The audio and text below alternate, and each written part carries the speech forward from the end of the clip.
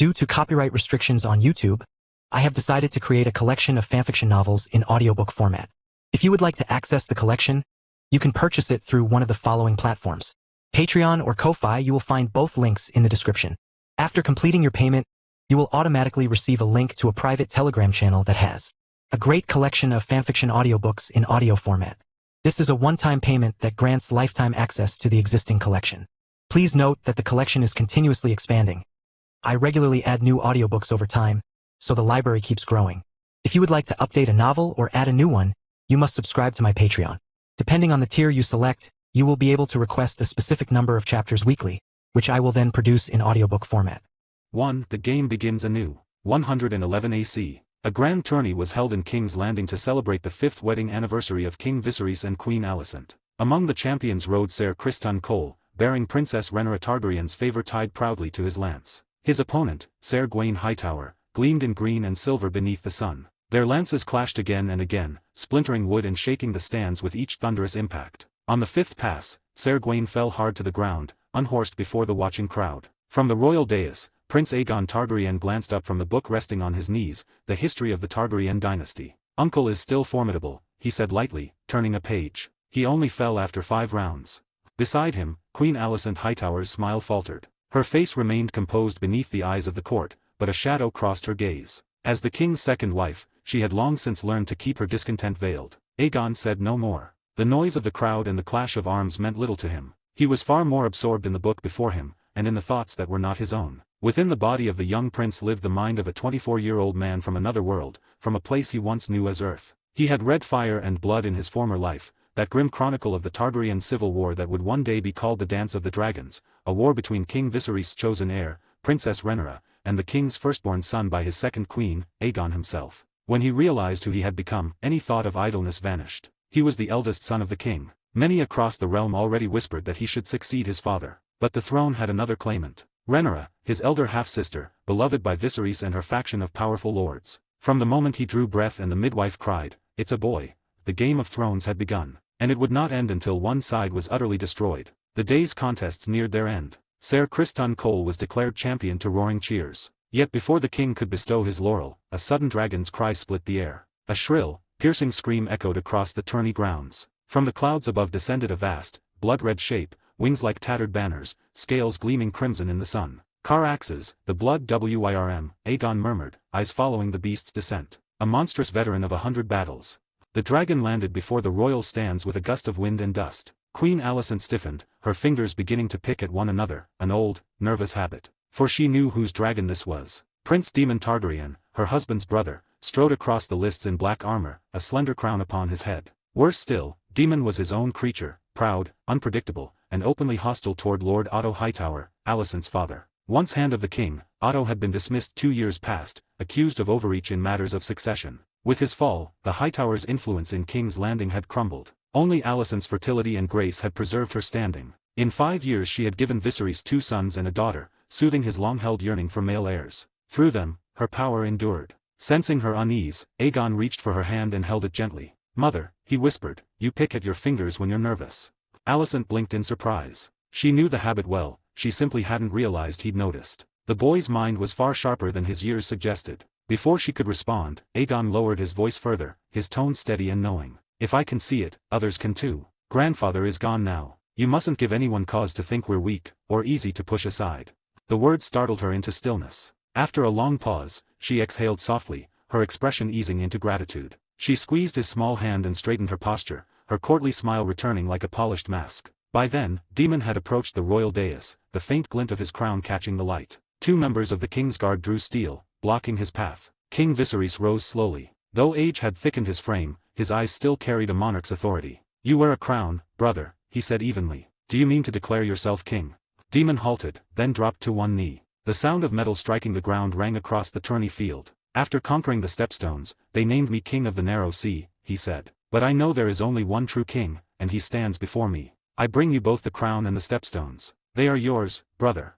Viserys' expression softened. A warm smile spread across his face. For the first time in years, his troublesome brother seemed humbled. He descended from the dais, took Daemon's hands, and raised him to his feet. Then, before the court, he kissed him on both cheeks. The crowd erupted in thunderous applause, nobles and small folk alike cheering the reconciliation of the sons of Balon Targaryen, the Prince of Spring. None cheered louder than Princess Rhaenyra, her eyes alight with joy at her uncle's return. From his seat, Aegon clapped politely beside his mother, a faint smile on his lips. Yet behind his calm gaze, a sharper glint flickered. Brotherly love, deep as the sea, he thought wryly. And yet, within half a year, they'll be at odds once more. Demon cast out again to the Stepstones. Remember, Aegon, Alicent murmured beside him, her tone low, he is your enemy too.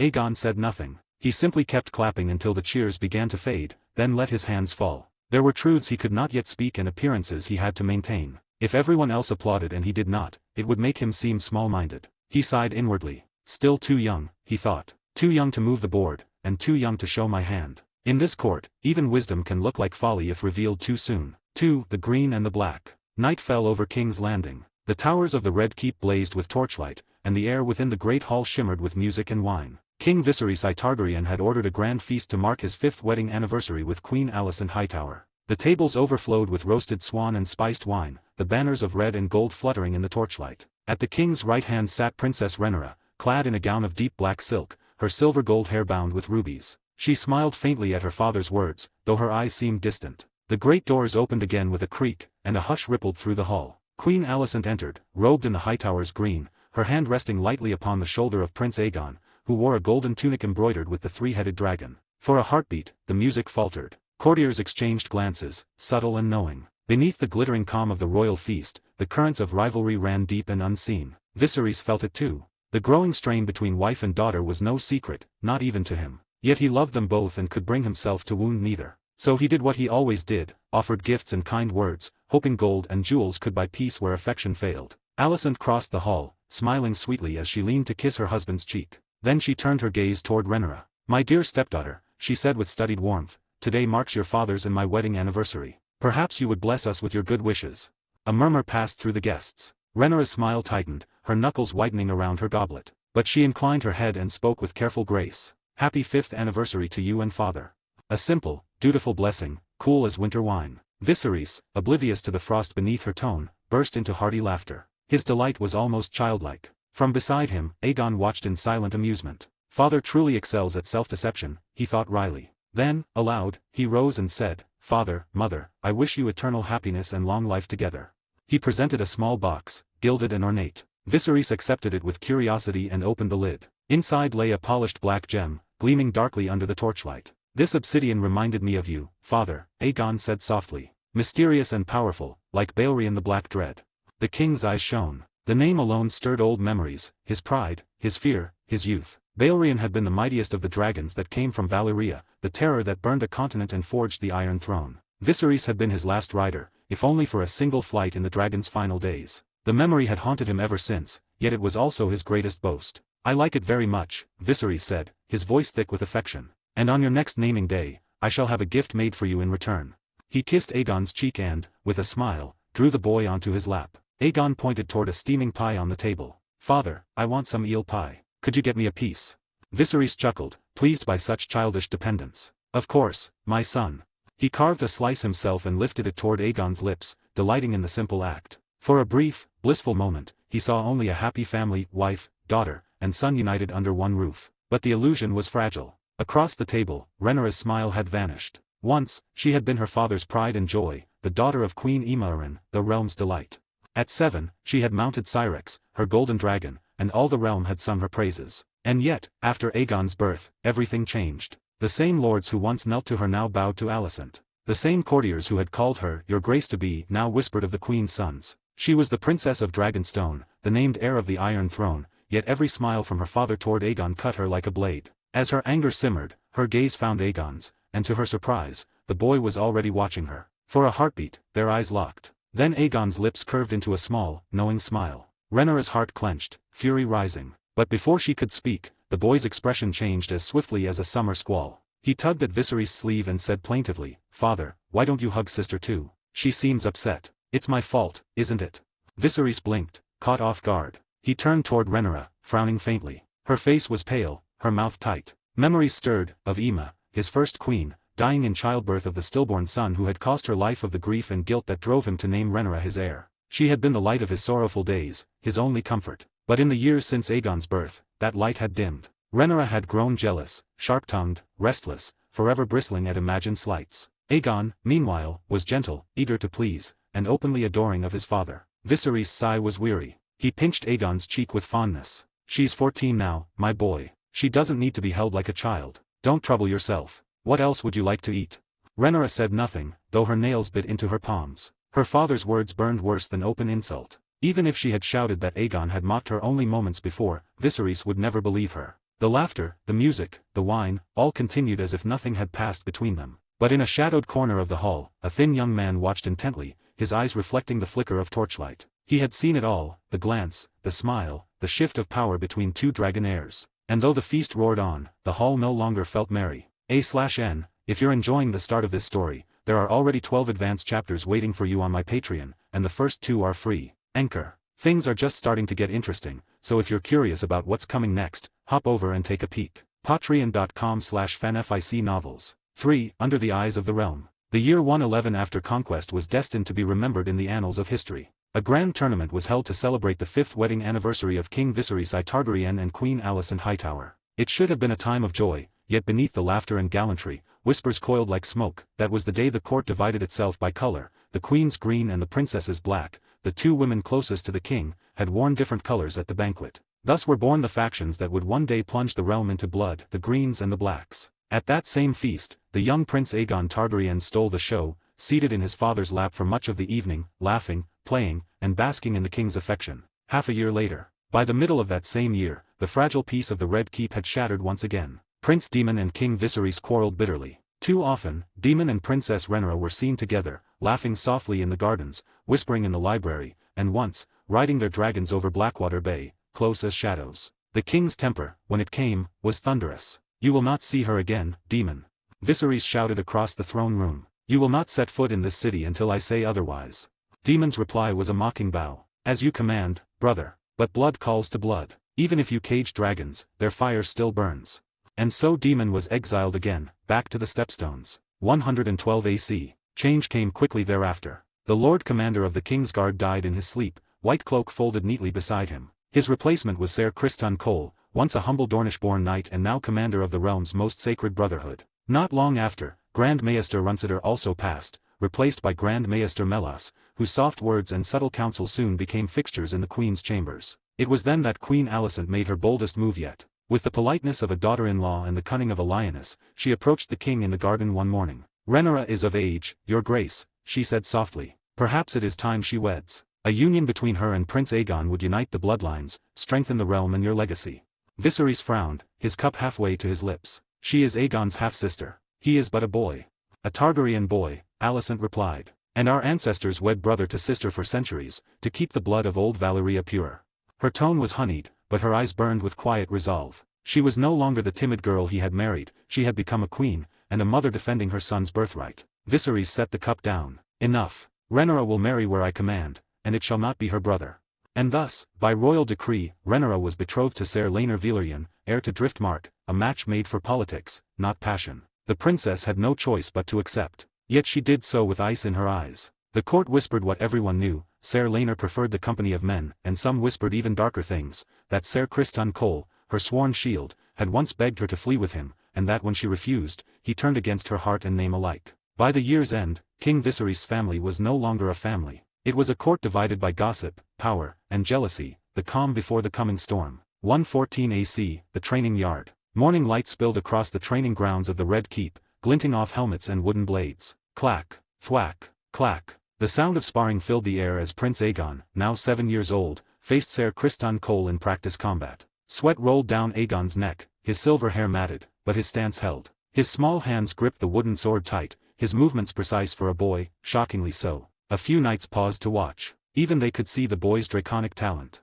From the shade of a pavilion, Queen Alicent observed, her face calm but her eyes alight with pride. Her son was strong, clever, and charming, every inch a prince, every inch a king. Criston feinted left, then swung low. Aegon dodged, barely. The impact sent him stumbling, but he steadied his breath and came forward again. After a few more exchanges, Criston stepped back and raised a hand. "Enough. Well done, your highness."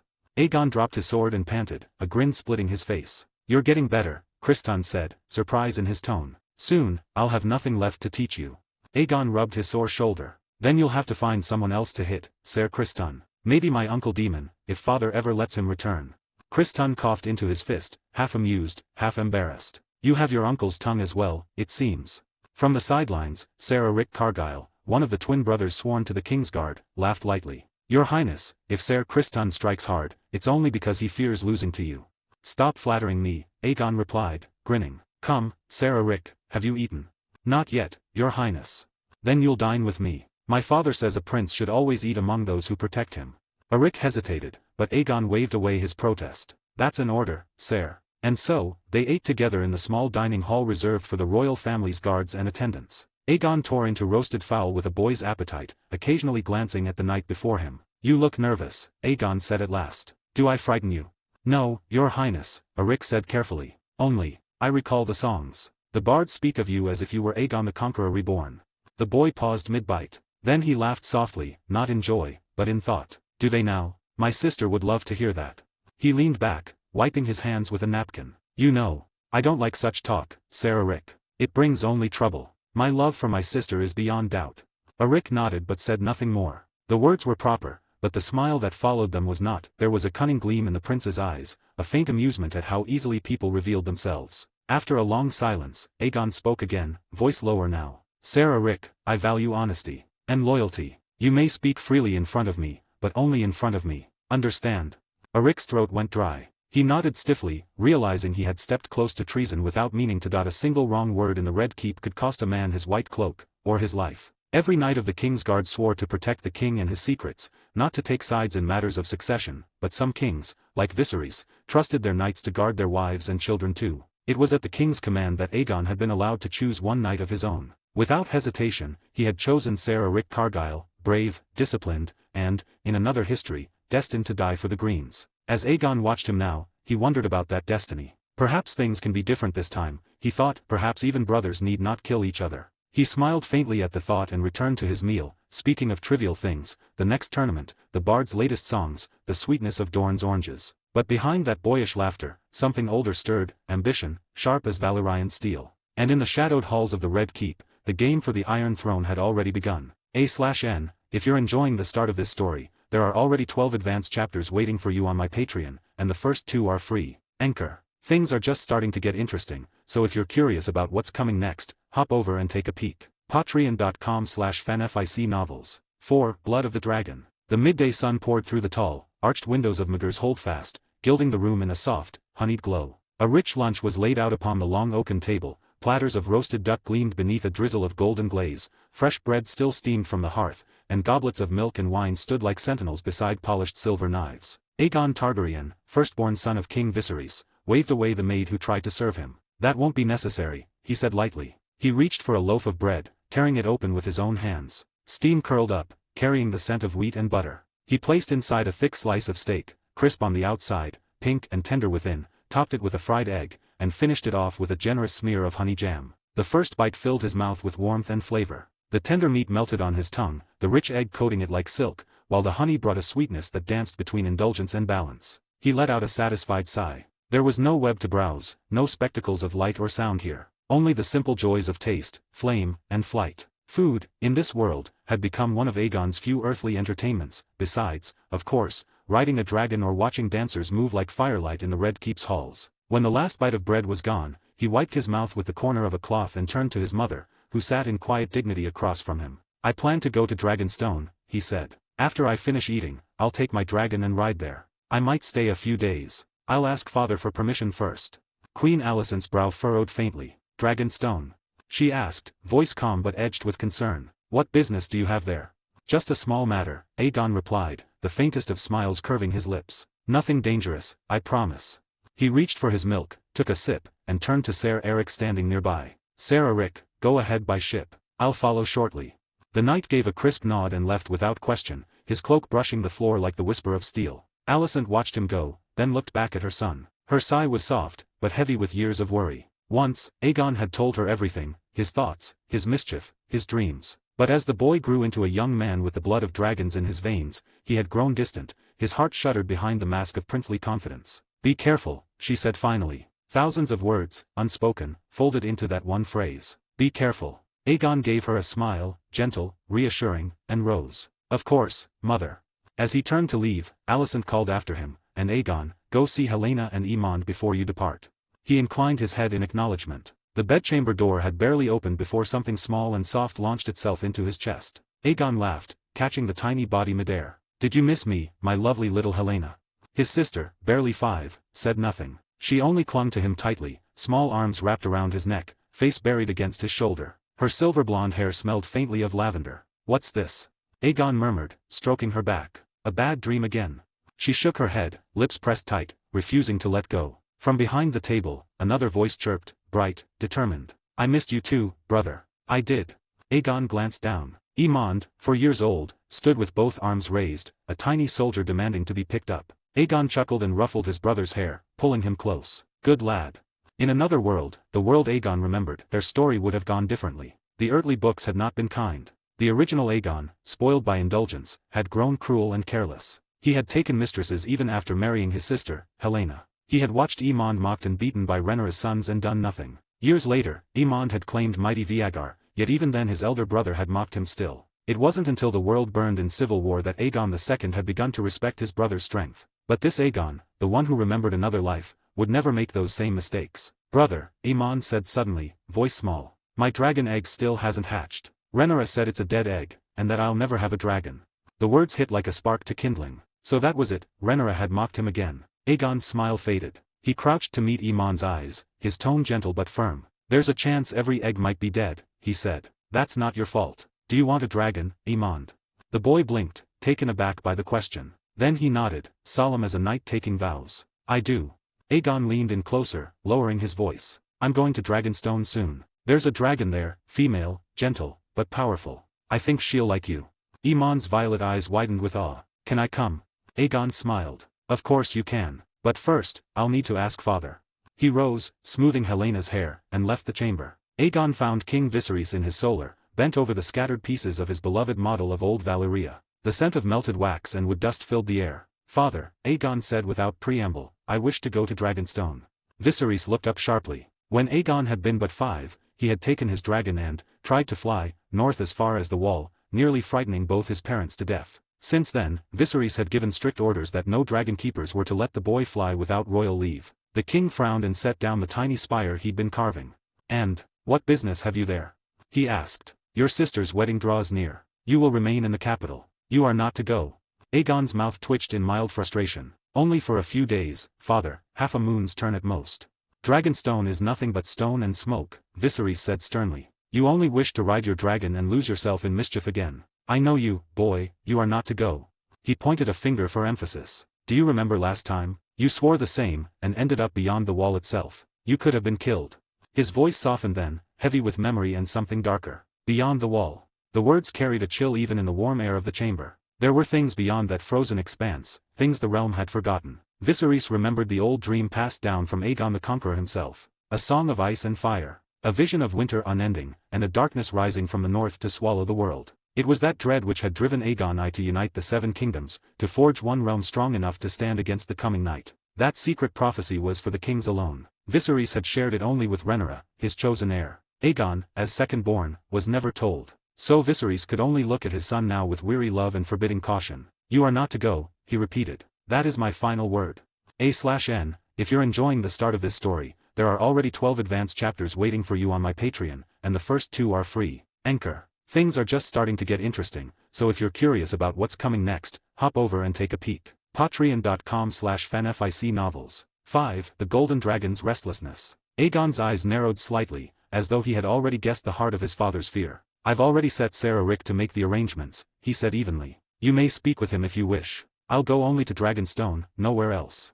He stepped closer to the great model of old Valyria sprawled across the table, its towers and bridges a labyrinth of pale stone. Reaching out, Aegon pinched one of the slender spires between his fingers. If you forbid me, he said, half smiling, I'll start pulling down towers.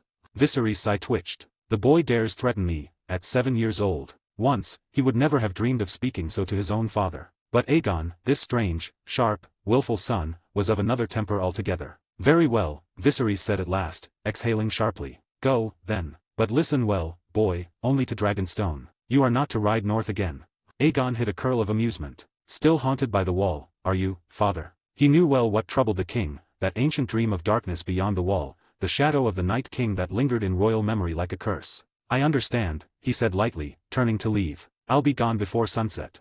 He did not wait for his father's reply. Aemond was waiting in the corridor, his little hands fidgeting with the edge of his tunic. Aegon gave him a knowing glance, then turned toward Helena, who sat cross-legged on the floor, playing quietly with a pale green beetle. Helena, Aegon said softly, if mother asks, tell her I've taken Aemond out to play. All right. The girl nodded absently, eyes still on her insect. All right, brother. With that settled, Aegon clasped Aemond's small hand and led him out into the sunlit courtyard, toward the looming shadow of the dragon pit. The air was heavy with heat and the faint, acrid scent of brimstone. Chains clinked softly in the dark as the dragon stirred. Aemond trailed close beside his brother, his face pale but resolute. Aegon reached over and tousled his hair. What's got you so quiet? If you're frightened, you can wait another year or two. You're not even 5 yet, plenty of time to claim a dragon. Aemond bit his lip. Brother, that she-dragon you spoke of, she truly is gentle.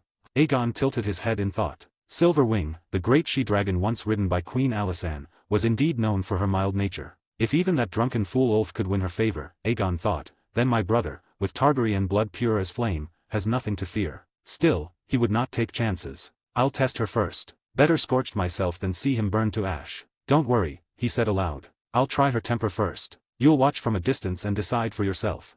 Aemond nodded silently. At Aegon's summons, a low rumble echoed through the pit. From the shadows, a vast golden form unfurled, scales glimmering like molten metal beneath the torchlight. Sunfire, the golden emerged, his wings half spread, eyes gleaming with living fire. He was a magnificent young male, born of Dragonmont's fires and bonded to Aegon in his youth. Once, Aegon had sought Vermithor, the Bronze Fury, second only to mighty Vagar, but fate had other designs. He had found Sunfire instead. Or perhaps it was Sunfire who had found him. There had been no need for command or ritual. The young dragon had simply lowered his head, eyes shining with fierce recognition. From that moment, they had belonged to each other. Archmeister Gildane would one day write that Sunfire was the most splendid dragon ever seen in Westeros, golden as the dawn, terrible as the sun itself. Aegon reached up to stroke the smooth ridge of his dragon's snout. Sunfire crooned softly, his breath hot and heavy in the air. A dragon keeper approached, bowing low. Your Grace, forgive me, but there is something you should know.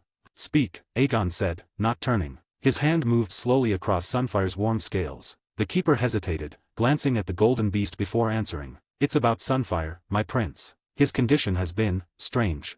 Aegon raised a brow. Strange? He looks as charming as ever. The keeper blinked. Charming, yes, if you say so, my prince. He swallowed, then continued carefully, have you compared him to Syrax or Seasmoke of late? Aegon frowned slightly. Sunfire, Syrax, and Seasmoke were all of one generation, born within the same handful of years around the 100th of the Conquest. He had not thought to measure them against each other. What of it? Speak plainly, he said in pure Valyrian, his tone cooling. Since you tamed him, the keeper said, Sunfire's growth has accelerated greatly. He is now twice the size of Syrax, and growing still. Worse, he's grown restless, even violent. He strains at his chains, thrashes against the pit walls. It takes 3 handlers now to calm him. The man's voice trembled with both awe and fear. Aegon's expression hardened. Without a word, he closed his eyes and reached inward, into that secret bond only he possessed. He had discovered the gift by chance, a year past, not sorcery, not prophecy, but something between them. Through sheer force of will, he could touch the edge of Sunfire's mind. In the old tongues, such people were called wards or skin changers. The Maester scoffed at the notion, but Aegon knew the truth. He entered the dragon's consciousness, a rush of heat and wind, the scent of ash and molten stone filling his senses. My beautiful Sunfire, show me. He felt the dragon's pulse, the thrum of its heart, the restless ache in its wings. All seemed normal, until a sudden tremor shuddered through the link. A thought, vast, clumsy, yet unmistakably alive, rippled through his mind. No more chains. Want sky. Want freedom. Aegon's eyes snapped open. Sunfire had never before spoken, not in thoughts, not in feelings so clear. It was as if some deeper spark within the dragon had awakened. You're restless because of the pit. He murmured softly. Is that it, my friend? Do you hurt? Do you feel ill? No hurt. Hate dark. Want to fly. The words echoed through him, half feeling, half thought. And with them came understanding. Aegon drew a slow breath. The lore of House Targaryen whispered in his mind, how the dragons of old, once mighty as gods, had grown small and stunted when caged in the dragon pit. It was said that no dragon bred beneath its vaulted dome had ever reached the size of Vagar, or Meraxes, or the Black Dread himself. Perhaps the dragons had not merely grown smaller. Perhaps they had grown weary of their captivity. And Sunfire, proud and golden, would not be tamed by stone walls forever. A/N, if you're enjoying the start of this story, there are already 16 advanced chapters waiting for you on my Patreon, and the first 2 are free. Anchor. Things are just starting to get interesting, so if you're curious about what's coming next, hop over and take a peek. Patreon.com/fanficnovels. 6. Don't forget who is the dragon's master. Aegon drew a sharp breath as he came out of the dragon's mind. The world around him swam for a moment, his temples throbbed in dull rhythm. Even with his strength growing day by day, he could not yet linger long in that state. Entering a dragon's consciousness demanded far more from the mind than any mortal beast's. It was like plunging one's soul into living flame. He steadied himself, then turned toward the waiting dragon keepers. Sunfire will not stay in the dragon pit any longer, he said calmly. Even if he returns, you are not to chain him again. The lead dragon guard's face darkened, and he stepped forward to bar the prince's path. Your Highness, that is against the king's order, he said stiffly. The Crownlands are not Dragonstone, nor is King's Landing Dragonmont. If Sunfire grows hungry, he may take to hunting commoners, even lords. Aegon lifted a hand, beckoning Aemond closer. Then his violet eyes fixed coldly on the guard. Kneel, he said, voice flat. I dislike speaking while looking up. The air in the cavern thickened. Aegon knew well that dragons were dangerous when starved, but Sunfire was no wild creature. He was Sunfire's will. The boy's gaze hardened. And beyond that truth, the insolence rankled. A dragon keeper, no matter how seasoned, was a servant, and servants did not scold princes. The guard's jaw tightened. He understood the message clearly. Still, he did not move. Aegon's lips curved into a thin smile. Perhaps, he said softly, you would rather I speak to you from Sunfire's back. At once, the great golden dragon shifted behind him. Sunfire's scales shimmered in the torchlight like molten gold, wings unfurling halfway. His head lowered, eyes narrowing upon the guard with killing light. The man's defiance melted into terror. He dropped to one knee. Aegon regarded him coolly, then lifted Aemond in his arms and climbed onto Sunfire's back. Do not forget, he said, voice echoing through the pit, who commands the dragons, and who merely tends their chains. I shall speak to my father of this. A moment later, Sunfire hissed, the sound sharp and electric. Then, with a mighty beat of his wings, he rose vertically into the air, the rush of wind scattering ash and straw across the floor. Within moments, the golden shape vanished into the clouds. Only when the sky was empty did the kneeling guard dare to rise. His hands trembled as he wiped the sweat from his brow. For an instant, he had been certain of his death. Sunfire's eyes had held no mercy, only a predator's promise. And to think, he had fed that very dragon with his own hands. Yet there had been no hint of recognition, no bond, nothing. Across the chamber, another keeper gave a cold snort. I warned you, he said. We are keepers, not masters. Remember that, next time you speak to a dragon's rider. The rebuke stung worse than the prince's. The older man stalked off, leaving the first to stew in shame. Lectured by a boy of 7, he thought bitterly. What a fool I've been. Elsewhere, within the Red Keep, young Princess Helena sat cross-legged on her bed, letting a pale moth crawl across her fingers. Her soft murmur filled the quiet room, half prayer, half dream. Then, suddenly, she froze. Her pupils dilated. Beware the shadow above the clouds. She whispered. Her voice trembled. Then louder, beware the shadow above the clouds. She sprang to her feet, skirts rustling, and ran from the room. Moments later, a royal carriage burst forth from the gate of Mager's Holdfast. The driver blinked in confusion as the princess climbed in, breathless. Quickly! She cried. To the dragon pit, now. Ah, yes, princess. Hold tight. The carriage wheels clattered against the cobblestones as the driver whipped the reins, racing toward the hill of Rennes. Inside the dragon pit, chaos had erupted. Dreamfire, usually docile, had begun to thrash against her chains. Her shriek split the air, a high, furious sound that echoed off the vaulting stone. She feels something. One of the older keepers shouted, diving for cover. The younger guards, less wise, ran toward her instead. Dreamfire. Easy, girl. Be still. Their words meant nothing. The dragon's rage was not her own. Her mistress had called, in fear, in love, in something older than speech. Dreamfire's enormous body heaved once, twice, and the chains gave way with a ringing crack. She stormed toward the exit, tail sweeping aside barrels and spears alike. The young keepers barely leapt clear before being crushed beneath her talons. Fire built in her throat, but she held it back. Her eyes were fixed on the gates above. By the time Dreamfire burst into the open air, the royal carriage had just arrived. Hiss! The she-dragon lowered her head. Helena, trembling but determined, ran forward. She did not hesitate as she placed her small hand against the dragon's snout, and Dreamfire stilled instantly. The girl climbed onto the gold-and-silver scales. Her heart pounded, but the connection pulsed strong between them. In the books, Helena would not tame Dreamfire until she was 12. But Aegon's guidance, his teachings, and the dreams, had awakened her gift far earlier. Now, at 5 years old, the dreamer had already bound her soul to the dragon of dreams. Go, Helena whispered. Take me to them.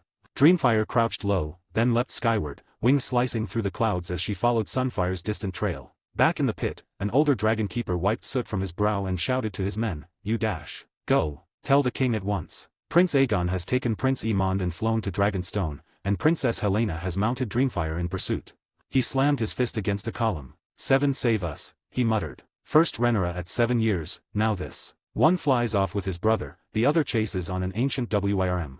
He glared up at the empty sky. "If the princess comes to any harm," he said grimly, "the king will hang us all before nightfall." A/N, if you're enjoying the start of this story, there are already 16 advanced chapters waiting for you on my Patreon, and the first 2 are free. Anchor. Things are just starting to get interesting, so if you're curious about what's coming next, hop over and take a peek. Patreon.com/fanficnovels. 7. The Cannibal over Dragonstone. Woohoo!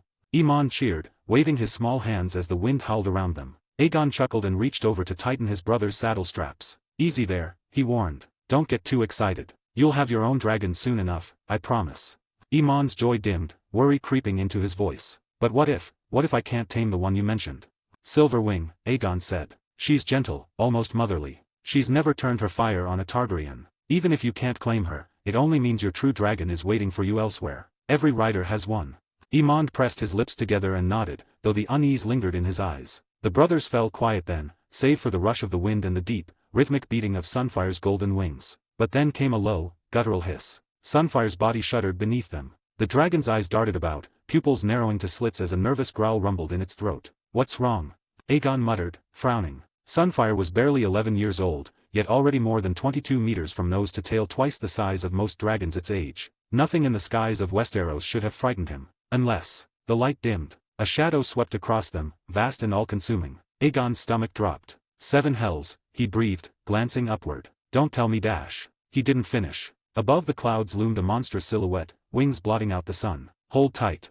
He barked, even as Aemond went pale, clutching the saddle with trembling hands. The boy buried his face against Aegon's back. Sunfire roared and dived. The wind screamed past their ears as the golden dragon folded its wings, plummeting toward the sea. Then came the answering roar, deeper, older and filled with hunger. Out of the clouds burst a nightmare of wings and fire, a dragon black as night, eyes burning a sickly green. "The cannibal," Aegon spat. "Of all the cursed luck dash."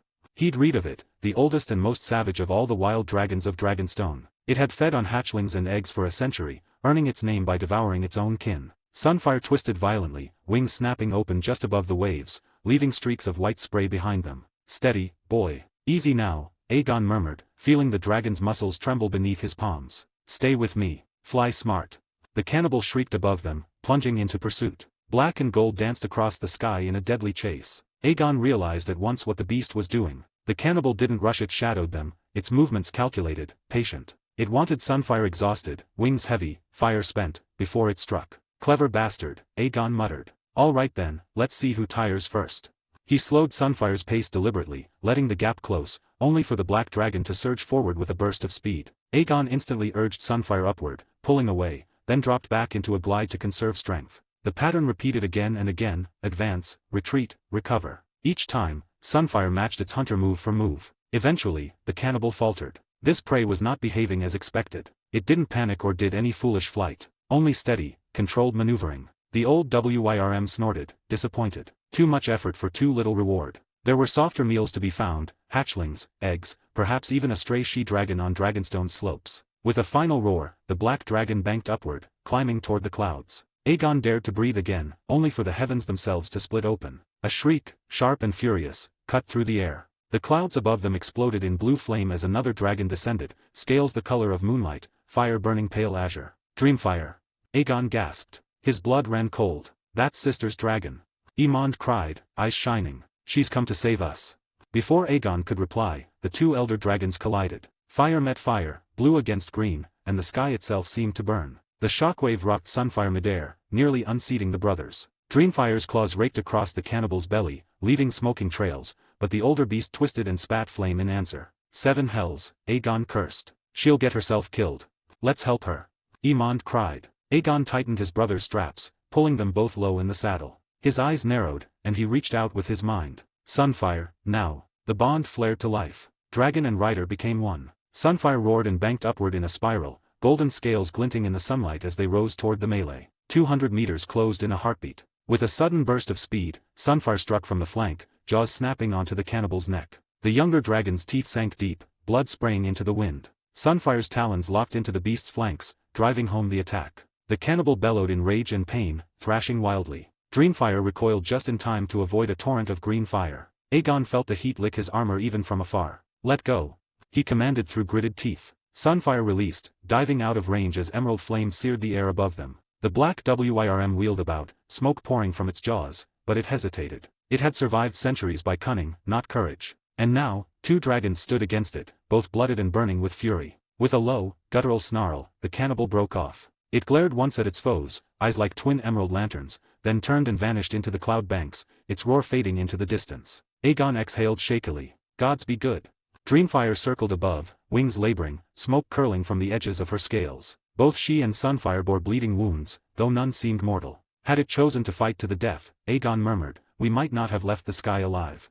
Below them, the sea glittered red with sunlight and dragonfire. And for the first time, young Aemon Targaryen understood that to ride a dragon was not merely to fly, it was to dance upon death itself. A/N, if you're enjoying the start of this story, there are already 16 advanced chapters waiting for you on my Patreon, and the first 2 are free. Anchor. Things are just starting to get interesting, so if you're curious about what's coming next, hop over and take a peek. Patreon.com/fanfic novels. 8. Silverwings, a true lady. The black dragon vanished into the clouds, its vast wings cutting through the mist like torn banners. When the last echo of its roar faded, Aegon turned in the saddle and gestured for Helaena to follow. Dreamfire's pale blue wings unfurled with a sweep of wind, glinting like sapphires against the grey sky. Sunfire led the way, his golden scales catching the sun as he soared eastward toward Dragonstone. By the time the volcanic isle rose into view, the sea below shimmered crimson and gold in the dying light. 2 dragons descended through coils of smoke and sulfur, their roars answered by the deep, rumbling growl of others within the mountain. Dreamfire glided smoothly into the dragon pit carved beneath Dragonmont's slope,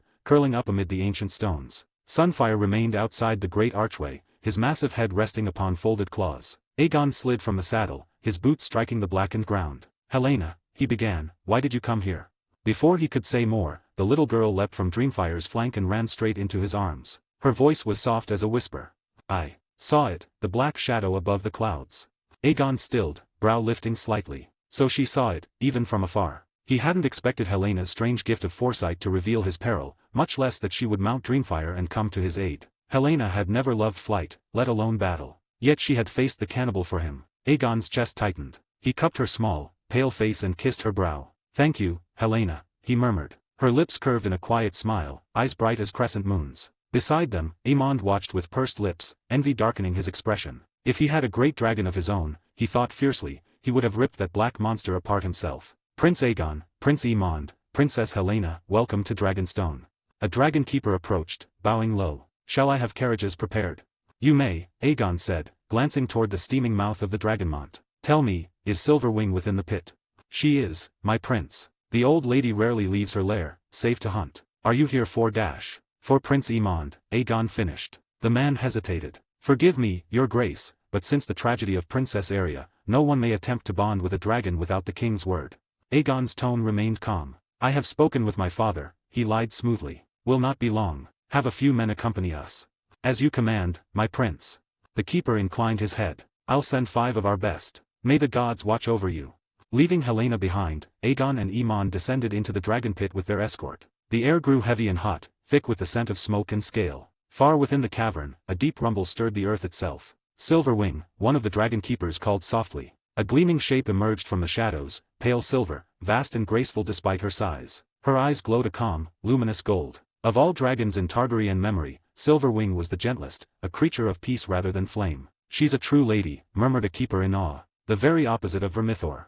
Aegon stepped forward slowly, extending his right hand. His voice slipped into the liquid tones of High Valyrian. "Ritzas, Silverwing. Syz Rena." The dragon's pupils narrowed. She could sense another dragon sent upon him, Sunfire's, yet she only lowered her head with docile grace. Aegon laid his palm against her snout. Her skin was warm as sunlit stone. "Good girl," he whispered, smiling. Then he turned and gave Aemond a small nod. Aemond swallowed hard. He stepped forward, mimicking his brother's gesture, hand trembling slightly as he reached out. But before his fingers could touch her, Silverwing gave a low, warning growl. Her wings shifted, and she retreated into the darkness of her lair. The sound alone was enough to make Aemond stumble back and fall. "Careful, my prince!" one of the keepers cried, rushing to lift him. Aegon frowned deeply. That shouldn't have happened. If not for Sunfire's scent clinging to him, Aegon was certain he could have claimed Silverwing himself. So why had she rejected Aemond? The boy stood trembling, eyes downcast, tears glinting in the torchlight. "I'm sorry, brother," he whispered. "I failed you." Aegon sighed softly, his heart easing. "Nonsense." He crouched to meet Aemond's gaze, resting a hand on his shoulder. "You are my brother, no less capable than I. You'll have a dragon yet. Even without one, you'll grow strong. Swordplay, riding, command, those are things no dragon can give you." A ghost of a smile touched his lips. "Now wipe those tears. You're not little Helena, are you?" Aemond managed a shaky laugh. Together, they left the cavern and returned to the light outside. When Helena saw them, Aemond's face was still downcast. "I'm sorry, sister," he murmured. "I failed." Helena tilted her head, studying him with that faraway look she often wore. Then she stepped forward and wrapped her arms around him. "Don't be sad," she whispered. "It's already been decided. You need only turn a blind eye. Brother will help you." Aemond blinked, not understanding, but he nodded all the same. Aegon, however, froze. Turn a blind eye. He knew what it meant, and when it would happen. "Not this time," he vowed silently. "I'll not let it come to that." "Enough brooding," Aegon said lightly. "You two go to the Stone Drum Tower. You can play in my garden there. I've matters to attend to." He turned to the Dragon Keeper. "See the prince and princess safely to the tower." "Of course, my prince." As Helena and Aemond departed, Aegon felt the wind shift. A thought, a silent call, and Sunfire stirred from where he rested. The golden dragon rose with a ripple of scales and lumbered forward. Aegon swung into the saddle, the heat of the beast radiating through his boots. With one mighty beat of wings, Sunfire took to the air, soaring toward the small fishing village that nestled against Dragonstone's black shore. A/N, if you're enjoying the story and want more, there are already 16 advanced chapters waiting for you on my Patreon, and the first 2 are frickin' free. Anchor. Things are just starting to get interesting, so if you're curious about what's coming next, hop over and take a peek. Patreon.com/fanficnovels. 9. Bend the Iron. A/N. I had to repeat this chapter a few times to hit the word count needed for ranking eligibility. Loudly crying face, so as an apology, I'm dropping 2 full chapters today. Enjoy the double upload. Hiss. The air split with a crackling roar as Sunfire descended upon the fishing village, his golden scales catching the sunlight like molten metal. The wind of his wings scattered nets, overturned baskets, and sent gulls shrieking into the air. When the dragon landed, his claws sank deep into the sand. The villagers fell to their knees at once, some praying, some frozen in fear. Upon the dragon's back sat Prince Aegon Targaryen, his silver-gold hair whipping about in the sea breeze, violet eyes gleaming with something sharp and restless. "Who among you knows a blacksmith named Hugh, a bastard?" His young voice cut across the chaos, calm and cold. An old man, bent with age and trembling in his tattered cloak, stepped forward. I know him, my prince." Aegon reached into his tunic and flicked a gold dragon at the man. The coin spun once in the air before the old man caught it clumsily. "Is he the only Hugh here?" Aegon asked. "Yes, your highness," the man replied, his voice cracking. "Good." Aegon's tone was final. "Tell him to come to me at Stone Drum Tower. When he arrives, tell the guards the prince himself summoned him." And with that, Aegon gave a soft command in High Valyrian. "Sovs." Sunfire's wings opened like great sails of gold. A moment later, he rose into the sky, leaving the villagers staring after him, awestruck and silent, the wind of his departure whipping through their hair. Back at Dragonstone, Aegon did not send Sunfire to the dragon pit. Instead, the dragon coiled before the entrance of the Stone Drum Tower, his heat radiating against the black walls, his eyes half-lidded like those of a sleeping god. "Prince," said a guard, bowing low. "A blacksmith named Hugh will come soon," Aegon said, brushing the dust from his cloak. "Bring him straight to me." "As you command." The Stone Drum Tower loomed over them, the ancient heart of Dragonstone, its walls black and rippling like cooled obsidian. When storms rolled in from the sea, thunder echoed through its hollow belly, making the tower seem to groan like a living beast. Built in the age of dragons by Valyrian hands, Dragonstone's every arch and hallway whispered of that lost civilization. Dragons adorned every corner, stone wings framed doors, carved tails formed arches, and torch brackets were shaped like grasping claws. The place reeked of power, old, heavy, and inescapable. Hugh, meanwhile, was at home in the lower village, packing tools into a worn leather satchel. His wife, round-bellied and 6 months pregnant, sat nearby, mending a shirt. The sea wind crept through the cracks in their cottage walls, carrying the faint echo of a dragon's roar. When the old fisherman arrived breathless, clutching the gold coin, Hugh's heart nearly stopped. "The prince wants you," the man said. "Stone Drum Tower. Now." Hugh froze. The words made no sense. "The prince wants me." Moments later, he was trudging up the long road to the castle, heart hammering. Every step felt heavier than the last. What could a prince want with a poor blacksmith? By the time he reached the gates of the Stone Drum Tower, the guards were already waiting. They said nothing as they led him inside, only nodded grimly, the sound of their armor echoing down the halls. At the top of the tower lay the map room, a circular chamber lit by the sea's pale light streaming through 4 narrow windows. A vast wooden table dominated the room, carved in the shape of Westeros, mountains, rivers, and castles rendered in perfect detail. It was here that Aegon the Conqueror had once planned his wars, and here that his descendant now sat, legs crossed, drumming his fingers on the carved representation of the Vale. When Hugh entered, the young prince looked up. He was smaller than Hugh expected, still boyish, perhaps 7 or 8 years old, yet there was nothing childish in his gaze. His eyes burned with a sharp curiosity that made the blacksmith feel as though his very soul were being measured. "I heard," Aegon began, "that you can bend iron bars with your bare hands." Hugh blinked. "Bend iron?" He almost laughed, but the prince's stare made the words die in his throat. I've never tried, your highness," Hugh said honestly. Aegon tilted his head, a faint smile playing on his lips. "So you might, or you might not. Interesting." He leaned back in his chair. "A merchant told me about you, said you were strong, honest, and simple. A man of good character."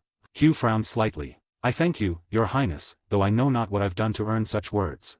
Aegon ignored the comment, studying him with the detached fascination of someone examining a fine horse. "Tell me," he said at last, "you have a wife, don't you?" "Yes, my prince. She's expecting soon." Aegon's smile widened, though his eyes did not soften. "Good. That means you have something to fight for." Hugh hesitated, unease creeping into his chest. "Your highness, if I may, my wife is waiting for me. I don't know why I've been called, but if it's something I can do, I'll give it my all." His voice cracked slightly, and Aegon noticed. He could feel the man's fear not for himself, but for the woman waiting at home. That, Aegon thought, made him perfect. "Bring me an iron bar," the prince ordered. A guard stepped forward, returning moments later with a rod as thick as a finger. Aegon held it out to the blacksmith. "Try, bend it if you can." Hugh looked at the metal, then at the prince. He swallowed. "And if I can't?" Aegon's tone was smooth as silk. "Then you can't. But if you can." He smiled faintly. "It may change your life. For you, and your unborn child." Something in his voice made the room feel colder. Hugh took the iron bar. His hands closed around it, veins standing out along his arms. His breath came heavy as he strained, the sound of metal groaning filling the air. The guards watched in astonishment. Hugh's face turned red, muscles bulging, tendons shifting beneath his skin. And then, clang-ag, the iron bent. It wasn't perfect, but it bent, enough to make Aegon's eyes gleam with triumph. He began to clap. "Good, good," he said, genuinely delighted. The sound echoed across the map table, the carved kingdoms of Westeros seeming to vibrate under his palms. Hugh let the bent rod drop to the floor, chest heaving. Sweat beaded down his brow. Aegon rose from his chair and stepped closer, his boots clicking against the wood. "Tell me, Hugh," he said softly, "would you serve me?" The blacksmith blinked, unsure if he'd heard correctly. "Serve you, your highness." "Yes." Aegon's tone left no room for doubt. "Be my guard, my shield. When your child is born, boy or girl, they will serve as my attendant. And if you perform well." He gestured across the carved table, to the mountains, rivers, and cities of Westeros. "Land, titles, even a castle could be yours. All within reach." Hugh's mouth went dry. His mind raced with thoughts of his wife, their unborn child, the future he'd dreamed of but never dared to chase. Could it be true? Or was this some cruel game of princes and bastards? Yet when he looked into Aegon's violet eyes, cold and alight with ambition, he saw not a child, but a dragon wearing human skin. And he understood, at last, that whether he wanted it or not, his life had already changed. And he dropped to one knee. 10. Hugh Hammer, the bastard. The wind that swept across Dragonstone carried the scent of salt and smoke. In the dying glow of the afternoon, the black banners of House Targaryen rippled above the castle towers like restless shadows. Hugh Hammer knelt before the boy prince, his rough hands pressed to the cold stone floor. His heart pounded like a war drum. For years, he had hammered swords for knights and lords who never looked twice at the man who forged their blades. Now, for the first time, a dragon's heir was looking at him. Prince Aegon stood tall for his age, his silver gold hair catching the sunset light. His eyes, a deep violet like molten amethyst, studied Hugh in silence. When he finally spoke, his tone was calm, deliberate. "You have strength," Aegon said, "and maybe even courage, enough to stand before a dragon's fire. Tell me, Hugh Hammer, are you willing to serve?" The words hit Hugh like a spark striking dry tinder. Without hesitation, he sank lower on one knee. "I am willing, your highness. With all my heart, I swear it." Aegon unsheathed his longsword. Its blade gleamed pale as moonlight. He rested it lightly on Hugh's shoulder. "I accept your fealty," the prince said solemnly. "I name you my sworn shield, to serve and protect me until death or glory." The blade lifted away. Hugh's chest felt as though it would burst. This was it, the moment his life turned from iron and smoke to the shimmer of silver and fire. Aegon's expression softened for a heartbeat. He could see the hunger in the man before him. Ambition, burning like the forge that had shaped him. And Aegon did not despise it. No, he welcomed it. For what was power, if not desire forged into will? Those without ambition were like cold iron, useless, unshaped, lifeless. Go, Aegon said finally. Pack what you need. My men will take you to King's Landing at dawn. I will see to the arrangements. Hugh rose, his limbs trembling. He bowed deeply and turned to leave, his heart racing faster than any horse. Behind him, Aegon watched in silence, a faint smirk curling at the edge of his lips. The thought of returning to King's Landing made his stomach twist. Dreamfire's wound was still healing, and the Maester's gossip would reach his mother and grandsire soon enough. He could already picture the scolding, the lectures, perhaps another beating for his recklessness. He sighed. When will I grow up? He murmured under his breath. It's impossible to do anything useful when you're treated like a child. Sometimes he wished he had been born as someone else. Laenor Velaryon, perhaps, handsome, carefree, with his own dragons and no weight of destiny on his shoulders. Even his fondness for men would have been an easier burden than this endless scrutiny. I'm just kidding. But really, fate had chosen him to be Aegon Targaryen, the crown's heir, the one destined for dragons and thrones and fire. And so, he would play his part. For now, there was little he could do. His father, King Viserys, still ruled in his prime, while his grandfather Otto had been sent away to Oldtown in quiet disgrace. Aegon was 7 years old, clever enough to scheme, but far too young to act. Still, the seeds of power were already taking root. Under his guidance, Helaena had grown bright and cheerful instead of shy and withdrawn. Dreamfire, his dragon, now obeyed his commands more readily. Small victories, perhaps, but every ember counts before the fire. When the year 120 AC arrived, the year of the Bloody Spring, the Black faction would suffer terrible losses. Laena Velaryon's death, Laenor's fall, their dragons lost or left riderless. And in that chaos, opportunity would bloom. He imagined it vividly. Vagar, the mighty she-dragon, soon to be tamed by Aemond. Dreamfire, healed and fierce beside her. And himself, Aegon Targaryen, rising above them all like a crown of fire. The thought made him smile. By the time evening cloaked Dragonstone, the courtyard was alive with torchlight. Sarah Rick arrived with a small retinue of sworn shields. The sound of their boots echoed across the stone as they came before the prince. Your Highness. Arik called, breathless from haste. Are you unharmed? Where are Prince Aemond and Princess Helaena? They're safe, Aegon replied with a casual wave. In the garden, playing, as they always do. He could tell Arik was anxious, but he said nothing more. The fewer who knew of the cannibal, the wild dragon that had nearly killed them, the better. So, Arik said hesitantly, you plan to return tomorrow? Yes, Aegon said. And I'll need you to bring a few people back with me. People. Alec frowned. Did you come to Dragonstone to find someone? Something like that, Aegon replied with a small smile. He'll meet you tonight. See that he's taken care of. Alec hesitated, then nodded. As you command. That night, long after the castle had quieted, Hugh returned, his wife Martha at his side. They stood at the foot of the stone drum tower, looking small against its looming walls. My lord, Hugh said softly to the guard, Prince Aegon sent for me. The sworn shield at the door gave a curt nod. The prince informed us. Come inside. As he led them through the hall, the guard gave Hugh a knowing look. You are fortunate. His Highness does not often take interest in common men. The seven must be smiling upon you. The words should have pleased him, but they only made Hugh's stomach twist tighter. The higher you climbed, the harder the fall. He drew a deep breath as they entered the chamber. Arik waited there in full armor, the white cloak of his order flowing behind him. The sight made Hugh's throat go dry. My lord, he stammered, I am Hugh, and this is my wife, Martha. Martha curtsied nervously. Her husband had been beaming with excitement all day, speaking of noble titles and royal favor. She had thought it a dream until he brought her here. Arik's stern face softened slightly. Do not be afraid. His Highness sees promise in you. Tomorrow, you'll sail for King's Landing under my escort. He ordered servants to prepare a chamber for the couple and assigned 2 maids to attend to Martha. When the door closed behind them, the silence felt heavy. Hugh turned to his wife and smiled faintly. Martha, we've been given a chance. A real one. She sat on the edge of the bed, her fingers clutching his hand. I'm scared, Hugh, she whispered. He knelt beside her and kissed her hand gently. I know, but think of what this could mean. We can't waste it. But the smithy, we were doing well enough, she said. We had food, a roof, peace. Yes, we did, Hugh admitted. But what about our child? He placed his hand on her rounded belly, eyes burning with fierce determination. If it's a boy, I want him to be more than a blacksmith's son. A knight, a lord, a man of name and honor.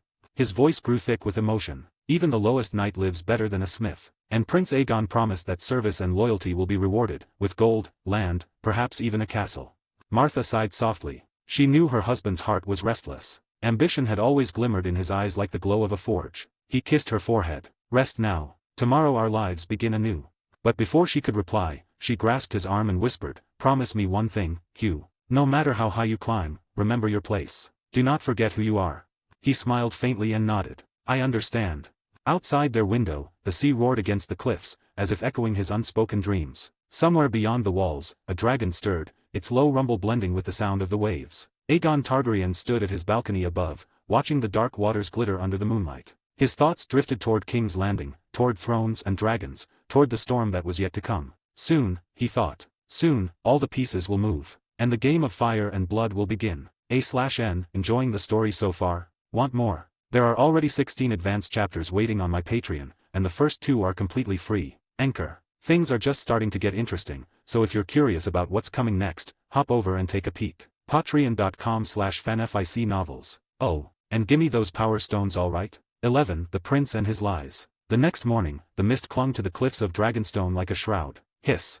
Sunfire spread his golden wings and launched from the dry ground, stirring up a violent gust of dust and gravel. Dreamfire followed behind with a thunderous roar, her pale blue scales shimmering in the dim light as she kicked up a storm of sand. The 2 dragons climbed into the grey dawn, their wings cutting through the fog like knives. Behind them, a small ship bearing the 3-headed dragon of House Targaryen cut across the narrow sea. On board stood Hugh Hammer and his pregnant wife, clutching the railing with nervous hands as Dragonstone faded into the mist. For once, everything went smoothly. No storms, no rough seas, only the sound of waves and distant dragon cries echoing above. By the time the sun burned away the morning clouds, the party reached King's Landing. Dreamfire circled once over the capital before descending into the dragon pit, her vast wings casting shadows over Flea Bottom. Sunfire, proud and unwilling to be caged, coiled atop the hill overlooking the Red Keep, his golden scales glinting in the sunlight like molten fire. Aegon dismounted, brushing sand from his hair as he made his way through the keep's crimson halls. He barely had time to take a breath before a familiar voice rang out. Aegon Targaryen.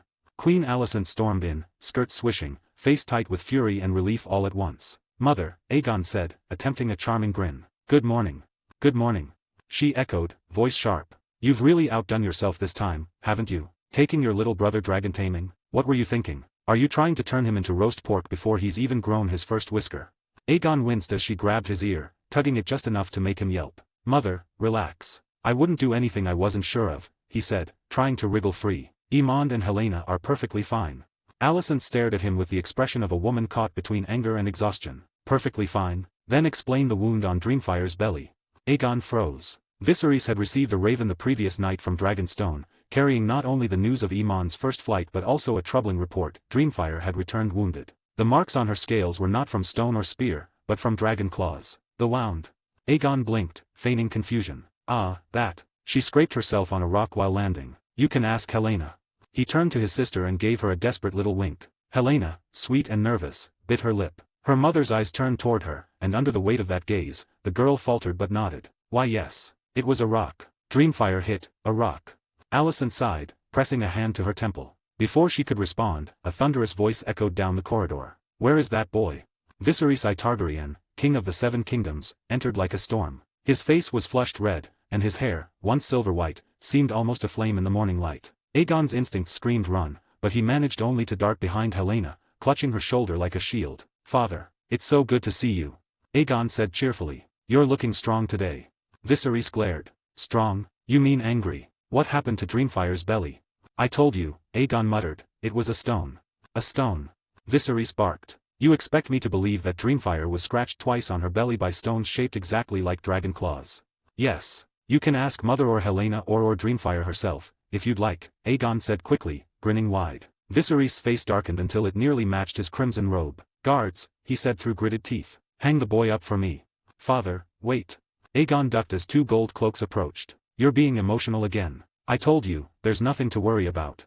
Viserys' shout could be heard echoing through the keep all the way to the courtyard. 3 days later, the sun was blazing high over the city. In one of the upper chambers of the Red Keep, Prince Aegon lay face down on his bed, groaning. 7 hells. I can't sit, I can't stand.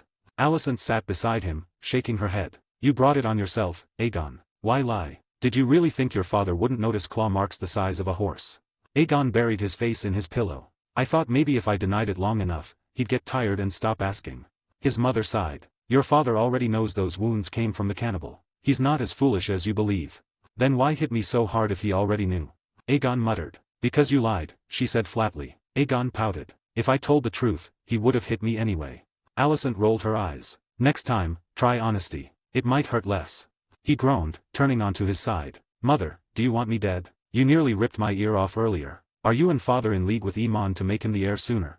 That earned him a sharp pinch on the arm. Your sister's wedding is soon. Rest and recover, Alicent said sternly. Yes, fine, Aegon grumbled. Oh, and when you leave, send Hugh to me. She kissed his forehead and left. Moments later, Hugh Hammer entered, looking both nervous and proud. He bowed deeply. Your Highness. Aegon propped himself up on his elbows. You look better than the last time I saw you. How's the training? These past few days, Sarah Rick had been drilling Hugh mercilessly in swordsmanship, spearwork, and riding. Hugh scratched the back of his head. I think I'm learning, somewhat. Somewhat. Aegon smirked. You'll need to do better than somewhat if you're to become a knight in my service. Hugh straightened immediately. I'll do my best, Your Highness. I swear it. Aegon studied him. The man was rough but earnest, his hands thick with calluses, his arms still marked from the forge. He lacked grace, but there was a raw strength in him, a fire Aegon found amusing and useful. I like that answer, Aegon said. Confidence suits you. But remember, it takes more than muscle to be a true knight. You'll need to learn letters, history, and etiquette as well. Yes, Prince. I won't embarrass you, Hugh said firmly. Aegon smiled faintly. Good. I'll hold you to that. One day, I might need a loyal sword at my side. Hugh bowed low. You already have one, Your Highness. Aegon leaned back, satisfied. A/N, enjoying the story so far? Want more? There are already 17 advanced chapters waiting on my Patreon, and the first 2 are completely free. Anchor. Things are just starting to get interesting, so if you're curious about what's coming next, hop over and take a peek. Patreon.com/fanficnovels. Oh, and gimme those power stones alright? 12. A Little Family. The sun rose red over the Blackwater and burned through the morning haze that cloaked the Red Keep. Servants hurried about their business, whispering among themselves about the prince who had finally gotten out of bed. Aegon Targaryen limped through the corridors like a wounded lion. Every step was agony, and every greeting he received came with a poorly hidden smile. Brother, you can finally walk. Aemon's voice rang out behind him, full of boyish excitement. Aegon froze, straightened his back, and tugged his trousers into place as if that might restore his dignity. Finally, it was just a little injury, he said with forced nonchalance. Aemon's eyes sparkled with mischief. Come on, Helena's in the God's Wood. Let's go. Before Aegon could protest, Aemon seized his wrist and started pulling him along. The moment Aegon's legs began to move faster than a shuffle, his calm expression shattered. Pain flared through him like fire. 7 hells, he thought bitterly, when I recover, I'll make you regret being born. By the time they reached the God's Wood, Aegon's silver hair stuck to his forehead with sweat. His face was pale as milk, his lips pressed tight to keep from groaning. He would not give Aemon the satisfaction. Helena sat by the heart tree, her pale hands folded in her lap, her eyes distant as if she were staring at something only she could see. When she turned and saw Aegon limping toward her, a small, mysterious smile curved her lips. What are you smiling at? Aemon asked as he bounded forward. Helena shook her head and turned back to the carved face on the heart tree. The Red Keep's God's Wood was smaller than those of the north, a peaceful grove of elm, alder, and poplar overlooking the Blackwater rush. The heart tree was no weirwood but an ancient oak, its thick branches tangled with smokeberry vines. Someone long ago had carved a face into its trunk, a poor imitation of the old gods of the north. Aemon, restless as ever, began to climb the tree with childlike energy. Come on, brother, race you to the top. You climb, Aegon said with a pained grin. You've always been better at that than me. Aemon took that as encouragement and scurried higher like a squirrel. Aegon ignored him and crouched beside Helena. He took her small hand and placed it gently on the carved face of the heart tree. Can you feel it? He asked. Helena blinked and then gave a slow, uncertain nod. It's said that beyond the wall there are green seers who can see through the eyes of trees like this, Aegon said. His voice dropped to a whisper, half teasing, half curious. Helena tilted her head, tracing the grooves of the carved face with her fingertips. I don't see anything, she murmured, but sometimes I feel something. A presence. Like an old man trapped under the roots. Aegon frowned slightly. Try not to speak with him. He doesn't sound like a good person. You know him? She asked in surprise. I don't, but if he's trapped, he probably deserves it. Maybe the roots are a prison. He could be a devil. Helena giggled softly at that, a sound like silver bells. Aegon made a mock-serious face, pretending to look around for ghosts, which only made her smile more. Aemon's voice drifted down from the branches above. Stop talking about boring things. Tell the story again, the one about the Battle of 5 Armies. Aegon sighed. His brother was obsessed with his stories of Middle-earth. Every time dragons appeared in them, Aemon's eyes lit up like wildfire. Was there really a dragon called Ankalagan? Aemon asked eagerly. The biggest one of all. Aegon rubbed his temple. It's just a story, Aemon. Aemon frowned, clearly disappointed. Aegon stretched and forced a smile. I'm going back to rest. Helena, remember what I said. If that old man whispers to you again, ignore him. I will, she said softly, looking up at him with eyes that seemed far older than her years. Aegon looked between his two younger siblings and sighed. Helena lost in dreams, Aemond climbing trees like a wild cat, what in the seven hells was he supposed to do with them? It'll be easier to train Daeron, he muttered under his breath. These two are hopeless. Aemond dropped from the tree with a thud. What did you say? Nothing. Keep climbing, Aegon said quickly and turned away before Aemond could question him further. As he walked back through the Red Keep, his mind drifted to his youngest brother, Daeron Targaryen, Otto Hightower's favorite, and with good reason. Handsome, courteous, everything a prince was meant to be. Polite to a fault, brave but obedient, humble but sharp. A perfect squire, a perfect right hand, a perfect pawn. Unlike Aemond, Daeron had no hunger for glory. Unlike Aegon himself, he had no taste for wine or women. But he had discipline, something neither of his elder brothers could boast of. In another life, Aegon thought, he might have envied him. But in this life, Aegon had plans. The Greens would one day have to fight the Blacks, and he needed every ally, every sword, every dragon. Helena's visions, Aemond's fire, Durin's charm, all of it would have to be turned to his purpose. He winced as he sat on the edge of a fountain, feeling the sting in his lower back. The last few days had been a blur of pain and embarrassment, and even now the servants whispered behind his back. Damn it all, he thought. When will I finally be old enough that they stop treating me like a child?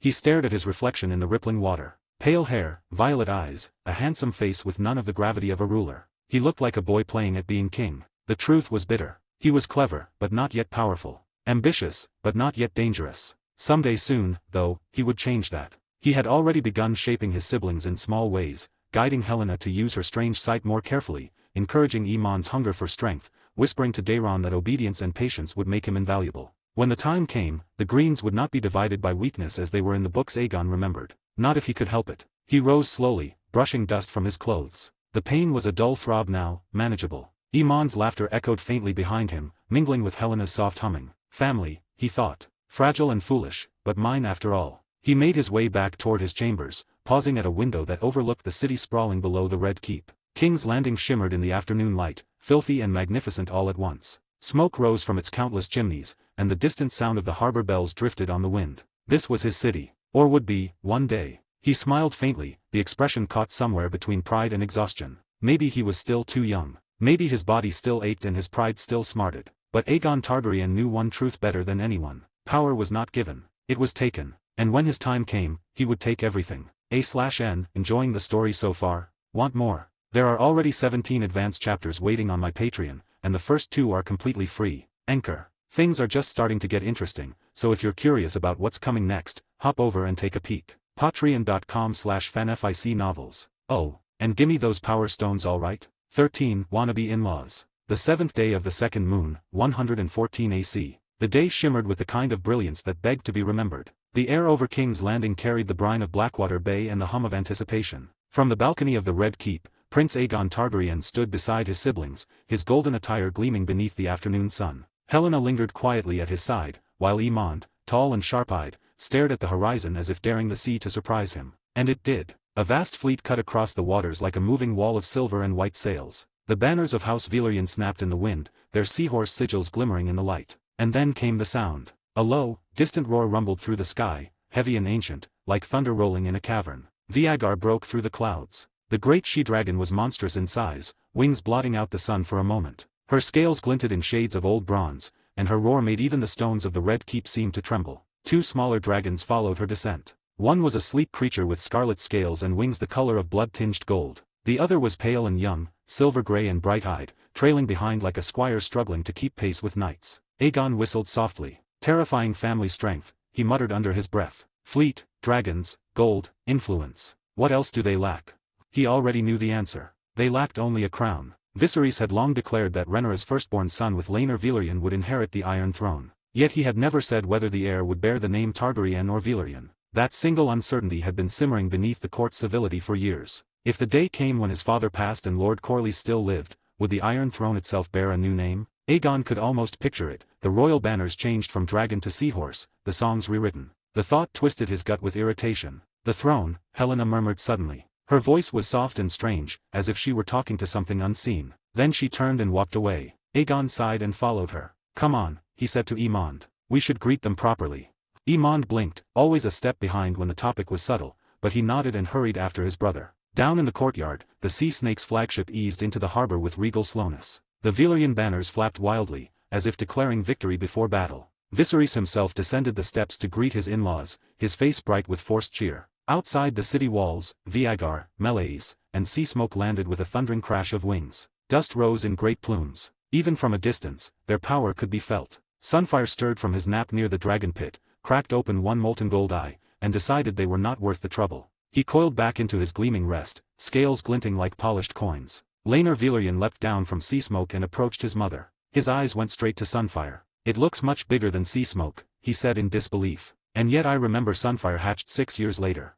Rhaenys frowned, studying the golden beast. "They say that dragon is the most beautiful creature alive," she said, half to herself. "And it grows faster than any recorded before it. Twice as fast, perhaps.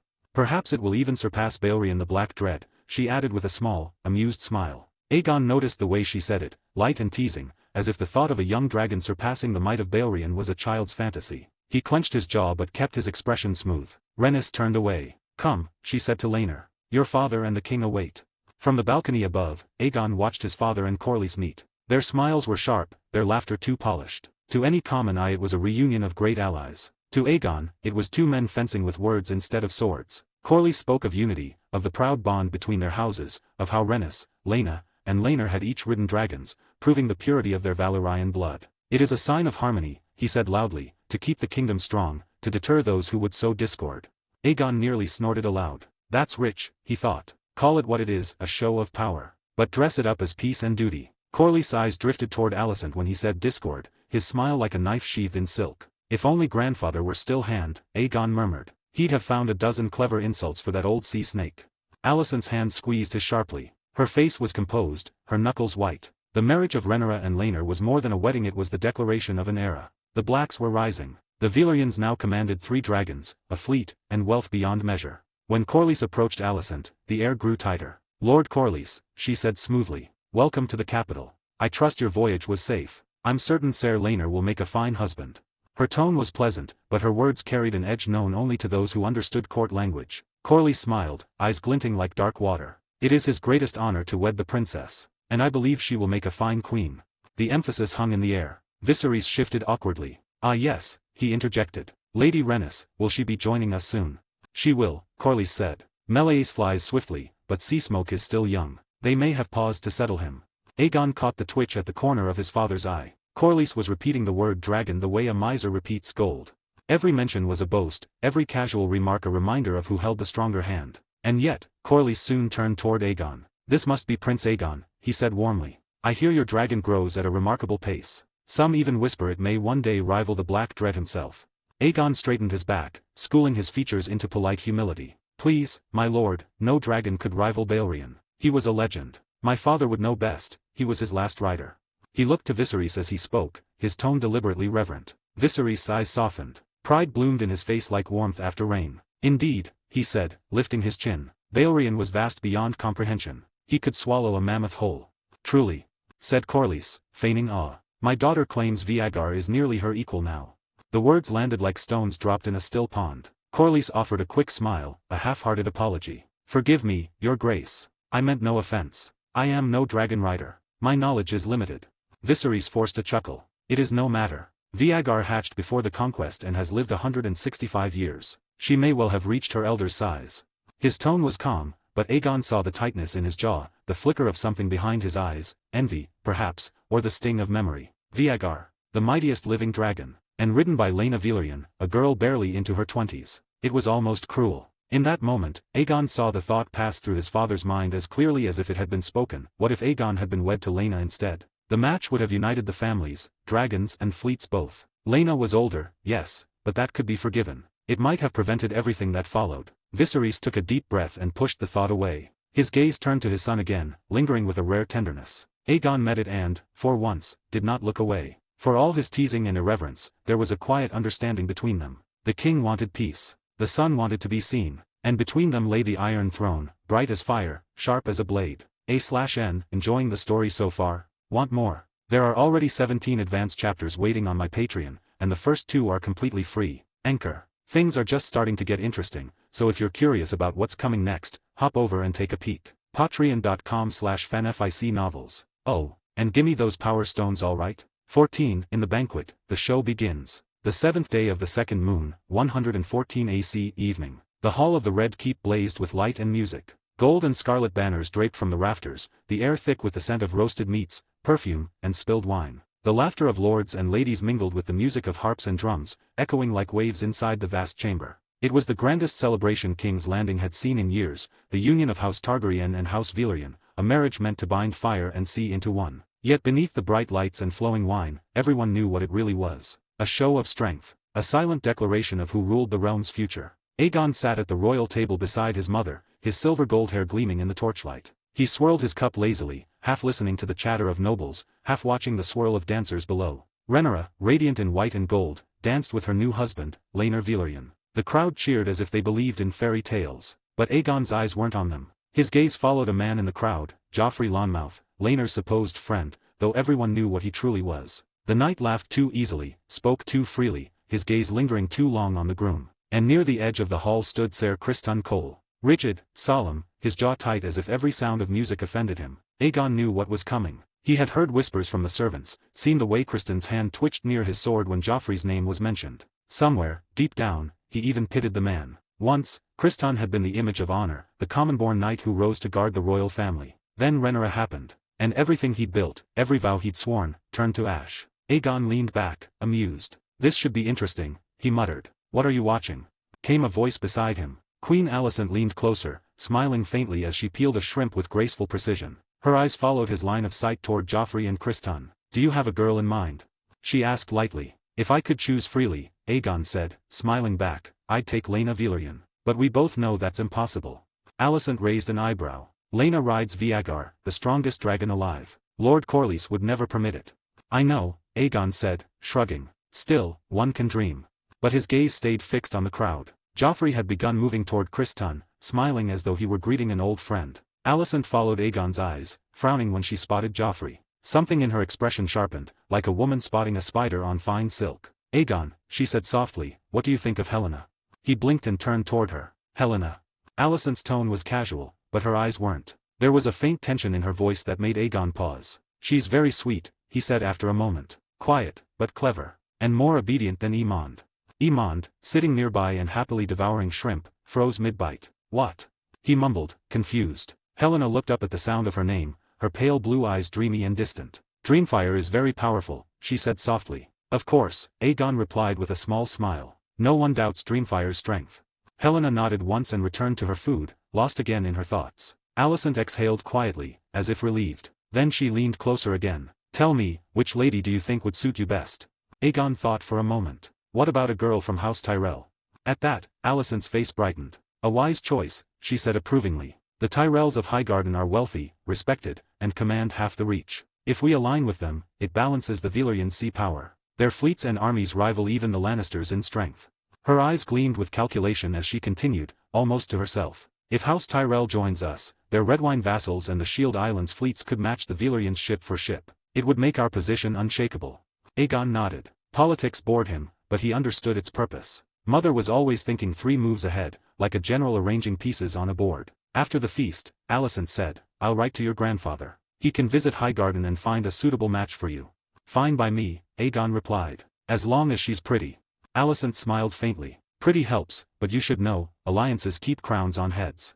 Aegon raised his cup in silent agreement. He understood that much. His marriage wouldn't be about love, it would be about power, about securing a future that his father refused to name him for. "Helena can choose for herself," Alicent added, almost as an afterthought. "She sees things others can't. We shouldn't bind her too tightly."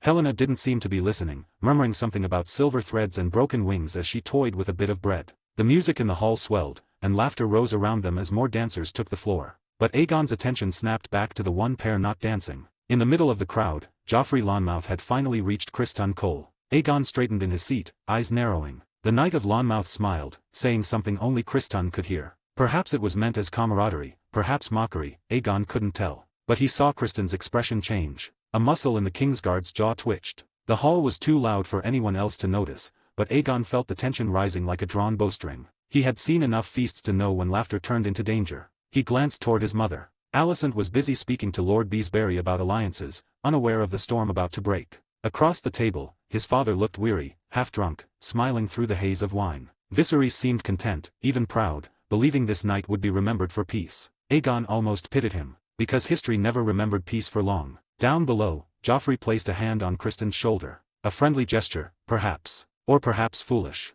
Kristen's face darkened like a cloud before lightning. Aegon leaned forward. "Here we go," he whispered. He could almost hear the sound before it happened, the sudden shift in the music, the gasp from the nearest guests. Then came the movement. Kristen's arm flashing, the fist striking, the crowd parting in shock. The wedding feast dissolved into chaos. Aegon didn't move. He simply watched, fascinated, as if witnessing a story unfold exactly as he'd read it in some dusty tome. Kristen's blows rained down with brutal precision. Joffrey tried to defend himself, but it was useless. The laughter died. The music stopped. The hall filled with shouts and the metallic scent of blood. Aegon exhaled slowly, eyes gleaming in the firelight. "Just as I thought." Laenor's cry echoed through the hall as he rushed forward, but by then it was too late. Aegon sat back again, the faintest hint of a smile tugging at his lips. Around him, panic and confusion erupted. The king shouted for order, Alicent rose to her feet, and servants rushed toward the chaos. But Aegon just took another sip of wine. For him, the night had unfolded exactly as it was meant to. He watched the flickering torches, the trembling nobles, the blood-stained floor, and thought, well, this is only the beginning. A/N, enjoying the story so far? Want more? There are already 18 advanced chapters waiting on my Patreon, and the first 2 are completely free. Anchor. Things are just starting to get interesting, so if you're curious about what's coming next, hop over and take a peek. Patreon.com/fanficnovels. Oh, and gimme those power stones alright? 15. Know your place. Whatever Joffrey said next, Aegon never learned. But he saw the moment it broke something inside Criston Cole. The knight roared, his voice cutting through the music, and struck Joffrey across the face. The cup clattered to the ground, wine splashing like blood on marble. Joffrey stumbled, shocked, and before anyone could move,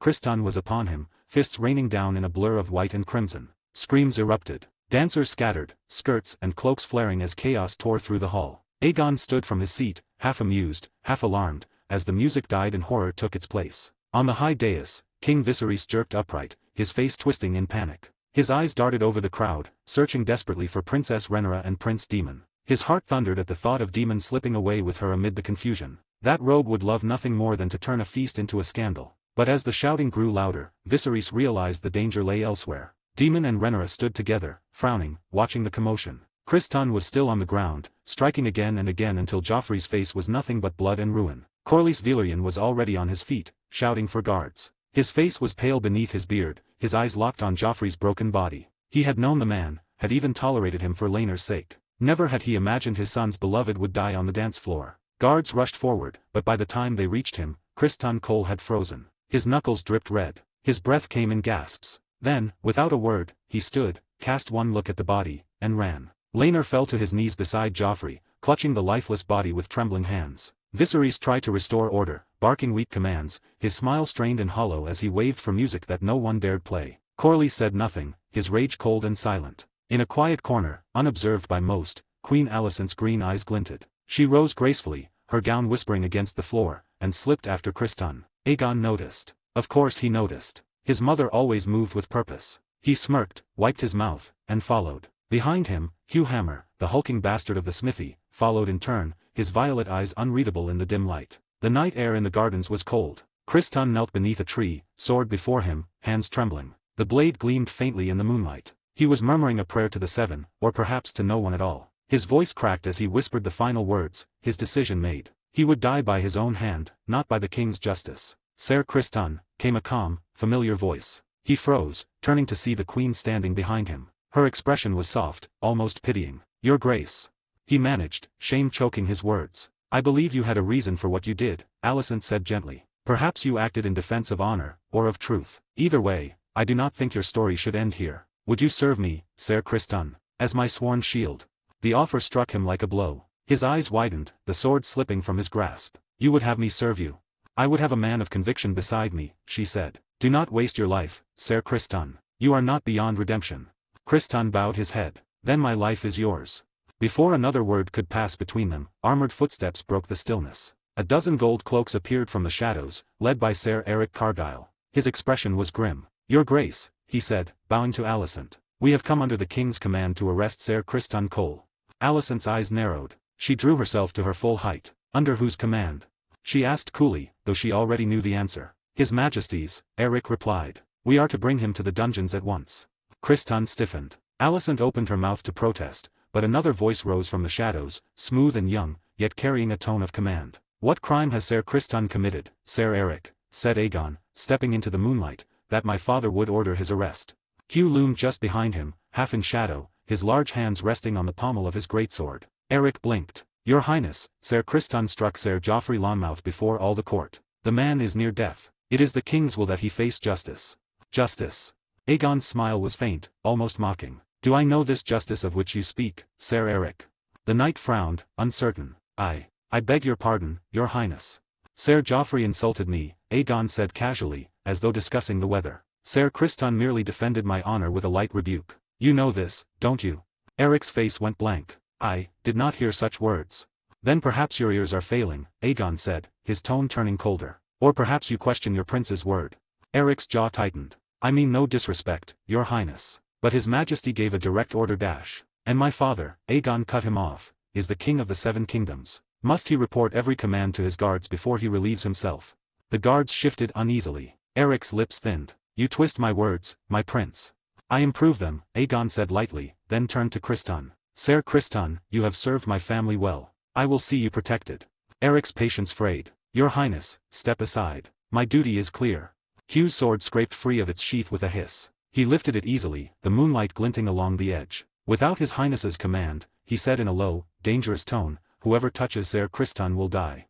The guards hesitated, glancing from the massive blacksmith to Aegon. The tension crackled like a drawn bowstring. Aegon raised a brow. "Hugh, lower your blade. We are among friends, are we not?" Criston's pulse thundered in his throat. Alicent's gaze flicked between the men, sharp as a hawk's. Eric exhaled in relief, thinking the confrontation over. "As you say, your Highness. Now dash." "Ser Eric," Aegon interrupted softly, stepping closer until they were face to face. "You must also remember your place." The garden went still. Even the crickets seemed to fall silent. "You are a guard," Aegon continued, his voice cold as steel. "And I am the heir of the realm. You will leave Ser Criston to me. I will speak to my father myself."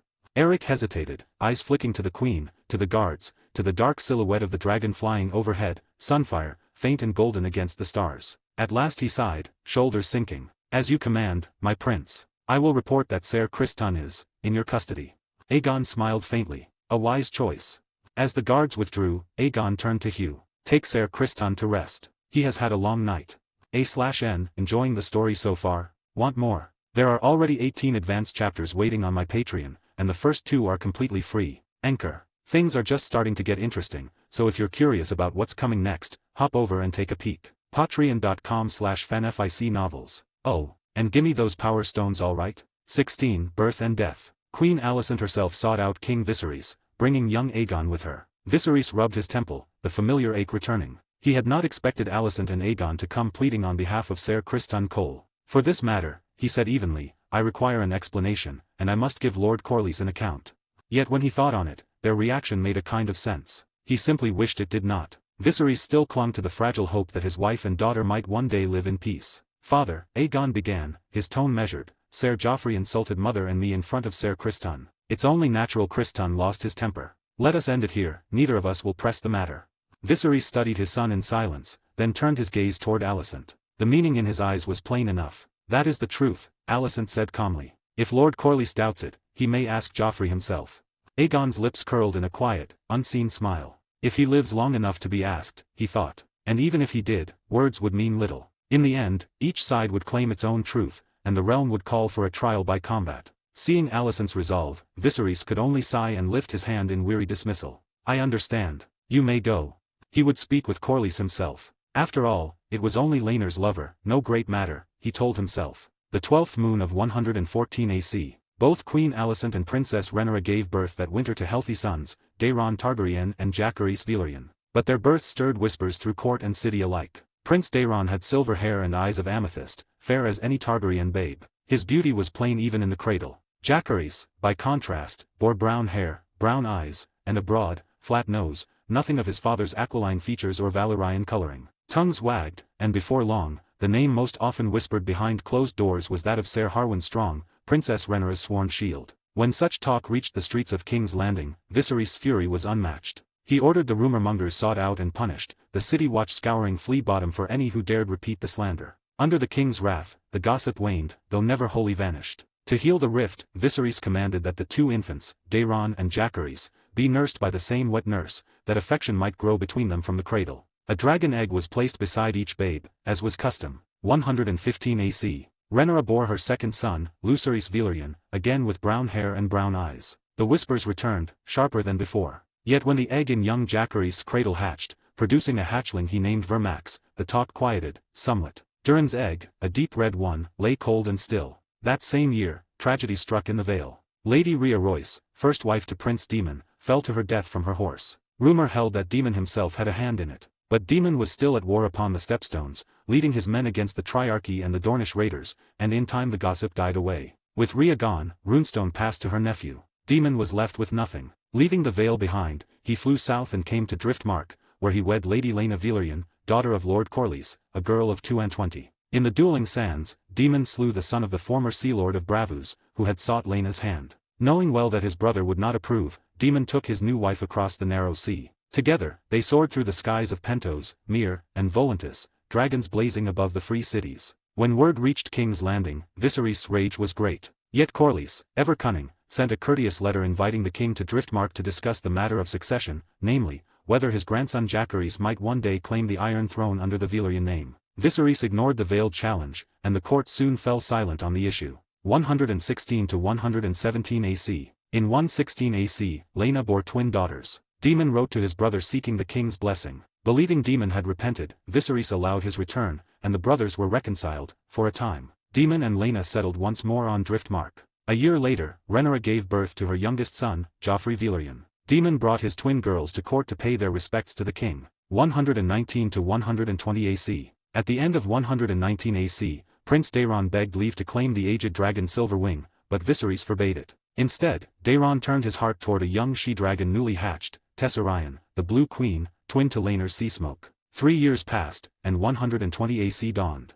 On the third day of the new year, tragedy struck once more. Lady Laena delivered a malformed, stillborn child, and soon after died of childbed fever. Corlys and Princess Rhaenys were broken by grief. King Viserys brought his family to Driftmark for the funeral. As Lord Vaimon Velaryon read the eulogy, Laena's body was given to the sea, committed to the depths and the Merling King's embrace. But beneath the solemn words, an unease stirred. When Vaimon spoke of blood never diluted, his eyes cut coldly toward Rhaenyra and her sons. Viserys saw it. So did Daemon, and half the court besides. The glances that followed were sharper still. Sensing the tension, Daemon, weary of hollow ceremony, broke the silence with sudden laughter. Gasps rippled through the mourners. He laughs, at his wife's funeral? Daemon did not care. His reputation was already black, a shade darker made no difference. And if his laughter drew eyes from Rhaenyra, all the better. When the long rites ended and the guests dispersed, dragons circled above the sea cliffs. Sunfire descended first, wings like molten gold, his landing shaking the shore in a burst of sand and wind. Prince Aemond watched, eyes wide with envy.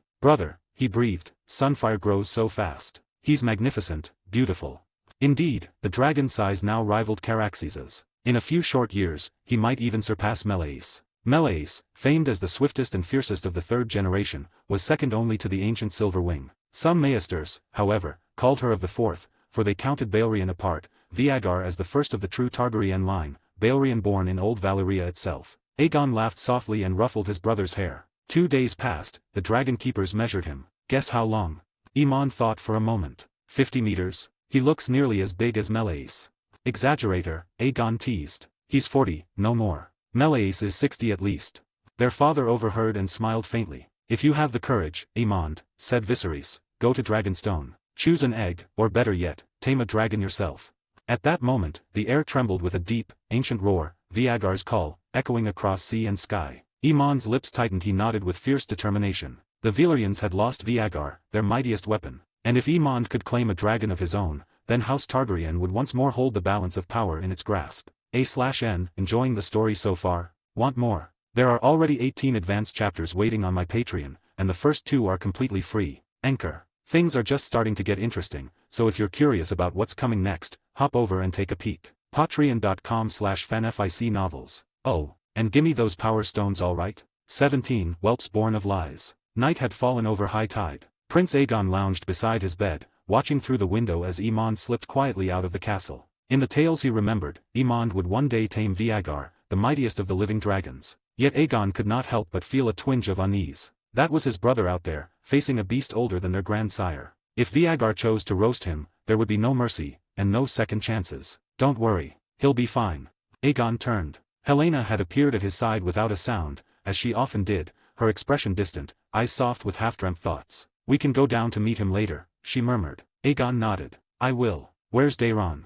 Asleep already. Little children always doze once their bellies are full, Helena said, her voice trailing off as her gaze drifted somewhere far beyond the room. Over the years, she had grown accustomed to the strange clarity, and the burden of her dragon dreams. She had seen many things in them, though none where she was wed to Aegon. Yet she remembered a dream from her childhood with perfect vividness. She had seen herself marry him, and she had seen House Targaryen lose its dragons. Somewhere along the way, the future had blurred. What once was clear had become a haze of fragmented visions, shards of a prophecy she could no longer piece together. After a long silence, she asked softly, Mother said House Tyrell has no suitable girls. She told you may choose your own bride. Is there someone you fancy?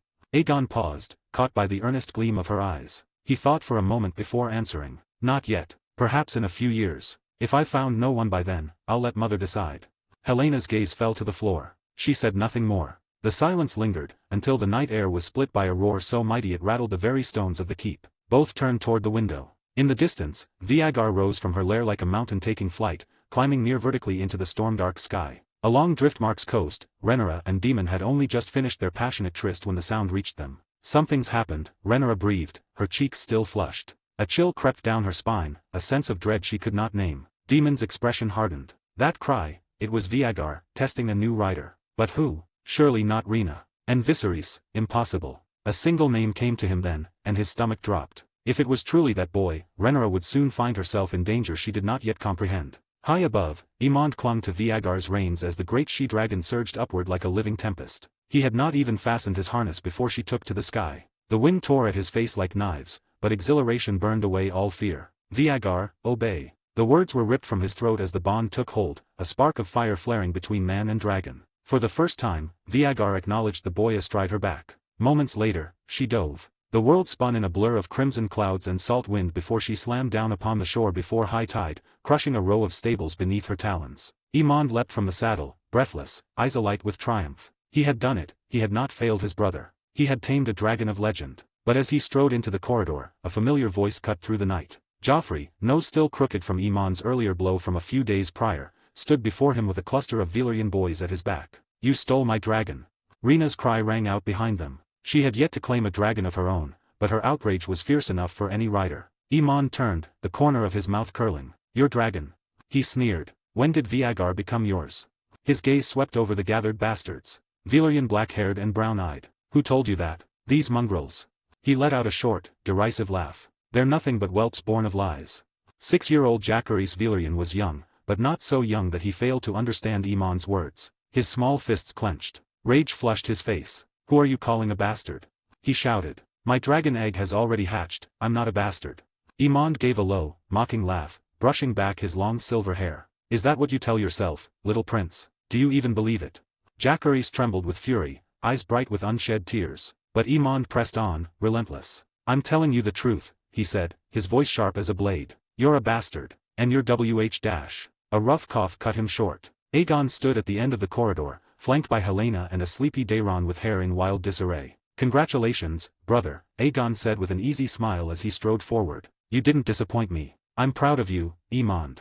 He passed Jacaerys and the others without so much as a glance, and pulled Aemond into a fierce embrace. The Valyrian boys bristled but did not dare speak. They feared neither Aemond nor Helena nor the drowsy Daeron, but Aegon was another matter. There was a ruthlessness in him that every child at court had learned to fear. 2 years ago, Aegon had once tossed a sack over Jacaerys' head and beaten him senseless. When the boy ran crying to his grandsire, Viserys punished Aegon. But the retaliation that followed was worse than the first beating. Since then, Lucerys and even little Joffrey had each received their share of lessons, simply for being near Jacaerys. He had learned one truth well, Aegon Targaryen did not forgive, and he never struck only once. Aemond looked surprised to see them. Brother, sister, Daeron, why are you here? You're our brother, Helena said softly. We were worried. Daeron rubbed his eyes, yawning. Are we fighting? He mumbled. Can we go back to sleep after? Aegon chuckled. Fighting? With these strong boys? His voice dripped with disdain. That single word struck deeper than any blow. Jacaerys let out a cry of rage and charged. He meant to strike Aegon, to defend his mother's honor, but he was still a child, while Aegon had grown tall and strong through years of hard training. Aegon met his charge with a swift kick to the stomach. The boy folded and flew backward, landing at Lucerys' feet, gasping and clutching his belly. Aegon's eyes flicked toward Viserys, amusement playing at his lips. The younger boy shrieked. Footsteps clattered as the Kingsguard arrived. Aegon turned his head lazily, and found the twin knights, Ser Eric and Ser Eric Cargyle, entering in gleaming mail. Well, Aegon drawled. You two are on duty tonight. Rare. Care to share a cup when your watch is done? Eric hesitated, tempted. Eric remained impassive. I fear not, your highness. Might I ask what happened here? Nothing worth reporting, Aegon said easily. Prince Jacaerys grew excitable. I merely reminded him of his manners. The words carried a sting that Eric chose to ignore. He knelt to help Jacaerys up, already dreading what this would mean. The rift between the queen and the princess was widening by the day, and King Viserys was too weary to mend it. He signaled to his twin to follow protocol. Eric hesitated, then stepped closer to Aegon instead. Your highness, are you hurt? He asked with genuine concern. Eric's jaw tightened. He had warned his brother not to take sides too soon, but Eric's sympathies were clear. Sighing, Eric gathered the Valyrian boys and led them toward the hall, dispatching a guard to summon the king. By the time the family assembled in the great hall of high tide, the night was thick with tension. When Viserys learned that Aemon had claimed Vagar, his heart swelled with pride. Another dragon for his line, another sign of Targaryen strength. What pleased him even more was that the quarrel between Aegon and Jacaerys had ended with nothing worse than bruises. No blood spilled, no tragedy. In truth, he feared nothing more than kin slaying kin. Of late, Aegon had grown into a fine young man, disciplined, composed, and increasingly admired throughout the realm. That popularity worried him. But thus far, Aegon had shown no hint of ambition, acting only at his mother's urging and never beyond his station. Rhaenyra broke the uneasy silence first. Her voice was sharp with anger. Aegon, Jacaerys is my son. How could you lay such a heavy hand on him? And I must remind you, questioning royal blood is high treason. Viserys frowned. He did not wish to hear of treason. Not tonight. It was but a quarrel among children, he began, hoping to soothe her. Let us dash. But Aegon interrupted him. A heavy hand. He echoed, calm as still water. Jacaerys struck first. He couldn't control himself. I wonder whom he takes after. Then his hand drifted to Helena's hair, brushing the pale strands tenderly. Such beautiful silver hair, he said lightly. A gift from the gods to our house. He turned to Aemond. And you, brother, did the gods bless you as well? Aemond smiled faintly. Of course. The blood of the dragon runs strong in me. Then to Daeron, and in you too, little one. Daeron grinned sleepily as Aemond ruffled his hair. Together, the four of them, Aegon, Helena, Aemond, and Daeron, turned their eyes toward Jacaerys, Viserys, and Joffrey. A/N, enjoying the story so far? Want more? There are already 18 advanced chapters waiting on my Patreon, and the first 2 are completely free. Anchor. Things are just starting to get interesting, so if you're curious about what's coming next, hop over and take a peek. Patreon.com/fanficnovels. Oh, and gimme those power stones alright? 18. I have wronged you. The hall fell silent. Aegon had said nothing outright, yet his meaning hung heavy in the air, impossible to ignore. Even Alicent hid a smile behind her hand. How amusing, she thought, that Viserys still believed his eldest son to be meek and obedient. Daemon's violet eyes fixed on Aegon, sharp as drawn steel. Silver hair may be a gift from the gods, he said softly, but even gods have moments of oversight. His words dripped with threat. He had only just renewed his bond with Rhaenyra, and he would not see her slighted, not even by the king's heir. Viserys felt the situation slipping from his grasp. Enough. He thundered. We are one family. We must stand united, not tear each other apart. This farce ends now. I will hear no more of baseless rumors. Aegon inclined his head. Father is right, he said smoothly. We are a loving family indeed. He turned, smiling faintly at Rhaenyra and Daemon. Good night, sister. Good night, uncle. With that, he strode from the hall. One by one, Alicent, Helena, Aemond, and Daeron followed, their steps echoing in unison. Viserys watched them go, unease coiling in his chest. For the first time, he felt the balance of his house shifting, slipping from his hands. And he was not the only one to see it. From across the chamber, Lord Corlys Valyrion's expression was grave. Once, he had believed Otto Hightower to be the mind behind the Greens. When Otto was dismissed, he thought Alicent had taken his place. Now, as he looked upon the retreating form of Prince Aegon Targaryen, he knew he had been wrong. The true center of the Greens was neither father nor mother. The day after the funeral, the mourning banners still hung limp in the sea breeze over high tide. One by one, the lords and ladies who had gathered for Lady Laena's rites took their leave, exchanging weary courtesies before departing into the grey horizon. Queen Alicent and King Viserys boarded the royal barge bound for King's Landing. The king's cough had worsened in the salt air, and Alicent would not entrust his care to others. To still the rumors that now buzzed through every hall and harbour tavern, whispers of bastardy, of shame, of treasonous talk, Viserys made his decree before the court dispersed. The queen and her sons were to return to the capital with him. Princess Rhaenyra and her children were to remain upon Dragonstone, and were not to depart without the king's leave. What surprised Aegon most was another command. Ser Eric Cargyle of the Kingsguard was to serve as Rhaenyra's personal protector. Ser Harwin Strong, once known as Breakbones, was dismissed and ordered back to Harrenhal. Yet Lord Lionel Strong remained Hand of the King, at least for now. It mattered little. Aegon knew that before long, Larys Strong, the clubfoot, would offer his mother a solution to her unease. Fire would cleanse both father and brother, and with that, a new power would rise within the Red Keep. The thought made Aegon's eyes narrow. Larys Strong was clever, cunning, and useful. But Aegon could not help recalling a detail from the tales he knew, one that left a sour taste. Was it true that Larys had a fondness for his mother's feet? If the clubfoot ever dared harbor such thoughts, Aegon would gladly put out his eyes and hang him from the Red Keep's gate as warning. And if Ser Criston Cole, the so-called kingmaker, nurtured similar desires, then his fate would be no kinder. Still, Aegon mused, as long as his mother did not invite such things, neither man would dare. He glanced toward Alicent across the deck, wondering when and how he might remind her, gently, of her influence. Aegon, came the soft, rasping voice of Viserys. Come, sit with me on the royal barge. Aegon blinked, pulled from his thoughts. As you wish, father, he said with a nod. You three will ride your dragons home, Viserys continued. When you reach the city, circle above King's Landing 3 times before you land. Do you understand? Yes, father.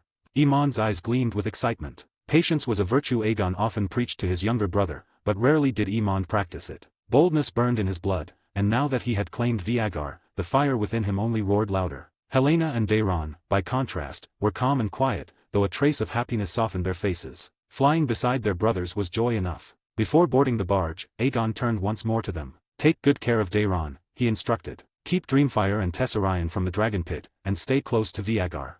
When the royal fleet pushed off from the drift-marked shore, the dragons took to the skies. Sunfire rose first, gleaming gold in the sun as he followed the ship's wake. Behind him, Vagar and Dreamfire launched from the cliffs with earth-shaking power, wings blotting out the light as they soared after the fleet. Tessarion, still young and smaller by half, struggled to match their pace, her blue wings beating desperately against the wind, until Helaena and Aemon, remembering Aegon's words, slowed and let her catch the air beside them. Together, the 3 dragons swept toward the capital, shadows over sea and sun. In the royal cabin, the king and his eldest son sat across from each other. Aegon wore his usual pleasant smile, polite, composed, but Viserys, dulled as he was by sickness and grief, could sense the current beneath the calm. Tell me, Viserys began, his voice low. Was it your idea that Aemon should seek Vagar?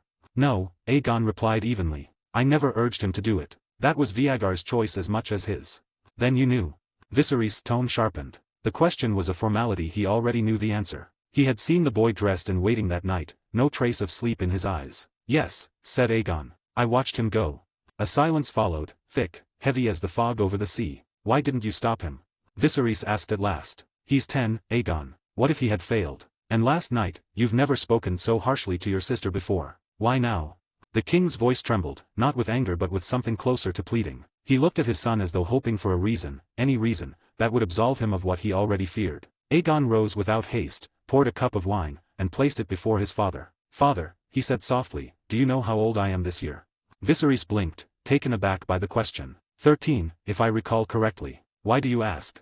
Aegon smiled faintly. Yes, 13. Old enough to wield a sword. Old enough to ride. Sunfire is stronger than any young dragon his age, and my brother has now tamed Vagar herself. Add Dreamfire and Tessarion to that, and tell me, father, do you still think I must be cautious? Viserys stared at him, lips trembling. In his eyes flickered confusion, unease, and a reluctant glimmer of pride. You mean to take Rhaenyra's inheritance, he said quietly. The words hung between them like a blade. He both hoped Aegon would deny it, and dreaded that he might. For though Viserys had once favored his daughter above all, Aegon had become something he could not ignore, strong, graceful and commanding. Aegon said nothing. His smile faded, his face became unreadable stone. Only when Viserys, unable to bear the silence, opened his mouth again did Aegon finally speak. What are you saying, father? His voice was calm, almost gentle. I want only to protect myself, and my family. If my sister hates me once she's queen, at least I'll have the means to flee to Essos. If she does not, then I will serve her faithfully, as a good brother should. You needn't worry. Viserys looked away. Guilt prickled beneath his crown. Aegon was every inch the prince he had always hoped his heir would be, intelligent, measured, capable. But he had not been born of Rhaenyra. He was Alicent's son. And so fate, and his own past choices, had made the path between them impossible. The king sighed and rose, weary to the bone. I have wronged you, my son, he said softly. Rest well.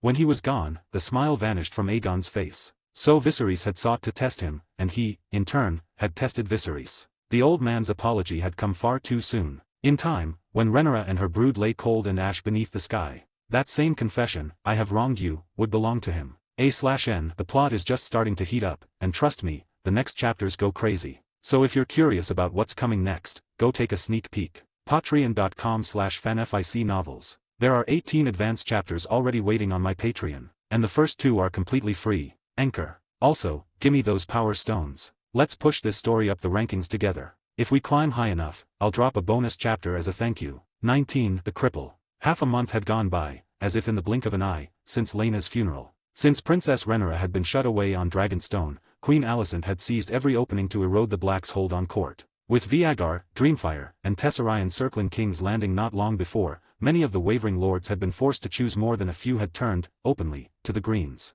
Aegon knelt atop Rhaenys Hill, beneath the shadow of the Dragon Pit and the domes of the Great September. He bowed his head to the weeping gods as the faithful did, but there was no pleading in him. "Do kinslayers meet a bad end?" he asked the idol with the practiced gestures of piety. He did not expect an answer, he did not want one from the seven. If Aegon sought any true reply from the gods, it would not be from the silent, ornamental idols of the Sept. The world's real engines, the fiery faiths men whispered of in dark corners, were another matter entirely. "You seem troubled, Prince," a voice said beside him. Aegon had been aware of a presence, a light shift at his shoulder, and had for a time ignored it. Now he turned and let a smile settle on his face. "Larys, I did not expect to see you at the Great September. One would think you had more pressing lessons, climbing the ladder of power, perhaps, back in your chambers." Larys' surprise showed for a beat, then his features smoothed. "Power is a good thing," he replied. "If I were heir to Harrenhal, perhaps my limp would be the subject of pity and not of ridicule." He forced a laugh that did not reach his eyes. Aegon rose and strolled from the shadowed colonnade into the sun, speaking as he went. "And if you were heir to Harrenhal, what then? If I called you a useless cripple, what could you do? Send your rat catchers to stab me in the dark." The color left Larys' face. He had expected flattery or a coquettish remark, perhaps the slight, faint mockery a prince might tolerate from a courtier. He had not expected menace so plain, so quick. "Your Highness dash," Larys began, panic threading his voice. "I would never dash." "Prince," Aegon interrupted, amused, and his expression turned cool. "I remember the tourney in 111 AC. I gave my father a black gem he treasured. It pleased him so that he has kept it still." Larys inclined his head, eyes bright with the opportunity. His grace did indeed like it, but there was something else at that feast that shone all the same. He lowered his voice and leaned in, something far more dazzling than any stone. Aegon studied him. "Oh," he said, and the half-smile at his lips sharpened. Larys took that as encouragement and hurried on, eager now. But the smile fell from Aegon's face in a single movement. "You mean the gift I gave was poor?" he said, mocking the notion with a sudden, theatrical outrage. "Hugh, snap his neck, then chop him up and feed him to the dogs."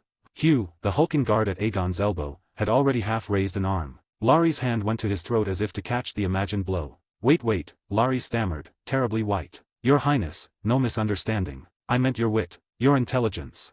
Aegon let the word hang between them and then, with a simple motion, Hugh withdrew. The big man's fingers fell away from where they had aimed to seize Larys' head like a bird. "You mean, my intelligence?" Aegon asked, and there was a new, casual interest in his gaze. Larys took a breath and bowed his head. "Yes, Your Highness. Princess Rhaenyra is older, of course, but it was clear even then your mind is keen." He spoke fast now. The tangled web he was spinning depended on words spoken before doubt could creep in. "There is talk through the 7 kingdoms that his grace means to change the line. Many believe his majesty has seize your perfection. Yet there remain voices at court who favor Rhaenyra, even with her on Dragonstone." Aegon laughed softly. "You would spy upon them for me?" he asked. "You are merely a cripple," Aegon said aloud, testing. "How will you follow Lord Lyman Beesbury with a cane? Will you lean on it and eavesdrop? That old man will dash." He let his sentence trail into a chuckle. Larys lowered his eyes, the posture of servility practiced and true. "I cannot follow them myself, Your Highness. I am nothing more than a cripple, but I have many eyes. My mind is quick. Knowledge is a weapon I can wield." Aegon noticed the book in Larys' hand and reached for it. "The Edge of the World, Maester Barth. 500 years old. You read much?" "Yes, Your Highness. My body is weak. I can only arm myself with learning." Larys' voice was steady now, full of the small, bitter pride of those who have nothing else. For a heartbeat Aegon was still, the corner of his mouth curled. Then, as if on some private whim, he barked. Hugh slit his throat.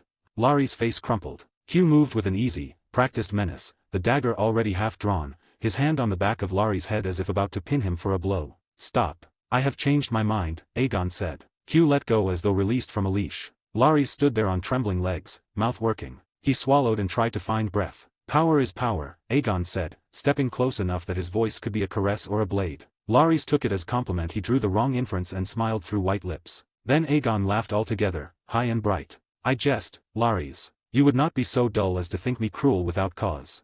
It is my honor, your highness, Larys forced out. It is a privilege that you joke with me.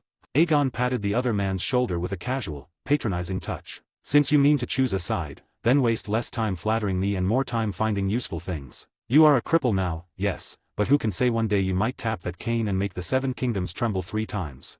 His tone was playful, but it carried the promise of menace as surely as the earlier command had. Larys bowed lower, gratitude and fear braided together in his expression. Aegon turned toward the sunlit parade grounds, leaving the sept's cool shadows behind, and in his chest the thought that had brought him there at prayer remained, unspoken. Power was a thing to be held tightly, and to hold it was to be feared. A/N The plot is just starting to heat up, and trust me, the next chapters go crazy. So if you're curious about what's coming next, go take a sneak peek. Patreon.com/fanfic novels. There are 18 advanced chapters already waiting on my Patreon, and the first 2 are completely free. Anchor. Also, gimme those power stones. Let's push this story up the rankings together. If we climb high enough, I'll drop a bonus chapter as a thank you. 20. Regret of a Fool. Larys Strong had never imagined such a scene. A single tap of his cane, and the 7 kingdoms would tremble? That would be the hand of the king's power indeed. Moments ago, he had been regretting his rashness. Now, he found himself rather pleased by it. Aegon had not yet granted him real power, true, but he had made promises. Promises that might, in time, raise Larys Strong higher than any man could dream. If Prince Aegon truly ascended the Iron Throne, perhaps he would not stop until he held the hand's golden brooch himself.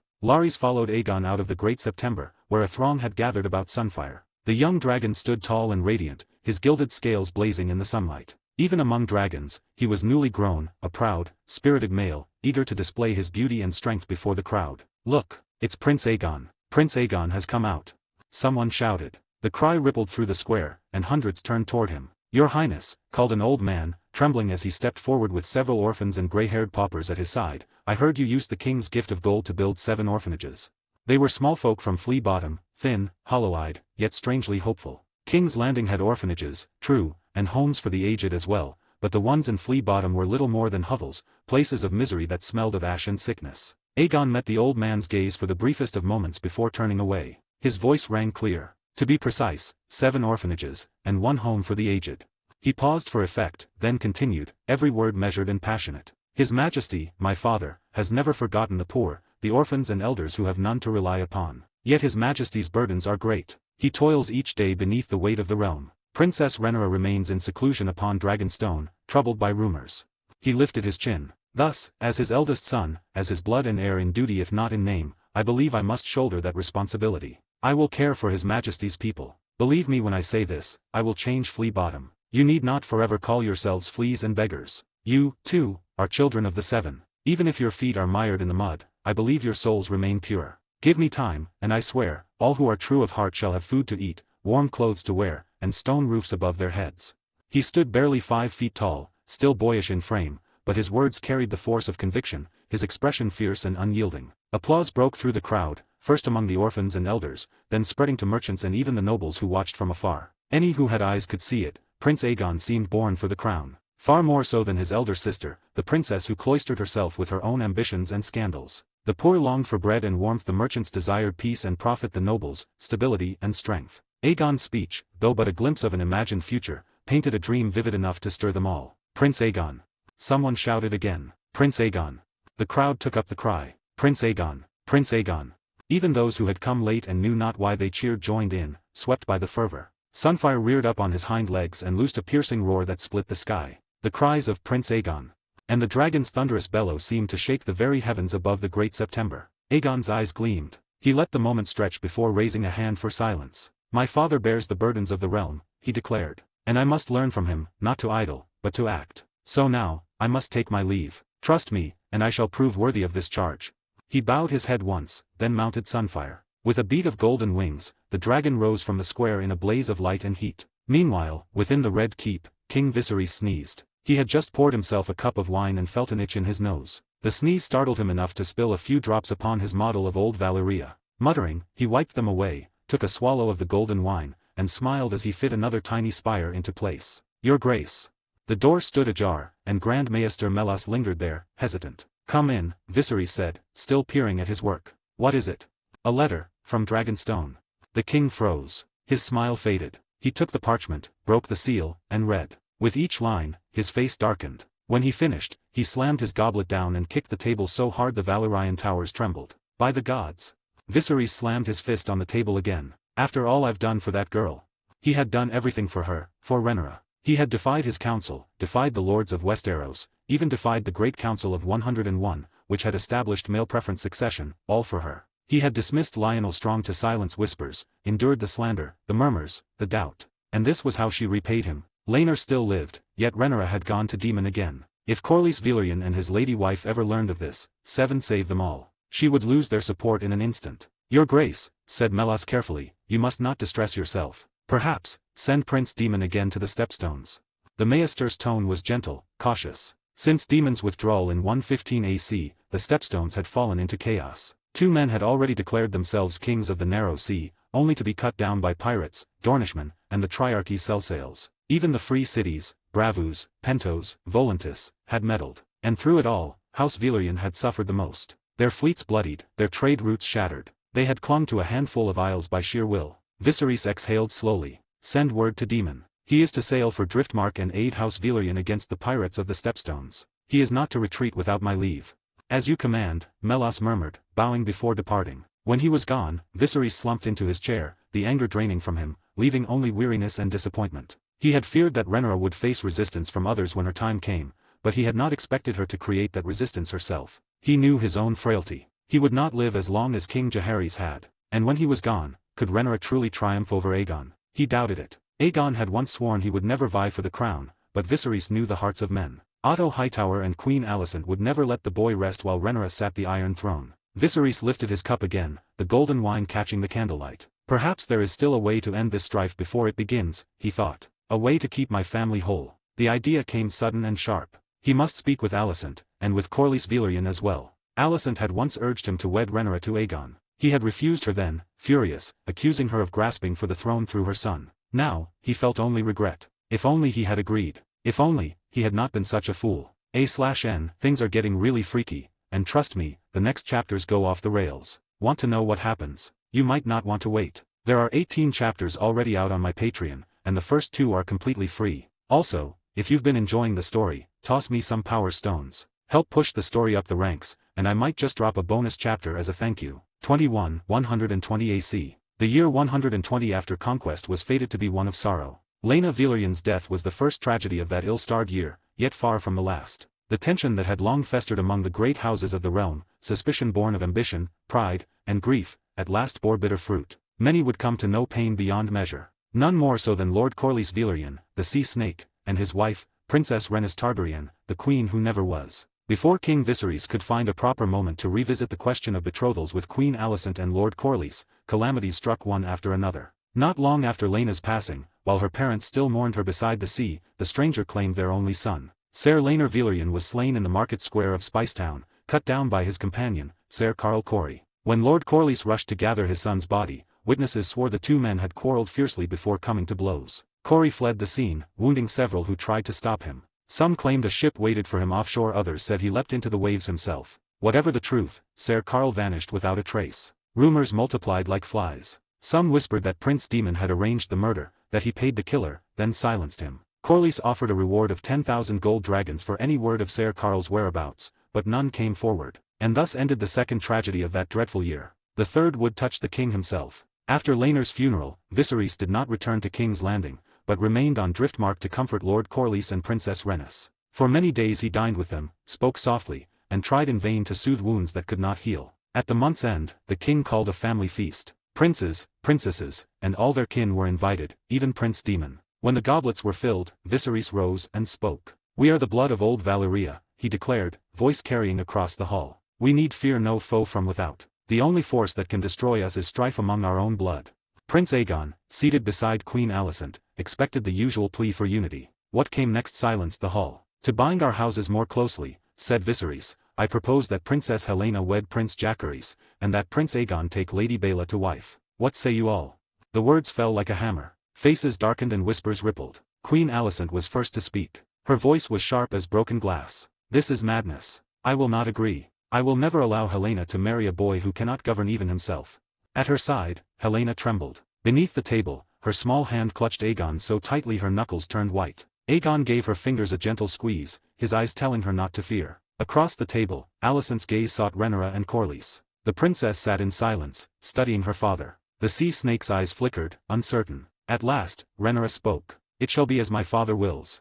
Once, her strength had lain in dragons. In 118 AC, 8 had stood with her: Syrax, Seasmoke, Meleis, Vagar, Vermax, Arax, Tyraxes, and Moondancer. Now, all was changed. Vagar had passed to the greens. Seasmoke's rider was dead. 2 dragons lost, and the balance with them. Syrax had never known battle, and the young dragons were scarcely grown. Only Meleis was fit to fight. Meanwhile, Aegon's name had spread through the realm, and Rhaenyra could feel her father's crown slipping further from reach. If Jacaerys could be wed to Helena, and Baela to Aegon, perhaps the bloodline might mend itself, perhaps war could yet be averted. King Viserys turned to Corlys. Baela was the sea snake's granddaughter, and she heeded her grandsire more than her father, Daemon. The match, then, would rest on Corlys' word. Conflict flickered behind the old lord's eyes, but he soon straightened and said, "The marriage between Jacaerys and Baela was agreed upon long ago. Would it not seem unseemly to undo it now?"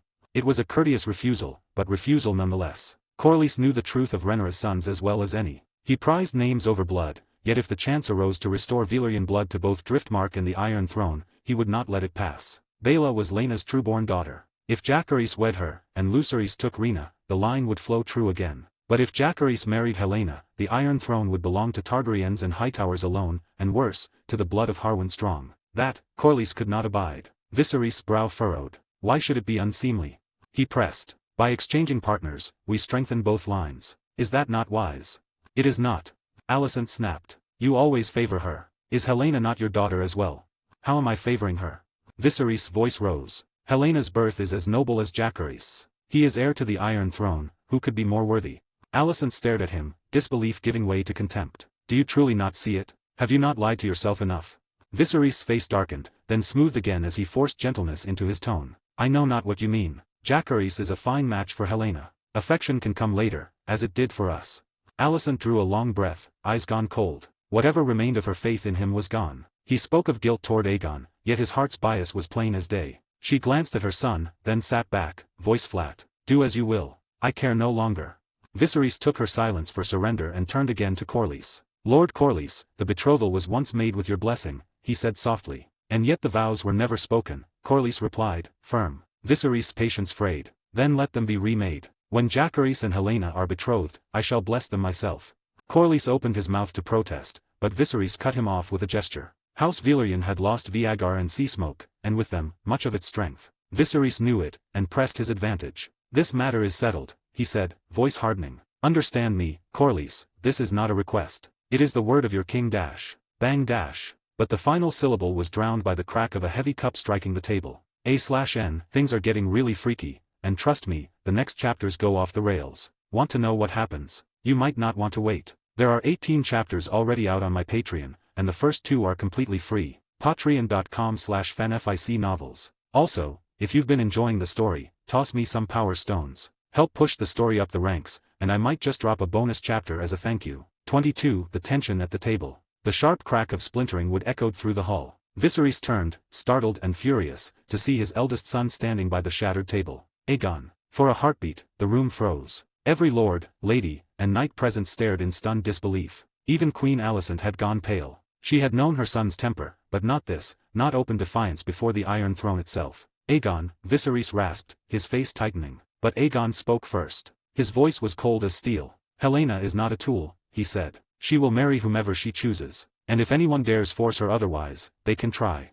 A hush fell. His gaze burned like frost, his words slicing through the smoky air. Outside the window, a deep, guttural rumble answered him, a dragon's growl rolling like distant thunder. Sunfire. Through the torchlight, the great beast's golden eyes glimmered from beyond the glass, slitted pupils unblinking, shimmering with killing intent. It was a warning, open and undisguised. Aegon had bared his fangs at last. Since Aemon's claiming of Vagar, the Greens had grown powerful beyond measure. No longer did Aegon bother to play the docile son. Wear the mask of a beast too long, and it becomes your face. Behind him, Ser Hugh of the King's Guard moved silently into place. Ser Criston Cole stepped subtly to the Queen's side. Across the hall, Ser Ricard and Ser Stefan, the two sworn to guard the king, tensed, hands brushing their sword hilts. They knew what Hugh was capable of. Years ago, his son had been born too soon, frail and gasping for air. It was Prince Aegon who had ridden to Old Town himself, seeking the finest maesters in the realm. For months he'd spent his coin and sleepless nights until the child's life was saved. Since then, Hugh's loyalty had been absolute, and his obedience, frightening. It was said that if Aegon ordered him to strike down Viserys himself, Hugh would not hesitate. Even together, Ricard and Stefan doubted they could best him. Viserys' face flushed red as he fought to maintain his composure. "Do you hear yourself?" he thundered. "Do you mean to threaten your own father, your sister?"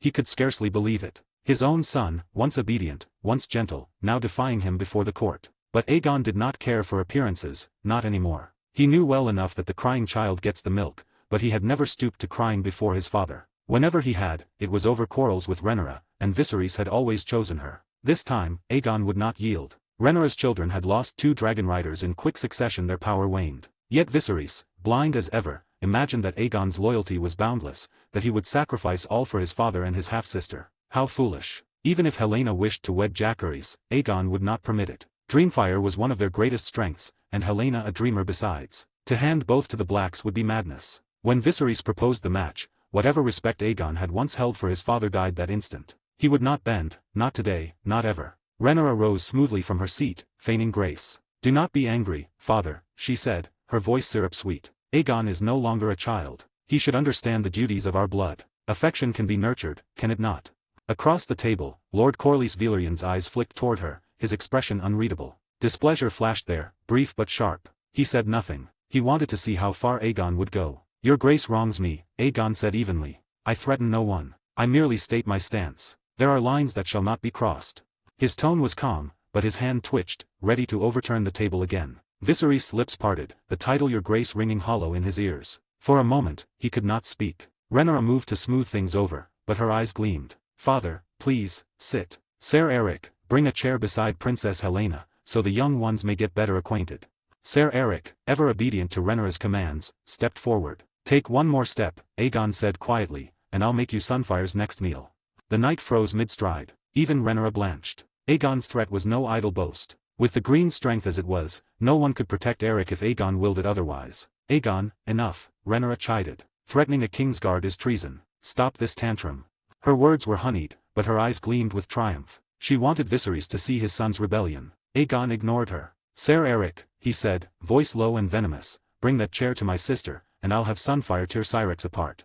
"Syrax is of our blood," Daemon drawled from his seat, lazy but dangerous. "Strike at her, and you commit high treason. Caraxes and I will see you burned before you draw another breath." Aegon's lips parted, ready with a cutting retort, but Aemon spoke first, a thin smile curling on his face. "Then try it, dear uncle," he said softly. "Only, see if Caraxes can still protect himself before you boast of protecting others." The tension thickened like a storm. Rhaenys, who had watched in silence, finally rose. "Enough," she said. "Daemon is right, dragons should not war against their own." Her voice was steady, though her eyes betrayed disdain. To her, this was farce, and the king who presided over it, pitiful. Viserys still fancied himself master of the board, when in truth, the pieces had already begun to move beyond him. He drew himself up, trembling with rage, about to speak, when Helaena lifted her head. "If Sunfire wishes it," she said dreamily, "he can tear Syrax apart. I promise you that."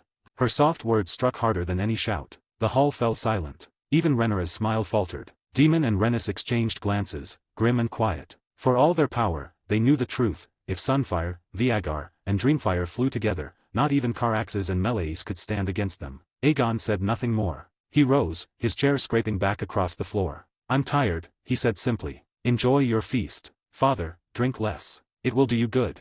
Then he turned and walked out. Alicent followed, pale but resolute. Helaena trailed after her brother. The rest of the Greens, even half the guardsmen from the Hightower host, stood and went with them. Only when the great doors shut behind them did Viserys realize how much he had lost. The Greens were no longer under his command. Outside, Aegon walked through the torchlit corridor, untroubled. He feared no reprisal. Viserys loved his family too dearly, and the Greens' influence now stretched through half the court. At most, the king would make a public show of anger, then quietly let the matter drop. But should he choose instead to side with Rhaenyra, Aegon would not hesitate. He would gather the loyal banners, the dragons of his faction, and cleanse the realm, purge the wicked from the king's side and restore the peace of the realm. Still, he doubted it would come to that. There were few dragons left in Westeros that could fight, fewer still with riders. Rhaenyra had Syrax, Caraxes, and Meleys. But behind Aegon stood Sunfire, Vagar, Dreamfire, and Tessarion. For dragons, and even the smallest, Tessarion, was near as large as sea smoke. Neither side could truly destroy the other without being destroyed in turn.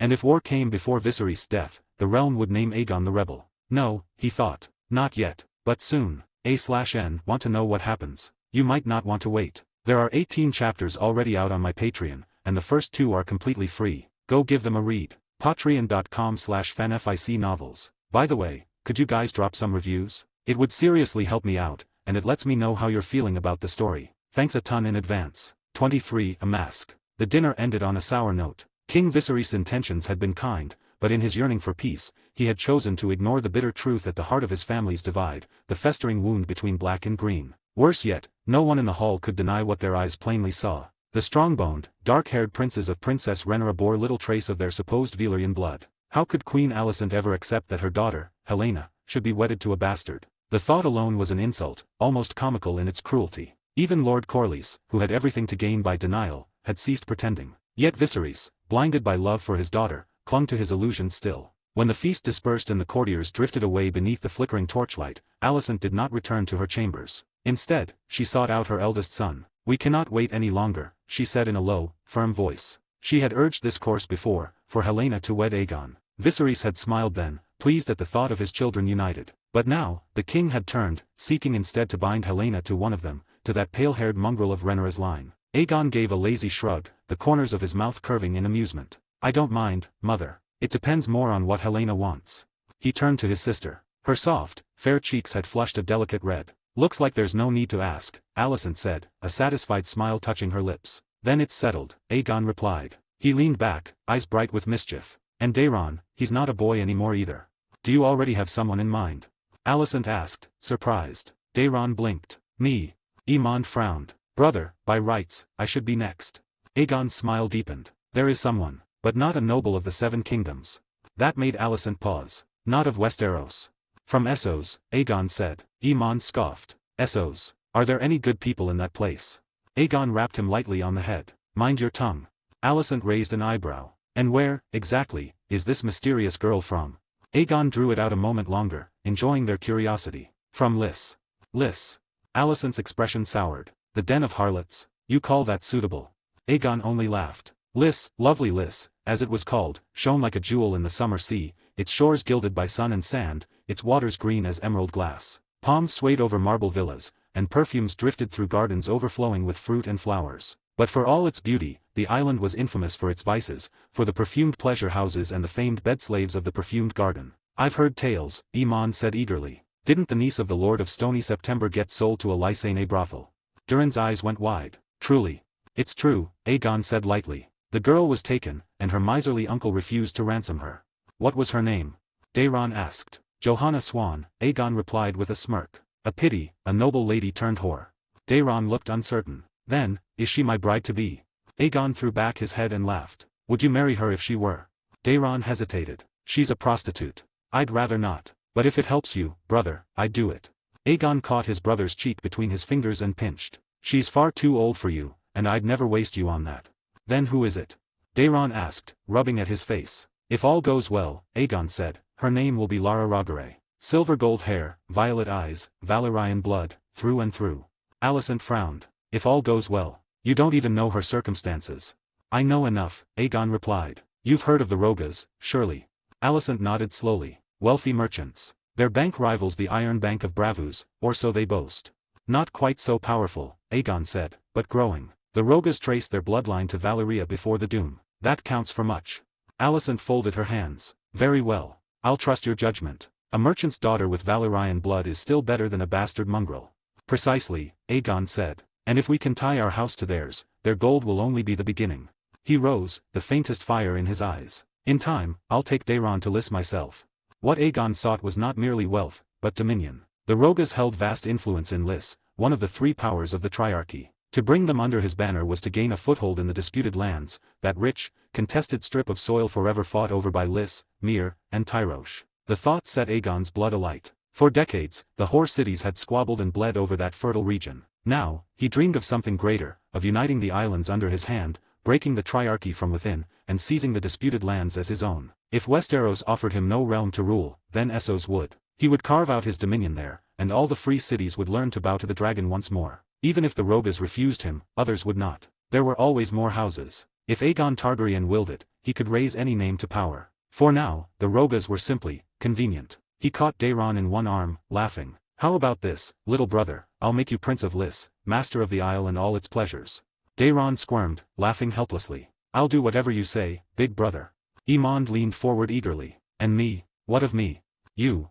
Aegon said thoughtfully. I've not decided yet. I want to go to Essos too. Aemond said. Let me go with Daeron. Aegon chuckled. Very well then, I'll name you Prince of Myr. You can keep your brother company. No way. Daeron protested. He's too annoying. Aemond's eyes narrowed. Say that again, and I'll give you a reason to whine. Aegon, Alicent interjected softly, the support of the Seven Kingdoms is still vital. You mustn't neglect it. I know, mother, Aegon said, sobering. Aemond won't be marrying a Myrish woman. One SSE bride is enough. He leaned back, thoughtful. I only need a mask, a pretext to keep the free cities from uniting against us. For the free cities had always feared the blood of old Valyria. Should a dragonlord wage open war upon them, they would band together at once. But if Aegon came as an ally of Lys, not a conqueror, as the consort of a Rogare, then the other cities might hesitate. He smiled faintly. Let them see what they wish to see. By the time they understand, it will be far too late. A/N, as always, craving more. There are 19 chapters waiting on my Patreon, and the first 2 are free to read. Patreon.com/fanfic novels. And do drop your comments and reviews. They are really amazing to read. 24. The Small Council. After Aegon departed, Rhaenyra sought out her father in private. Father, she called softly. King Viserys sat in silence, his face drawn and shadowed by thought. Seeing his somber expression, Rhaenyra lowered herself beside him, her voice trembling. Father, I can't bear this any longer. Perhaps you should never have named me heir to the Iron Throne. Tears welled in her eyes. Viserys' heart softened. He sighed, weary and sad. What happened today was my own rashness, he said gently. But Aegon swore he would not challenge your claim. Stay quietly on Dragonstone. So long as I live, no one shall shake your right to the throne. He brushed away her tears with his thumb, his own gaze hardening with resolve. When we return, he continued, I'll see Aegon settled with lands of his own, far from King's Landing. That will put an end to this strife. Do not cry, my daughter. Rhaenyra lowered her head, silent, while the king's thoughts churned behind his calm expression. He had underestimated the affection between Aegon and Helaena, and even more so Alicent's growing disdain for young Jacaerys. If so, then it was better to send Aegon away from the heart of power, to let his name fade among the nobles and small folk alike. Only then could Rhaenyra's succession proceed unchallenged when he was gone. Half a month passed in the blink of an eye. 7 days ago, King Viserys made a proclamation before all the realm. Prince Aegon and Princess Helaena were to be betrothed on the 7th day of the 7th moon this year, and wed exactly 1 year hence. The council chamber. Within the small council hall, Lord Jasper Wilde set down the jade sphere that marked his authority as Master of Laws. Ser Harwin Strong's duties have been handed over, Jasper reported. As per His Highness's request, Ser Gawain Hightower shall assume command of the city watch. Prince Aegon inclined his head in approval. Excellent. Ser Gawain is both capable and loyal. He will serve the watch well. Putting aside Ser Gawain's relationship to your highness, interrupted Lyman Beesbury sharply, this appointment is irregular from the start. Lord Lyman Beesbury, Viserys Master of Coin and a steadfast supporter of Princess Rhaenyra, sat stiffly in his chair, his tone edged with disapproval. Yet his protest fell flat. The small council held only 7 seats, the hand of the king, Grand Maester, Master of Coin, Master of Laws, Master of Ships, Master of Whisperers, and Lord Commander of the Kingsguard. Among them, the hand, Lord Lionel Strong, had long favored the blacks. But of late, for reasons unspoken, he had ceased to attend council meetings. Grand Maester Melas remained neutral, loyal only to Viserys himself. The Master of Laws, the Master of Ships, and the Lord Commander of the Kingsguard, however, were all aligned with the Greens. Supporting Gawain's advancement was merely the first step. The post of Master of Whisperers still lay vacant, and Aegon already intended to raise Larys Strong to fill it. I concur with Prince Aegon, said Ser Tyland Lannister smoothly. The city watch falls under the purview of the Master of Laws. Lord Jasper has acted within his right. Tyland, younger twin to Lord Jason Lannister of Casterly Rock, represented the Westerlands at court. His words cut through Beesbury's objections with casual precision. The Westerlands, rich in gold and silver, were neither the largest nor most populous of the 7 kingdoms, yet they were beyond question the wealthiest. Long ago, Aegon the Conqueror had defeated King Loren Lannister in the Field of Fire. Loren had bent the knee, surrendered his crown, and kept his seat at Casterly Rock, ruling thereafter as Warden of the West. For generations, House Lannister kept its pride, aloof from the Iron Throne. That began to change under King Jaehaerys, when Lord Lyman Lannister sheltered Jaehaerys and Princess Alysanne during Maegor's tyranny. Still, it was not until Viserys' own reign that the Lannisters' influence at court truly grew. Lord Timon Lannister had supported Viserys at the Great Council of 101 AC. When Viserys took the throne, Tyland was named Master of Ships and had held the post ever since. In alliance with his brother, Tyland now followed a simple creed: support the king's eldest son, Prince Aegon. And as the Green's power swelled, so too did his arrogance. He no longer treated even the king's hand with deference, let alone Lyman Beesbury of Honeyholt. Beesbury's house, once a vassal of House Hightower, had since drifted into Rhaenyra's camp under Viserys' favor. Tyland, backed by Aegon's growing might, had no reason to heed him now. "Lord Lyman," said Jasper Wilde with a smirk, "I am the master of laws. Unless you wish to exchange seats, leave the law to me, and you may balance the ledgers yourself." Tyland burst into laughter. Beesbury's face flushed red. "The City Watch answers to the crown alone," he snapped. "Your authority over them is only nominal." Aegon tapped the table once, twice, thrice, and the room fell silent. His eyes fixed coldly on Beesbury. "Tell me, Lord Lyman," he said softly, "what do you mean by that remark? Are you implying I am not of royal blood?" Steel rang. Ser Criston Cole, Lord Commander of the Kingsguard, drew his sword in a single motion, its point leveled at Beesbury's throat. "To question royal blood is treason," Criston said coldly. "Enough," Aegon commanded. "Put away your blade. This is a council chamber, not a battlefield." Criston obeyed, sheathing the weapon with a sharp click. Aegon's voice softened, though his smile did not reach his eyes. "Lord Lyman, you are 71, yet your sight seems keen enough. Surely you can still see my hair, silver, not brown. My eyes, purple, not plain."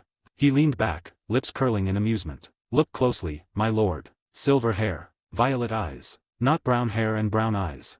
The mocking lilt in his voice hung heavy in the air. But Lyman Beesbury had weathered too many courts and too many kings to be cowed by a boy. "I have never questioned your highness's noble blood," he replied evenly. "Yet I maintain that the appointment of the City Watch's commander requires the king's direct approval. If his majesty does not name the post himself, then by custom, the chief commander must succeed." He drew himself up, voice ringing through the hall. "Instead, you had Lord Jasper reassign Ser Lionel Ricker to guard the prison gate, and placed Ser Gawain Hightower in his stead. Ser Lionel has served faithfully for years without fault. To remove him thus is clear abuse of power, using public office for private favor.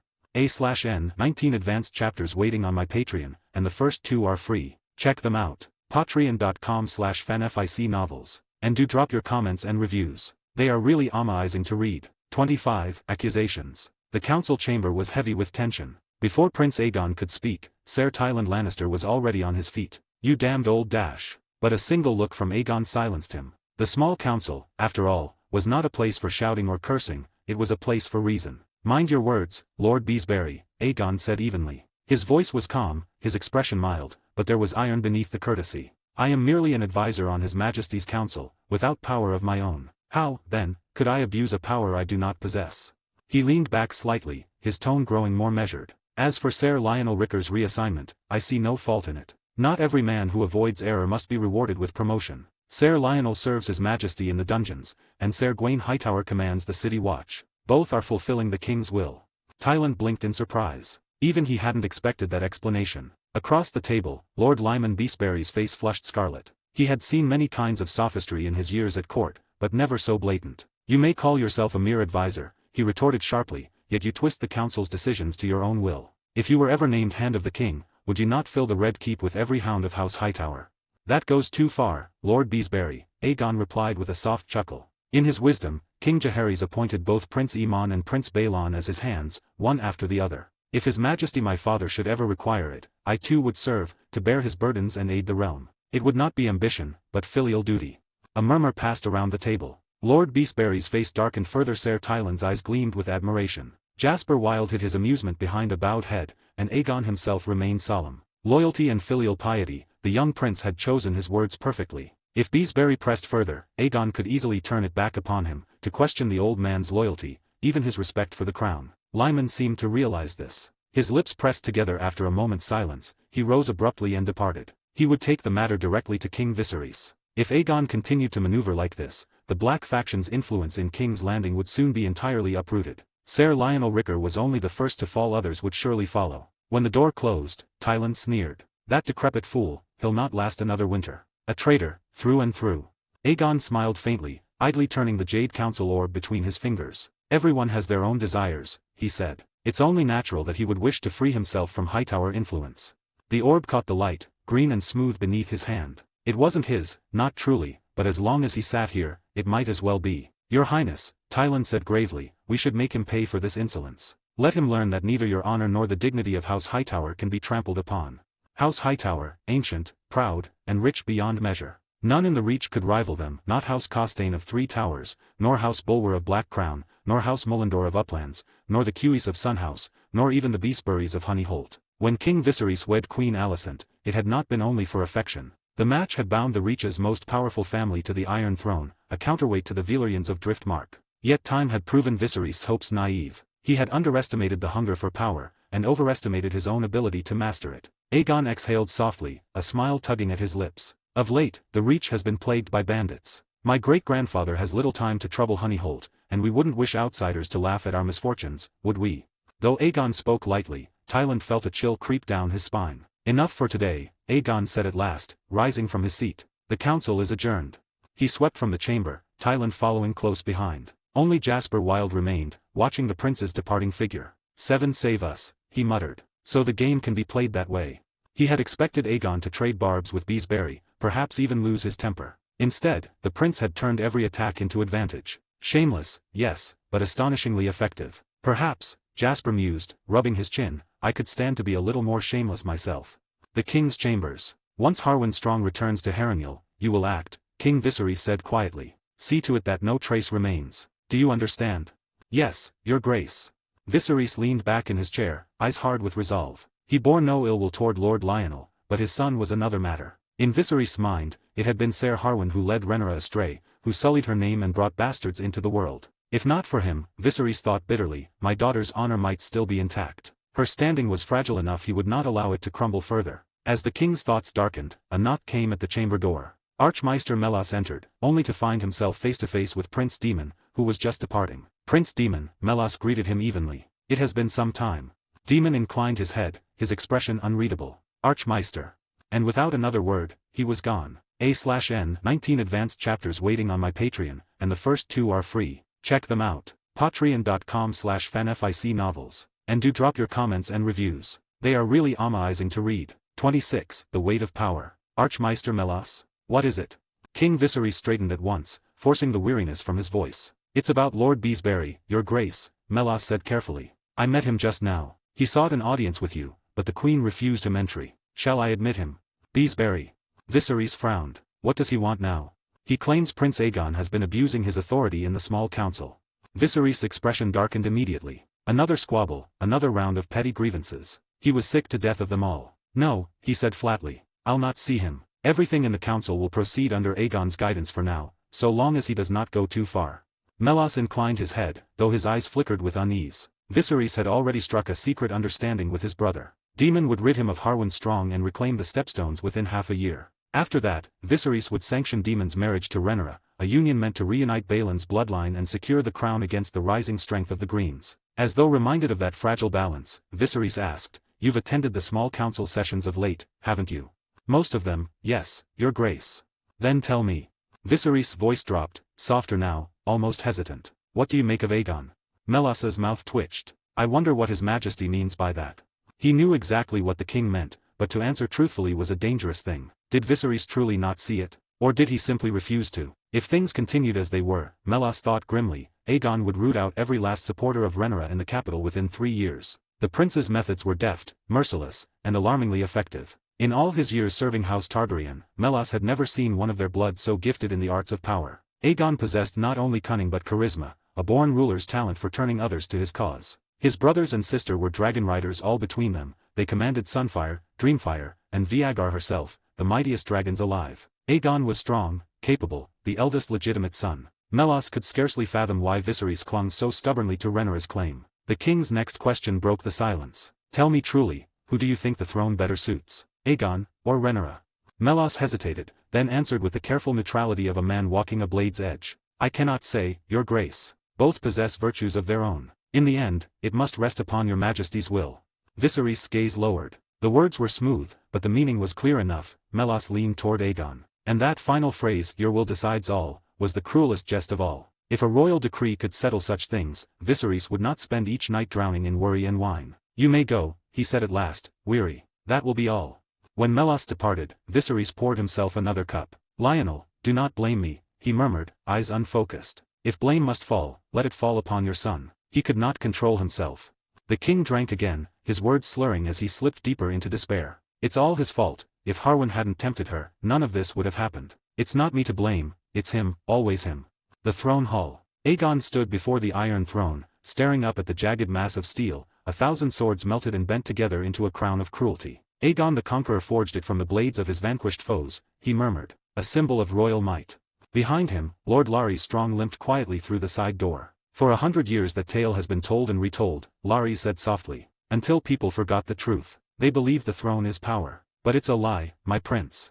Aegon didn't answer. His gaze lingered on the throne's twisted metal. They said the Iron Throne rejected weak kings, that it cut them until they bled. He doubted that. When he wore the crown, he would melt down those cruel swords, pour gold into the steel, and forge a new seat, the Golden Dragon Throne, bright and untarnished, a reflection of Sunfire's glory. I don't think it's a lie, he said quietly. When my father sits upon that chair and rules the realm, he is the king. Whoever holds power is king. The Iron Throne simply shows the world who that is. Larys' eyes followed the throne as well, his mind wandering. What if one day he stood as hand of the king, and Aegon was away? Would he dare to sit upon it, even for a moment? And if he did, would the Iron Throne cut him too? Do you remember what I told you power was? Aegon asked suddenly, turning to him with a faint smile. Of course, Larys replied at once. Power is strength. Aegon laughed under his breath. That was too narrow a view. Power comes from strength, but strength takes many forms. Dragons, men's hearts, armor, steel, grain, gold. These are all strength, and all strength feeds power. Larys inclined his head, as though a student humbled by his teacher's lesson. Aegon did enjoy lecturing, and Larys had learned it was best to listen. After a pause, Aegon's tone changed. You've heard His Majesty plans to wed Helena to Jacaerys. I have, my prince, Larys said with a tight smile. An insult to you and to the queen. Your response was entirely justified. Aegon waved the thought aside. That's not what I meant. I only wanted to tell you this. The reason I dared to oppose His Majesty openly was not because I had power. It was because the principle of power lies with me. He held up 4 fingers, a glimmer of pride in his eyes. And there are 4 of them. Larys blinked, momentarily at a loss, until the meaning dawned on him. It had been 120 years since the conquest. The swords of the 7 kingdoms had bent before 3 dragons, Balerion, Meraxes, and Vagar. And now, Vagar herself answered to Prince Aemon Targaryen, Aegon's brother. The 4 principles, Larys realized with a chill, were the 4 living dragons of House Targaryen. The prince was not boasting. He was stating a fact. You didn't come here merely for talk, did you? Aegon said finally, breaking the silence. Larys' lips curled into a sly, deliberate smile. Of course not. But for what I must say next, we'll need a place with fewer ears. Aegon's eyes gleamed. Then let's hear it.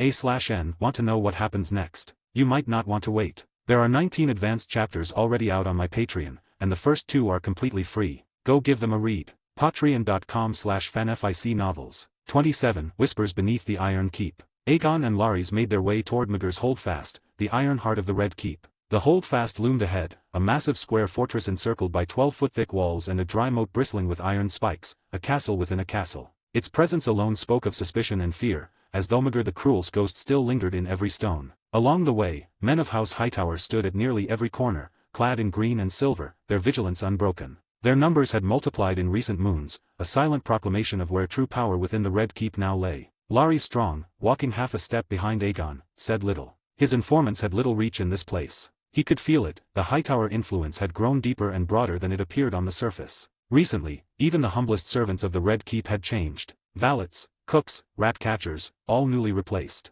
Their ruddy faces and calloused hands betrayed them. These were not the hands of men who scrubbed floors or stirred pots. They were soldiers dressed as servants. No one is to approach, Aegon ordered before entering his chambers. When they reached his rooms, Larys hesitated awkwardly near the desk. Aegon glanced up, amused. Sit down. Don't tell me I must fetch a chair for you. He poured a glass of red wine and offered it to Larys, then filled his own cup, not with wine, but with cold water. Larys raised a brow. You're not drinking. The wine was red gold of the arbor, a vintage so costly most minor lords would never taste it. It was a symbol as much as a pleasure, power, refinement, wealth. For Aegon to pour it and not drink was curious. The wine's good, Aegon replied with a faint smile, but I prefer not to drink like a fish. He had enjoyed wine in both his past life and this one, but never as his father or grandsire did, drowning themselves in it daily. Wine was meant to accompany thought, not cloud it. He drew up a wooden chair and faced Larys directly. Now, tell me, what whispers have your little mice brought today?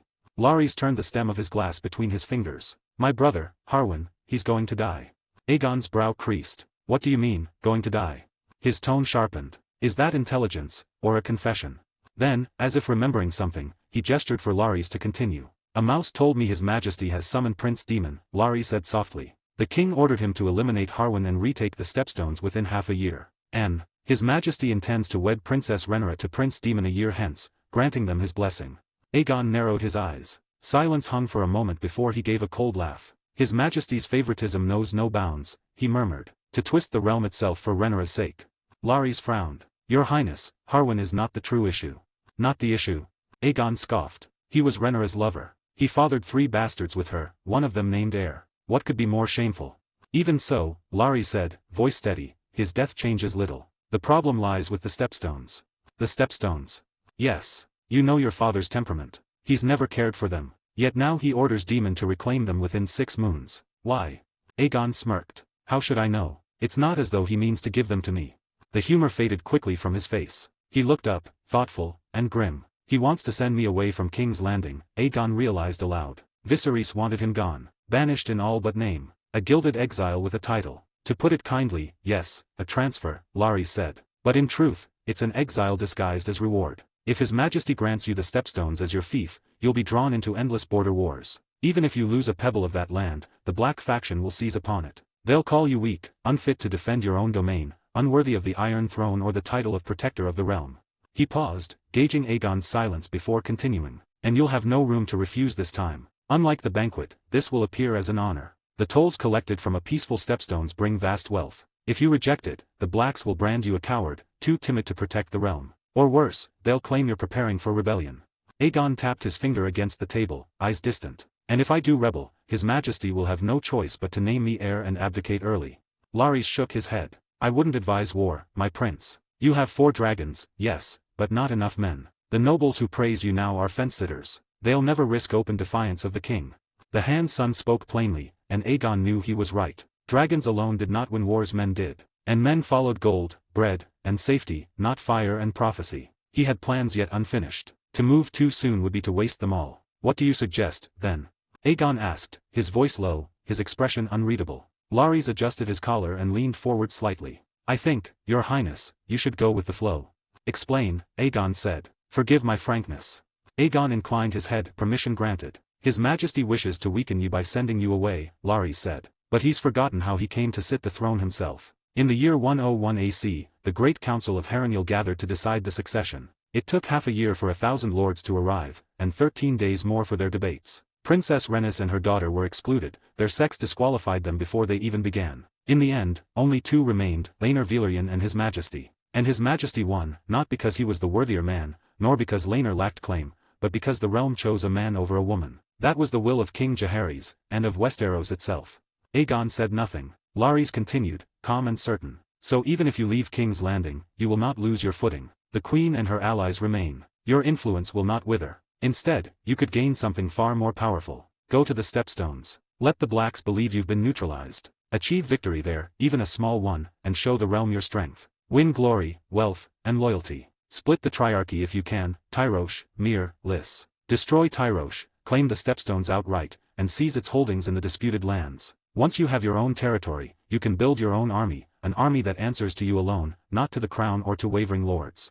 Larys' voice fell silent. Only the faint echo of the torches filled the room. Aegon leaned back, the flicker of candlelight glinting in his eyes. He did not answer immediately, but his fingers had stilled. For the first time that night, a slow, dangerous smile touched his lips. A/N want to know what happens next? You might not want to wait. There are 19 advanced chapters already out on my Patreon, and the first 2 are completely free. Go give them a read. Patreon.com/fanfic novels. 28. The Map of Quiet Wars. Aegon had expected little from Larys strong beyond whispers and secrets. Yet today, the clubfoot had surprised him. Your idea has merit, Aegon admitted, leaning back in his chair. But what if His Majesty summons Rhaenyra to King's Landing and aids her without restraint? The Greens may hold much of the court now, but if Viserys truly throws his weight behind her, my mother may find her grasp slipping. Larys only smiled, calm and assured. Forgive my bluntness, Your Highness. His Majesty may have the courage to send you from King's Landing, but he will never have the courage to drive the Greens to the edge. Aegon frowned slightly. Don't speak so absolutely. No one can say how far His Majesty will go for Rhaenyra. On my head, I can guarantee it, Larys said softly, his smile unwavering. Aegon tapped the table with his forefinger, studying the man before him. Larys knew Viserys too well. The king might grow firm when Rhaenyra was involved, but even his resolve had limits. He was decisive, just not decisive enough. If I am granted land in the Stepstones, Aegon mused, how would you have me sow discord within the Triarchy? He already had a plan of his own. Durin's marriage alliance was part of it, but he wanted to test the reach of Larys Strong's cunning. How deep did the man's foresight truly run? Larys' smile never wavered. Clearly, he had come prepared. Unfolding a map across the table, he pointed toward a speck on the narrow sea. Tyrosh, he said. A port among the 9 free cities, an island north of the Stepstones, near the coast of the disputed lands. Aegon inclined his head. I know it. Tyrosh is a fortress city ringed with high walls, standing at the northeast tip of the Stepstones. Larys nodded. Precisely. A place of gaudy color and ceaseless noise. The bloody tower guards its harbor, and the fountain of the drunken god lies within its heart. Temples and shrines crowd every street, each louder than the last. The Tyroshi are a proud and grasping people, loud in their dress and louder still in their greed. Aegon raised an eyebrow. So?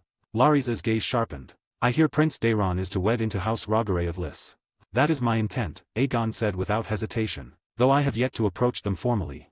At that, Larys' confidence seemed to deepen. Then let us assume Lys, under the Roga's influence, remains neutral. That leaves us 2 foes to divide. We begin with Tyrosh. You must provoke discord with Myr, stir conflict between them. Then send your dragons to strike Tyrosh, but burn only its harbor. Afterward, spread whispers throughout the ports, that you have forged a secret pact with Myr. Do not name the terms, let rumor do the work. Let imagination rut their trust.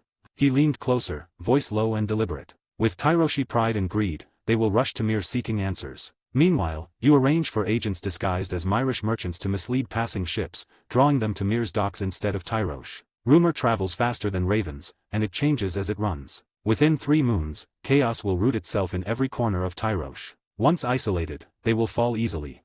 Aegon's surprise was harder to mask now. Larys had thought nearly the same as he. His own plan had been more direct, a union with the Rogas, followed by an assault on Tyrosh itself, and a slave uprising in Myr to shatter the Triarchy from within. Larys had reached a similar end by subtler means. But Aegon did not linger on that. He turned the conversation. Tell me, Lord Larys, do you wish to save your brother?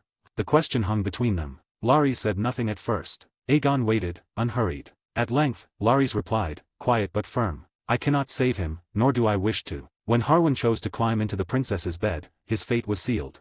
Aegon studied him. And your father, Lord Lionel, do you believe he would name you heir to Harrenhal? No, Larys said at once. Not unless every other strong were gone. My father still has years yet to sire sons. Do you not desire Harrenhal? Aegon pressed. Larys' smile returned, faint and cold. Of course I do. But I believe I can gain more by serving your highness. Allow me to give you my loyalty, wholly and without reservation. Aegon inclined his head in acknowledgement, though his thoughts turned elsewhere. I would still have you claim Harrenhal, he said. Strengthen your hold there. When war comes, and it will, the castle's position will matter greatly. Harrenhal, vast and ruined, loomed large in his mind, the greatest fortress in the 7 kingdoms, built before the conquest and cursed ever since. Yet for war, there was no better seat from which to command. My standing is little better than that of a bastard girl, Larys said dryly. I've no illusions that my father will pass it to me. You do yourself a disservice, Aegon replied. You are far above any dash. He stopped suddenly, as a thought struck him. Aegon's expression shifted, sharpened. Wait, what bastard girl? Larys hesitated. Alice. Her name is Alice Rivers, my father's sin of youth. I've no fondness for her, she speaks to flames and brews her little potions in secret. Aegon's lips curved. What if she truly sees the future? The clubfoot froze. His gaze flicked, unconsciously, toward the chamber to his right. Helena's chamber. There's no need to look, Aegon said quietly. Helena is special. But her sight is not the same as Alice Rivers's. Larys inclined his head, chastened. Alice was born in 87 AC, I believe. My father and brother ignore her existence, and truth be told, so do I, though I have watched her more closely than they know. You claimed not to like her, Aegon noted. That remains true, Larys murmured. But dislike does not dull curiosity. For a long moment, neither spoke. The only sound was the crackle of the fire. At last, Aegon said, when Harwin departs, follow him. Whether you save him or not is your choice. But afterward, bring Alice Rivers to me. A/N want to know what happens next. You might not want to wait. There are 19 advanced chapters already out on my Patreon, and the first 2 are completely free. Go give them a read. Patreon.com/fanfic novels. 29. Moving the pieces. As you wish, Larys said with a nod. Go make the preparations, and while you're at it, send Hugh to me, Aegon ordered with a dismissive wave. Larys bowed and turned to leave, his limp echoing faintly down the corridor. He found Hugh in a quiet corner of the keep, bent over a book, brow furrowed in concentration. "Lord Hugh," Larys said smoothly. "His Highness requests your presence." Hugh looked up, startled for only a moment before nodding. "I'll go at once. My thanks for the message, Lord Larys." "You're welcome," Larys replied, keeping his tone humble and warm. Though Hugh held no title, everyone in the Red Keep knew whose ear he possessed. Even the men of the small council treated him with courtesy they rarely extended to lesser-born knights. When Hugh entered Aegon's chambers, he bowed. "Your Highness, you called for me." "I did," Aegon replied. "Come in, Sir Hugh."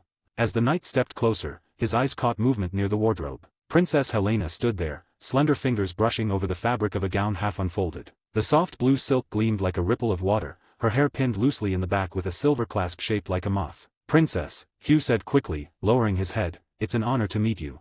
Helena turned, blinking as though his sudden formality had startled her. Then she smiled, gently, almost shyly. "There's no need to be so polite, sir. I've seen you before, in the training yard," she said. "You looked rather fierce with that sword." A faint flush touched the knight's cheeks. "Fierce, your grace. I only hope I looked competent." Her laughter was soft, like wind chimes in a breeze. "Competent, then." Aegon's lips twitched, but he said nothing. He only observed his future wife's tone, her ease, the way she moved now without the timid restraint she once carried like a second skin. Since the betrothal had been announced, she had changed in surprising ways. She seemed lighter, as if some hidden weight had been lifted from her shoulders. The gloom of her dragon dreams no longer clouded her face. She smiled more often, spoke without hesitation. Perhaps, Aegon mused, this was her true nature, buried beneath years of whispers about her strange visions and soft-spoken ways. Hugh bowed again, more formally this time. "You are the future queen, princess. I should respect you as I respect His Highness. It concerns my duty and my attitude, both." Helena tilted her head. "Duty is good," she murmured. "But kindness makes duty easier to bear, don't you think?" Hugh hesitated. "I suppose it does, princess." Her smile deepened, bright yet distant in that peculiar way that belonged only to her. "Then be kind, sir. The world is cruel enough without another sword striking too soon." Helena only smiled again and returned to folding Aegon's garments herself, refusing help from the maids. "Sit," Aegon said. "We've things to discuss." Hugh obeyed. "I hear Lady Martha bore you another daughter?" Aegon asked. "Yes, your Highness," Hugh said, his face softening. "A healthy girl. We named her Marjorie." "A daughter is a blessing," Aegon said with a grin. "You're fortunate, to have both a son and a daughter." Hugh smiled faintly, though his eyes dimmed. "Shocker's health is failing. Archmeister Melas says he may not live past 16. Even 5 more years would be a mercy." Aegon fell silent, searching for words that would not sound hollow. Shocker's ailment was congenital, his heart too weak for the life of a knight's son. They had done all they could, even calling on the Citadel's healers. "You've already done more than enough, your Highness," Hugh said quietly. "If not for you, Shocker would have been taken by the stranger long ago." "Don't speak so," Aegon said firmly. "I'll send more gold and men to the Citadel. If there's a way to prolong his life, we'll find it. Spend what time you can with him." Hugh bowed his head deeply. "My thanks, your Highness." Aegon leaned back in his chair. "Let's speak of lighter matters. Have you thought about Marjorie's future marriage?" The question caught Hugh off guard. His mind flashed back to years past, to when he first swore himself to Aegon not for glory, but to lift Martha and their children from the gutter. And when Aegon had ridden to Old Town himself to seek aid for Shocker. Hugh's loyalty had become devotion. "Your Highness, Marjorie is but a month old," he said, confused. "Naturally, there are no such plans yet." Aegon nodded slowly. "You've served me 6 years now, haven't you?" "Yes, your Highness," Hugh said. 6 years, and every day, I've learned under your guidance." Aegon's gaze turned distant. He remembered his own beginning, held aloft in the hands of a midwife while the realm celebrated Viserys' long-awaited son. But joy had soured with time. Rhaenyra grew, and with her, his own path narrowed. Viserys had bound half the realm to her cause. Aegon had spent his youth in study and preparation, sharpening mind and body while waiting for his chance. Only with Helena's Dreamfire and his own Sunfire growing strong did he dare to move, first through his mother's influence, and later, in his own name. And when Aemond claimed Vagar, the balance had truly begun to tilt. He had moved swiftly, too swiftly. 20 black sympathizers cast out, and for that, Viserys had exiled him from court. His jaw tightened. "You've served me faithfully," Aegon said. "Yet I've never granted you title or land. Do you resent me for that?" "Never," Hugh said at once. "If not for your Highness, my son would be dead. I owe you everything." Aegon nodded approvingly. "Good. Then hear this, I intend for Marjorie to wed my second son, once both are of age. You have no objection, I trust." The word struck Hugh like a blow. Your Highness, that cannot be," he stammered. "I'm a bastard. If you hadn't lifted me up, I'd still be working the forge. My daughter isn't fit to wed your blood. Marjorie is a lovely child, Helena said gently, coming to stand beside her husband. But she's far too young, and her birth, it might cause talk. Status, Aegon said, waving a hand, is the easiest thing to change. When I take the throne, I'll see you legitimized. You'll bear your mother's name again. It was no small promise. In Westeros, bastards were common enough, but to be legitimized by royal decree was to be reborn. Rhaenyra herself had done so once, for the Valyrian boys of Hull. Hugh dropped to one knee, overwhelmed. Your Highness, to restore my mother's name, there is no greater gift. Rise, Aegon said, smiling faintly. I'm not king yet, and the Iron Throne is no easy seat to claim. History, law, and blood, all say it belongs to you, Hugh said fiercely. I swear upon my life, I'll give all I have to see you crowned. Aegon's eyes gleamed. Then I accept your oath. And there is something I must entrust to you personally. A/N want to know what happens next. You might not want to wait. There are 19 advanced chapters already out on my Patreon, and the first 2 are completely free. Go give them a read. Patreon.com/fanfic novels. 30, Heir of Harrenhal. Please command, Your Highness. Aegon regarded the man before him with a faint smile. In time, I may be granted the title Lord of the Stepstones. When that day comes, there will likely be war.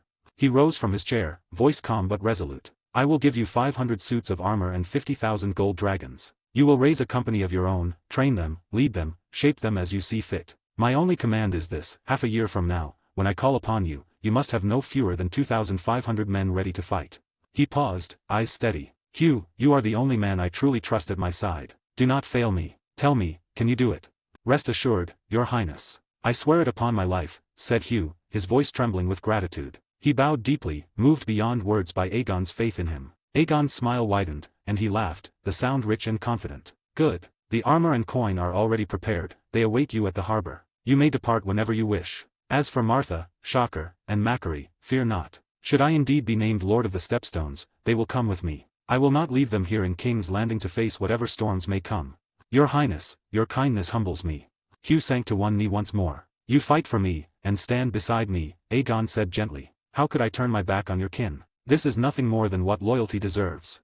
He stepped forward and clasped Hugh's shoulder, helping him to his feet. For 6 years now, Aegon had trained him, shaping him not merely into a soldier, but a commander who could stand on his own. The Hightowers might send troops if asked, but they would remain their father's men, not his. Aegon knew the truth of it. What is yours alone is worth more than what your father lends. If war came, his allies would answer. The Hightowers would march. The Lannisters might send coin or men. Great and lesser houses alike, those who favored him, would offer what they could. And Lord Corlys Velaryon? Aegon smiled to himself. Driftmark stood to gain most from the Stepstones being pacified. The sea snake would not stay idle. With these lords providing strength and gold, Hugh's company would be forged into a weapon, one loyal to Aegon alone. And 3 days passed swiftly. Enough, son. Let's go, said Lord Lionel Strong, resting a heavy hand on Harwin's shoulder. A shadow crossed Harwin's face. I am unwilling, father. Had I married Rhaenyra, none of this would have happened. Lionel's expression hardened. He knew that resentment well, the old wound festering in his son's heart. But the game for the Iron Throne was a cruel one, and he had sought only to keep his house alive through it. You are unwilling. He hissed, voice low but fierce. You bedded the princess, gave her 3 bastard sons, and now you speak of regret. Do you have a death wish, boy? Must I bury you before you learn what it means to be a strong? If you die, I'll have another son to carry the name. Would that please you? His anger flared, born of fear and love alike. If Harwin died, what then? Would he pass Harrenhal to Larys? The thought sickened him. Larys, twisted of leg, could never carry the strong name with pride. The Strongs were already whispered about across the realm, but whispers were not yet proof. So long as the truth stayed unspoken, they could still pretend dignity. Enough of this foolishness, Lionel said at last, exhaling. Daemon has grown close to the princess again. No matter how strong you are, Harwin, no matter how rich our lands, you cannot match a man who rides a dragon. Think of the Greens, think of Prince Aegon's power. Do you still believe you have a chance? He turned toward the stables. You'll go back to Harrenhal. Keep your head low, your house standing. That's all I ask. This is not up for debate. He gestured sharply, and the stable boys moved to ready the horses. Lionel and Harwin left King's Landing soon after, followed days later by Larys and his small retinue. In his haste to deliver his heir to safety, Lionel barely stopped for rest, cutting their journey short by nearly a third. But fate had other plans. Upon their return to Harrenhal, on the very night of their arrival, fire consumed the tower where father and son slept. The flames raged until dawn, leaving only charred stone and ash. Both men perished. 5 days later, Larys Strong arrived at Harrenhal. Ser Simon Strong, his granduncle, oversaw the funeral rites amid the smoke-stained ruins. Why have you returned? Simon asked, surprise and suspicion in his eyes. I bear a royal decree, Larys replied softly. Where is Alice Rivers? At the mention of the name, Simon's brow darkened. Your father and brother have barely been laid to rest, and you ask after some baseborn witch? Show some grief, boy. Larys turned to the twin coffers that held the ashes of Lionel and Harwin. His fingers trembled upon the head of his cane. I am grieving, grand uncle, he said at last. But there are forces behind their deaths, powers I mean to unmask. I will have justice for them both. His tone wavered, almost imperceptibly. He could have stopped his father from escorting Harwin back, could have spoken, could have warned them. But he hadn't. Ambition had taken root too deeply, and now that it had borne fruit, he felt no regret, only the cold resolve that replaced it. Explain yourself, Simon demanded. He had heard whispers, of course, rumors of bastards, but still he could not believe King Viserys would order such a thing. Best I say little, Larys murmured. The matter touches the crown, but my father and brother are gone. By law, I inherit Harrenhal. Gather the household and have them swear to me. Simon frowned. Must you move so swiftly? No one contests your claim. It is not haste, but necessity, Larys said. You've not been in King's Landing, you cannot know how fierce the struggle has become. Simon's eyes narrowed. And which side do you stand on? I have chosen, Larys said simply. Prince Aegon is the rightful heir, the true king. Rhaenyra is the heir named by Viserys himself, Simon retorted. Will you commit treason so easily? He spoke not as a loyalist to her cause, but as a man wary of ruin. To him, withdrawal, distance, was the only safety. Larys saw through him at once and smiled faintly. You would rather be neutral. His voice dripped with quiet scorn. Neutrality requires strength, uncle. Tell me, when dragons fly above your keep, what banner will you raise? Harrenhal lies at the heart of the realm, every army marches through it. Do you think the Greens will yield it? Or that the Blacks will allow you to stand aside? His words hung in the air like smoke from the tower's ruins, heavy, inescapable, and true. A/N want to know what happens next. You might not want to wait. There are 19 advanced chapters already out on my Patreon, and the first 2 are completely free. Go give them a read. Patreon.com/fanfic novels. 31. Dreaming of Peace. The smoke had long since faded from the ruins, yet the air still tasted of ash. Sir Simon Strong stood beside the charred remnants of a tower wall, his face drawn tight. He had served Harrenhal all his life, seen it crumble and blacken, and still he had told himself the old curse was just a story whispered by frightened smallfolk. But now, standing among the bodies of his kin, even he could not ignore the dread that lingered like a ghost among the stones. For once, Simon had no words. This was something he had never considered, that Harrenhal itself might have claimed its due. Larys Strong, his cane clicking lightly against the flagstones, watched him with that mild, thoughtful expression that never quite revealed what he was thinking. He looked upon his great-uncle not as kin, but as one might study a piece of board in the game of Sivas, useful, perhaps, but easily replaced. In his heart, Larys felt nothing. Sir Simon, for all his age and titles, had ever been a man of middling courage and lesser ambition, a fence-sitter who mistook his own cowardice for prudence. Always waiting to see which side of the wind blew warmer. Always pretending he could dance between dragons and live. Larys had no patience for such men. I will not be staying long, he said quietly, breaking the silence. When I leave, the work of restoring Harrenhal will fall to you. Simon turned sharply, thinking he must have misheard. Restore it. He repeated. You mean to repair Harrenhal? That's what I said. Larys's tone did not rise, yet something in it made Simon step back. Prince Aegon will need a strong seat, not a decaying ruin haunted by tales and smoke. Simon frowned, looking around at the scorched stones and twisted iron gates. Is that truly necessary? The walls still stand, and the halls. What of it? Larys interrupted. What of it? Simon spread his hands helplessly. We've lived here half our lives. It may be blackened, but it's still Harrenhal. We have no coin for such folly. The younger man's smile was almost pitying. Do you take me for a fool, uncle? I know precisely what lies in the coffers, to the last copper. He took a step closer, lowering his voice so only Simon could hear. Silver and gold do not weep for their dead. Money that sleeps in vaults is nothing but cold metal. It should serve its purpose while we still can. Simon swallowed. And if I refuse? Larys' smile vanished. Then I will send men to make sure you obey. And should they find your work wanting? His tone softened into something even colder. Prince Aemon will come to inquire himself, upon Vagar. The name alone drained the color from Simon's face. Vagar, the oldest of the living dragons, mightiest since the Black Dread. Her wings could shadow a castle, her breath melt steel and stone. Even the memory of her roar was enough to set a man trembling. I understand, Simon muttered at last, lowering his gaze. Good. Larys adjusted his cane. See that you remember. With that, he turned and left his uncle standing in the courtyard, the wind stirring ashes around his boots. Larys took command of the funeral that followed. It was a solemn, quiet affair, a thin line of black banners waving above a field of scorched earth. Lord Lionel Strong, once Hand of the King, and his son Ser Harwin, burned with the keep they had called home. Larys spoke the rights in a steady, measured tone. No tears marked his cheeks. To the men of Harrenhal, it seemed as though the gods themselves had turned their eyes away from the cursed fortress once again. When the news reached King's Landing, fury shook the Red Keep. Viserys Targaryen stormed through the council chambers, his face pale with grief and wine. Damn it all.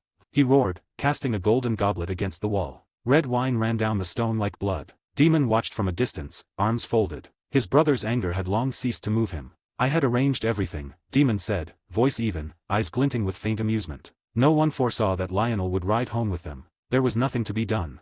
He might as well have been speaking of the weather. To Daemon, death was no stranger, and Lord Lionel had merely stepped into the shadow sooner than most. Viserys turned on him, his grief curdling into rage. Do you think Lionel's death means nothing, to you? To Rhaenyra? Daemon's expression didn't change, though his lips quirked in faint irony, as if to say, and why should it? Viserys' breath came harsh and ragged. Do you know what the small council debates even now? Daemon shrugged. I'm not one of your counselors. How would I know what they mutter? You would, if you'd ever learned restraint, the king snapped. Daemon's eyes darkened. The memory of his brother's refusal to name him hand still stung, a wound he hid beneath layers of sardonic laughter and restless violence. Viserys' voice dropped low. They mean to restore Otto as hand. Only Lord Lyman objects. Daemon laughed, sharp and cruel. So it comes full circle. The leech crawls back to his host.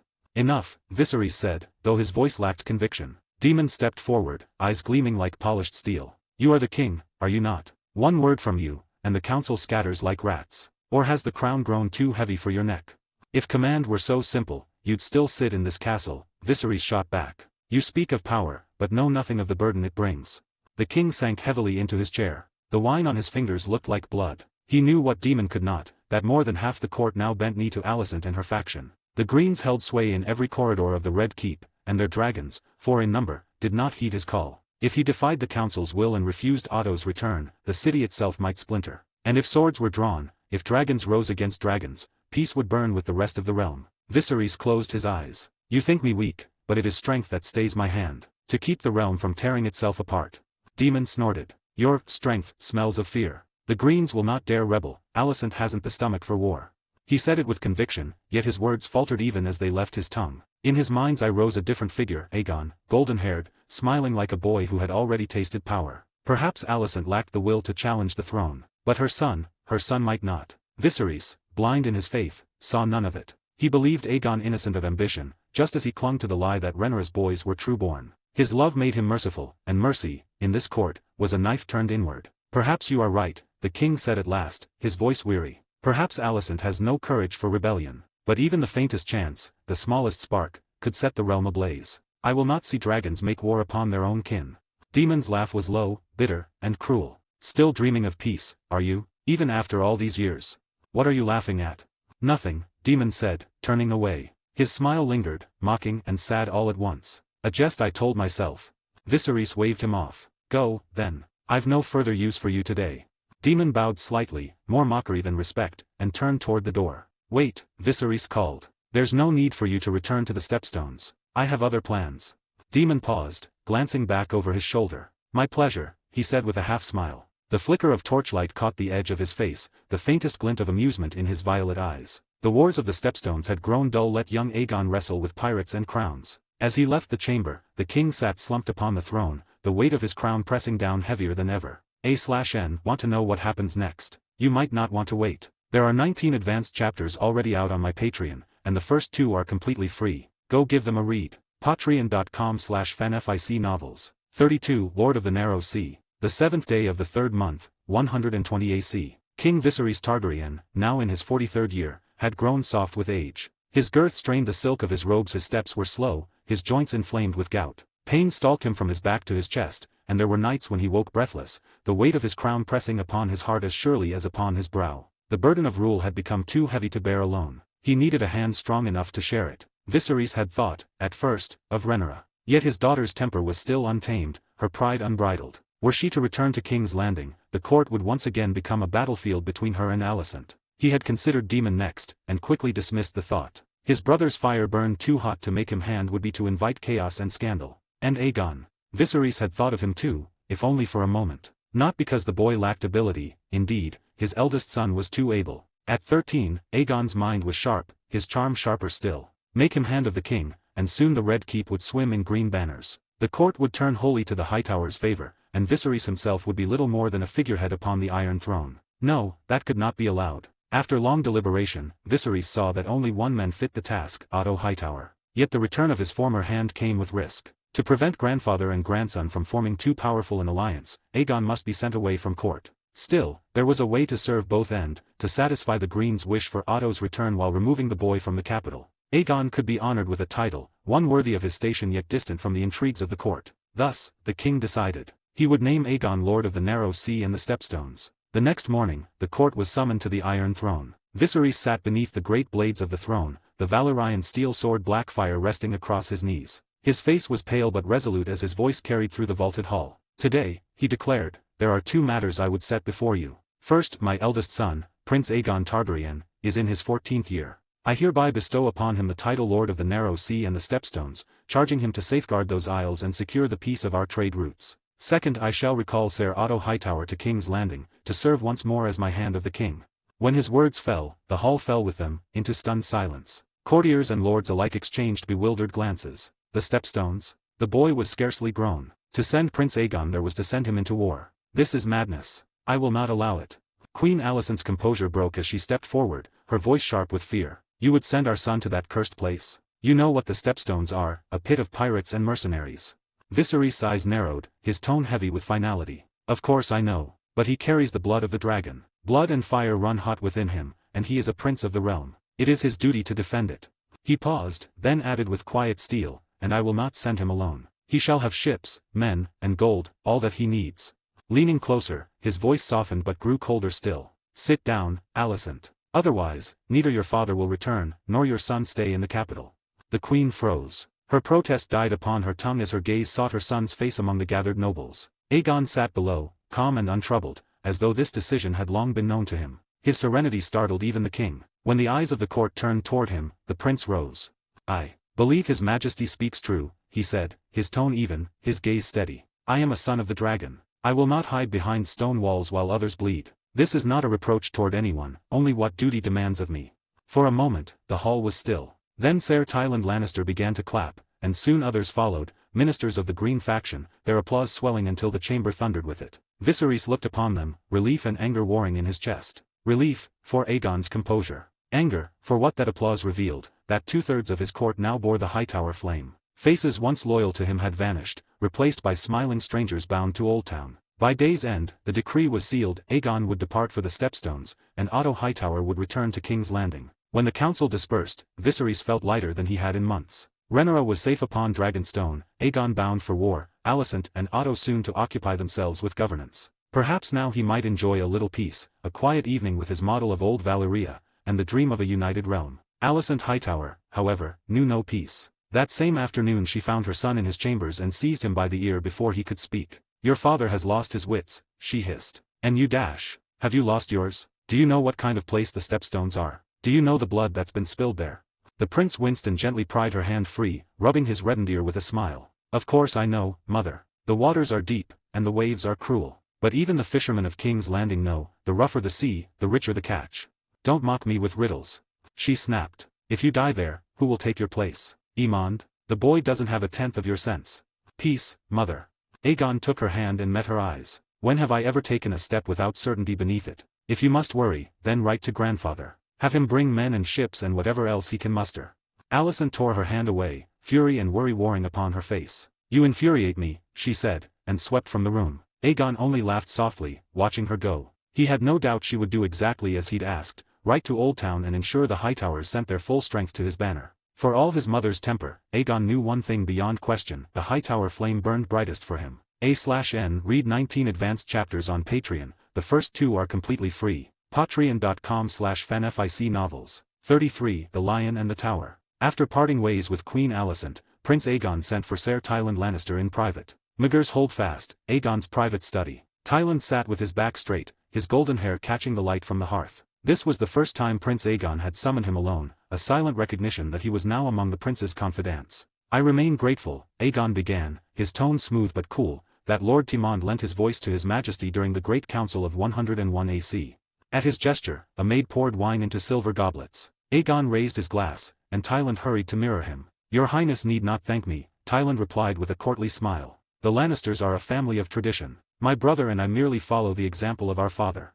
The meaning beneath his words was plain enough. As our father supported King Viserys, so shall we support you. I trust you, Aegon said simply. The Lannisters have ever been pillars of the realm. Your praise honors us, your highness, Tyland replied, his grin bright and measured. After a few more pleasantries, Aegon's tone shifted. Tell me, what do you make of His Majesty's latest arrangements? Tyland took a sip of wine, gauging the young prince's expression. Finding no hint of change, he spoke carefully. I think His Majesty acts unilaterally. Any man with eyes can see he wishes to send you from King's Landing, to clear the way for Princess Rhaenyra. He paused, then leaned forward slightly. What puzzles me, your highness, is that you do not seem surprised. Did you already know? Aegon chuckled softly. Of course I knew. I even know how many bites of bread His Majesty took this morning, and how many sips of milk followed. Tyland's eyelids twitched. 7 hells, he even knows that. No wonder King Viserys means to send him away. This boy's reach over King's Landing is perhaps already greater than his father's. He swallowed discreetly, masking his unease with another sip of wine. Then what are your highness's intentions? He asked, his thumb rubbing the joint of his finger. I see an opportunity, a rare one. Aegon's voice hardened. But I will need allies. I must drive the foreign powers from the Stepstones. Tyland's eyes gleamed with sudden understanding. Your highness may rest easy, he said at once. I have already written to my brother. When I return, I shall send another letter. You will not wait long before our support arrives. Good. Aegon clapped him firmly on the shoulder. Once the Stepstones are cleared, the Lannisters shall be exempt from all transit taxes for 3 years. The transit tax, in truth, a toll, would surely be high once Aegon ruled the Stepstones. He might later choose to lower it, perhaps after the dance itself, but for now it would stand. Tyland, however, did not flinch. For House Lannister, such coin was trifling. What mattered far more were the returns, the political fortune that would come should Aegon one day wear the crown. 3 days later. The Reach, Old Town. I received Alicent's letter, said Ormond. The supplies for Aegon are ready, uncle. He and Otto stood together upon the quays of Old Town, watching sailors load cargo by torchlight. 20 stout ships bobbed in the harbor. This is but the first shipment, Ormond continued, perhaps a touch abashed. For more fleets will follow. In all, 5,000 suits of armor, 200,000 gold dragons, 1,000 sailors, and enough provisions and arms to fill the Stepstones. I have also gathered craftsmen, masons, carpenters, smiths, for the fortifications.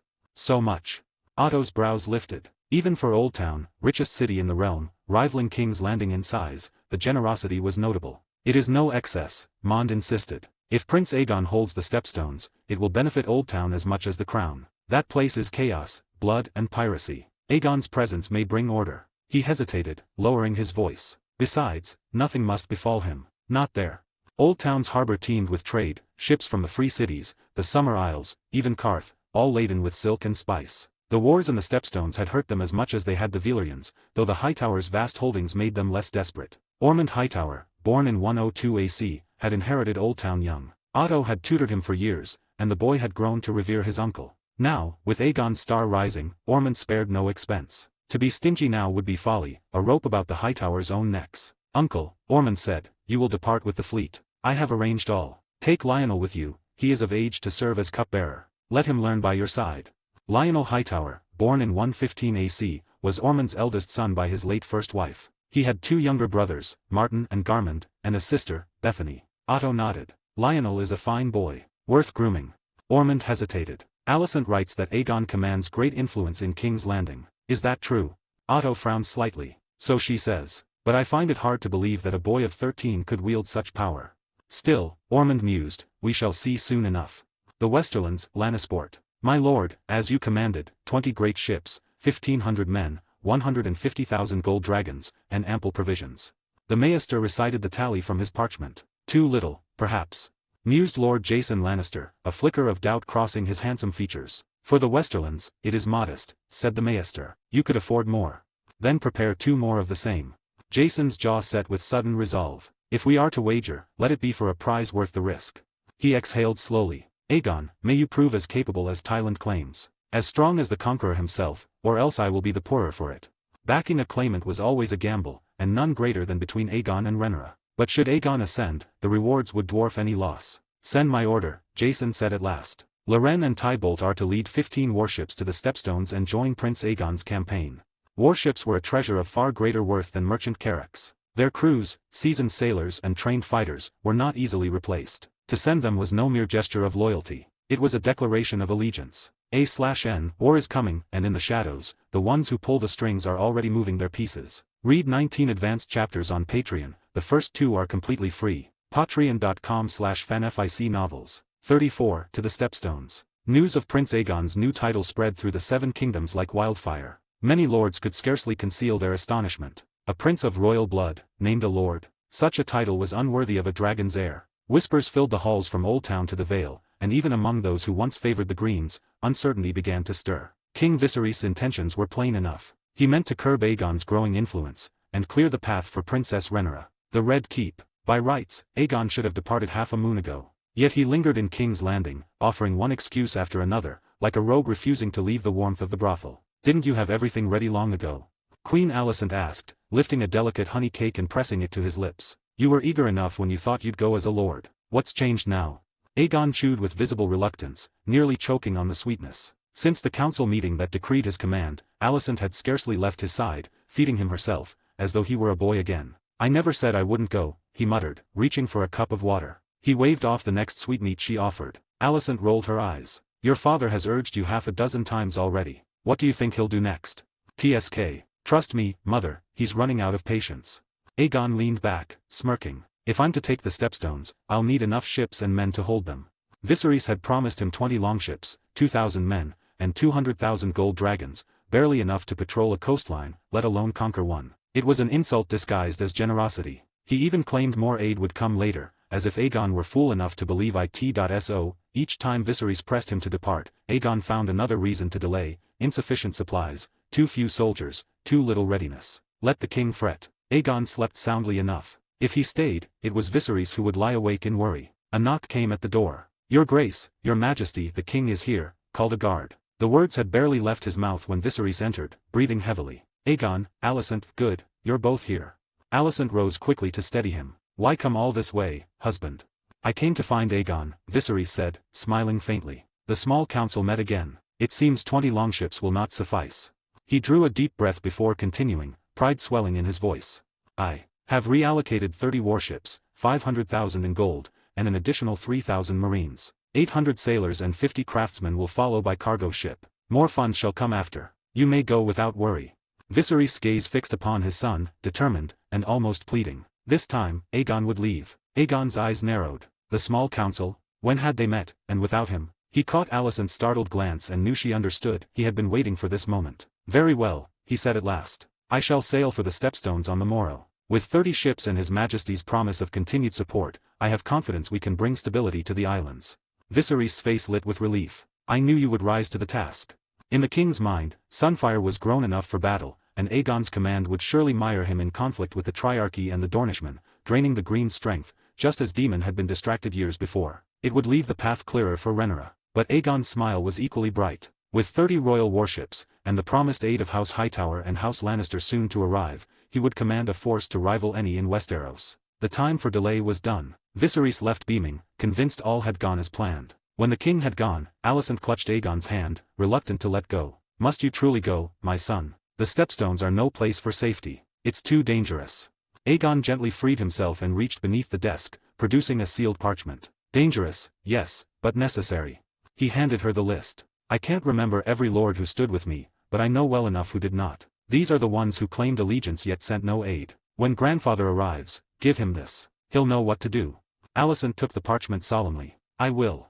With this, the Greens would know who their true friends were, and who were merely waiting to see which dragon would triumph. Dawn broke under a shroud of fog the next morning. The harbor below the Red Keep bustled with the cries of sailors and the clatter of chains. 30 warships and 20 cargo vessels raised sail, their banners snapping in the chill wind. From the mist above came a sound that silenced the harbor. Hiss, roar. Sunfire burst through the clouds, his golden scales blazing in the pale morning light. His wings spread wide as he circled the fleet below, a vision of the sun itself taking flight. Moments later, Dreamfire, Vagar, and Tessarion followed, 4 dragons wheeling together above the masts, their cries echoing over the waters. Hiss roar, hiss shriek. Their roars intertwined, shaking the city to its bones. Fishermen and dockworkers dropped their tools, gazing skyward in awe. Under the Green's careful orchestration, word had already spread: Prince Aegon rides to war for the realm, for the Stepstones, for the kingdom, for the people. Prince Aegon will be victorious, shouted a voice in the crowd. Then another, and another. Soon the harbor thundered with the chant. Prince Aegon will be victorious.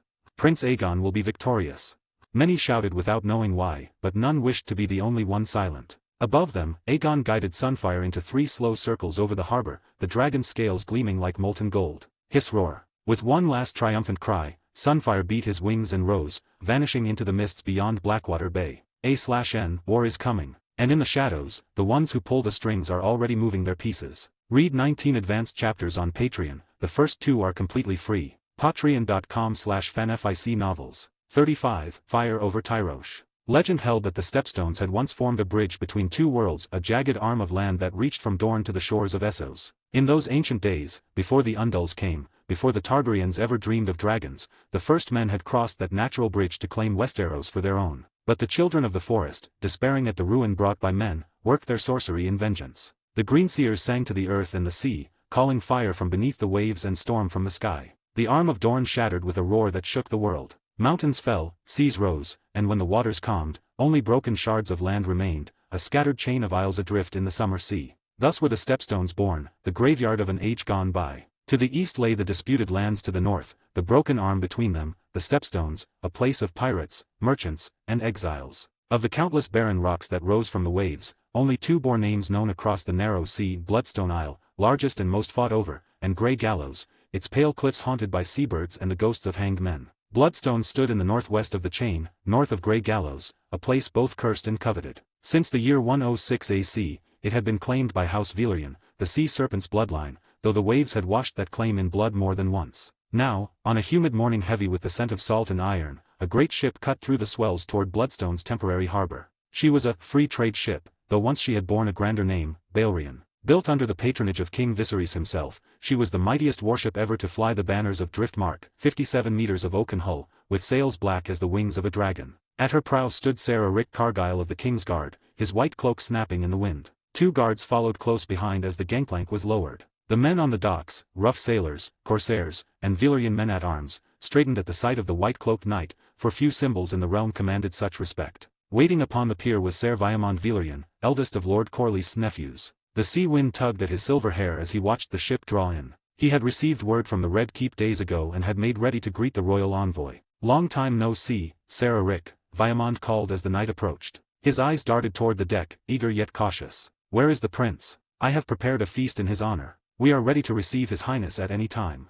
There was politeness in his tone, but also a hint of tension. Vaimon was no fool. The coming of Prince Aegon, Viserys' firstborn son, and now rumored to be gathering banners of his own, could mean opportunity or danger in equal measure. Vaimon was one of the few Velaryons who favored the Greens, and his disdain for Princess Rhaenyra's bastard sons, those dark-haired boys the court called Strongs, was a thing of open record. The thought that one of them might inherit Driftmark made him clench his jaw in silent fury. "His Highness will arrive soon," Ser Rick replied, his voice formal as always. Even as the words left his lips, the sky above them thundered. A shadow crossed the sun. Then came the roar, ancient and primal. 4 dragons broke through the clouds like gods descending from the heavens: Sunfire the Golden, Dreamfire, Vagar, and Tessarion. Their cries rolled across the sea, echoing between the isles. The waves themselves seemed to tremble. The dragons wheeled once above the fleet, their wings beating the air into foam, before turning eastward in dazzling arcs of light and flame. Vaimon shielded his eyes, watching the shapes grow smaller. "Is the prince bound for Tyrosh?" he asked, a thrill of both dread and hope stirring in him. Ser Rick only shook his head. "I know not. His Highness commanded me only to take control of Bloodstone Isle." Vaimon nodded slowly, though his mind raced. If he flies to Tyrosh, let him bring them ruin, he thought. Let those perfumed peacocks learn what true fire means. The port of Tyrosh. Tyrosh was a city of colors, garish and proud, its walls painted in pinks and greens, its towers gleaming like gemstones in the sun. Built upon a narrow island north of the Stepstones, it was small but well defended. A ring of walls enclosed its every street, and its docks bustled day and night with trade and deceit alike. The war in the Stepstones had barely touched its shores. Merchants still haggled, sailors still drank, and the scent of spice and sweat filled the air. "Did you hear?" laughed a wiry man with hair dyed green and a beard of bright pink. He lounged upon a crate, tankard in hand. "That fat king in the west granted the Stepstones to some little princeling. Ha, a boy of what dash? 17, shall we all tremble?" Another Tyroshi, his own hair painted blue-green, snorted. "Even Demon Targaryen failed to tame us, and the Velaryons bled their ships dry. What hope has a child?" Laughter spread like wildfire through the crowd. The dockhands, corsairs, and traders joined in, oblivious to the shadows gathering in the sky. Then the light dimmed. The wind shifted. A single, terrible roar split the clouds. Hiss, roar. the laughter froze in every throat. Heads snapped upward. The sky seemed to burn. Through the veil of storm clouds burst Sunfire, his scales a blinding gold, his wings spreading wider than the city's gates. Fire danced upon his claws. Upon his back, Prince Aegon Targaryen leaned forward, eyes hard as Valyrian steel. "Dracarys," he commanded. Sunfire opened his jaws and the world turned to flame. A torrent of molten gold fell upon the docks, sweeping through wood and flesh alike. The two mocking Tyroshi vanished in an instant, their laughter replaced by screams that melted into the roar of fire. "Dragon! A dragon!" Someone screamed. "Run!" Chaos exploded. Men and women fled in every direction, tripping over one another as ships caught fire and the sea itself boiled red. But the attack had only begun. A shadow tenfold greater followed in Sunfire's wake. Vagar descended with a roar that shook the stones. Her wings cast the harbor into darkness, her eyes burned green as wildfire. Upon her back rode Prince Aemon Targaryen, his eyes gleaming with cruel delight. "Vagar!" He bellowed above the wind, his voice exultant. "Dracarys!"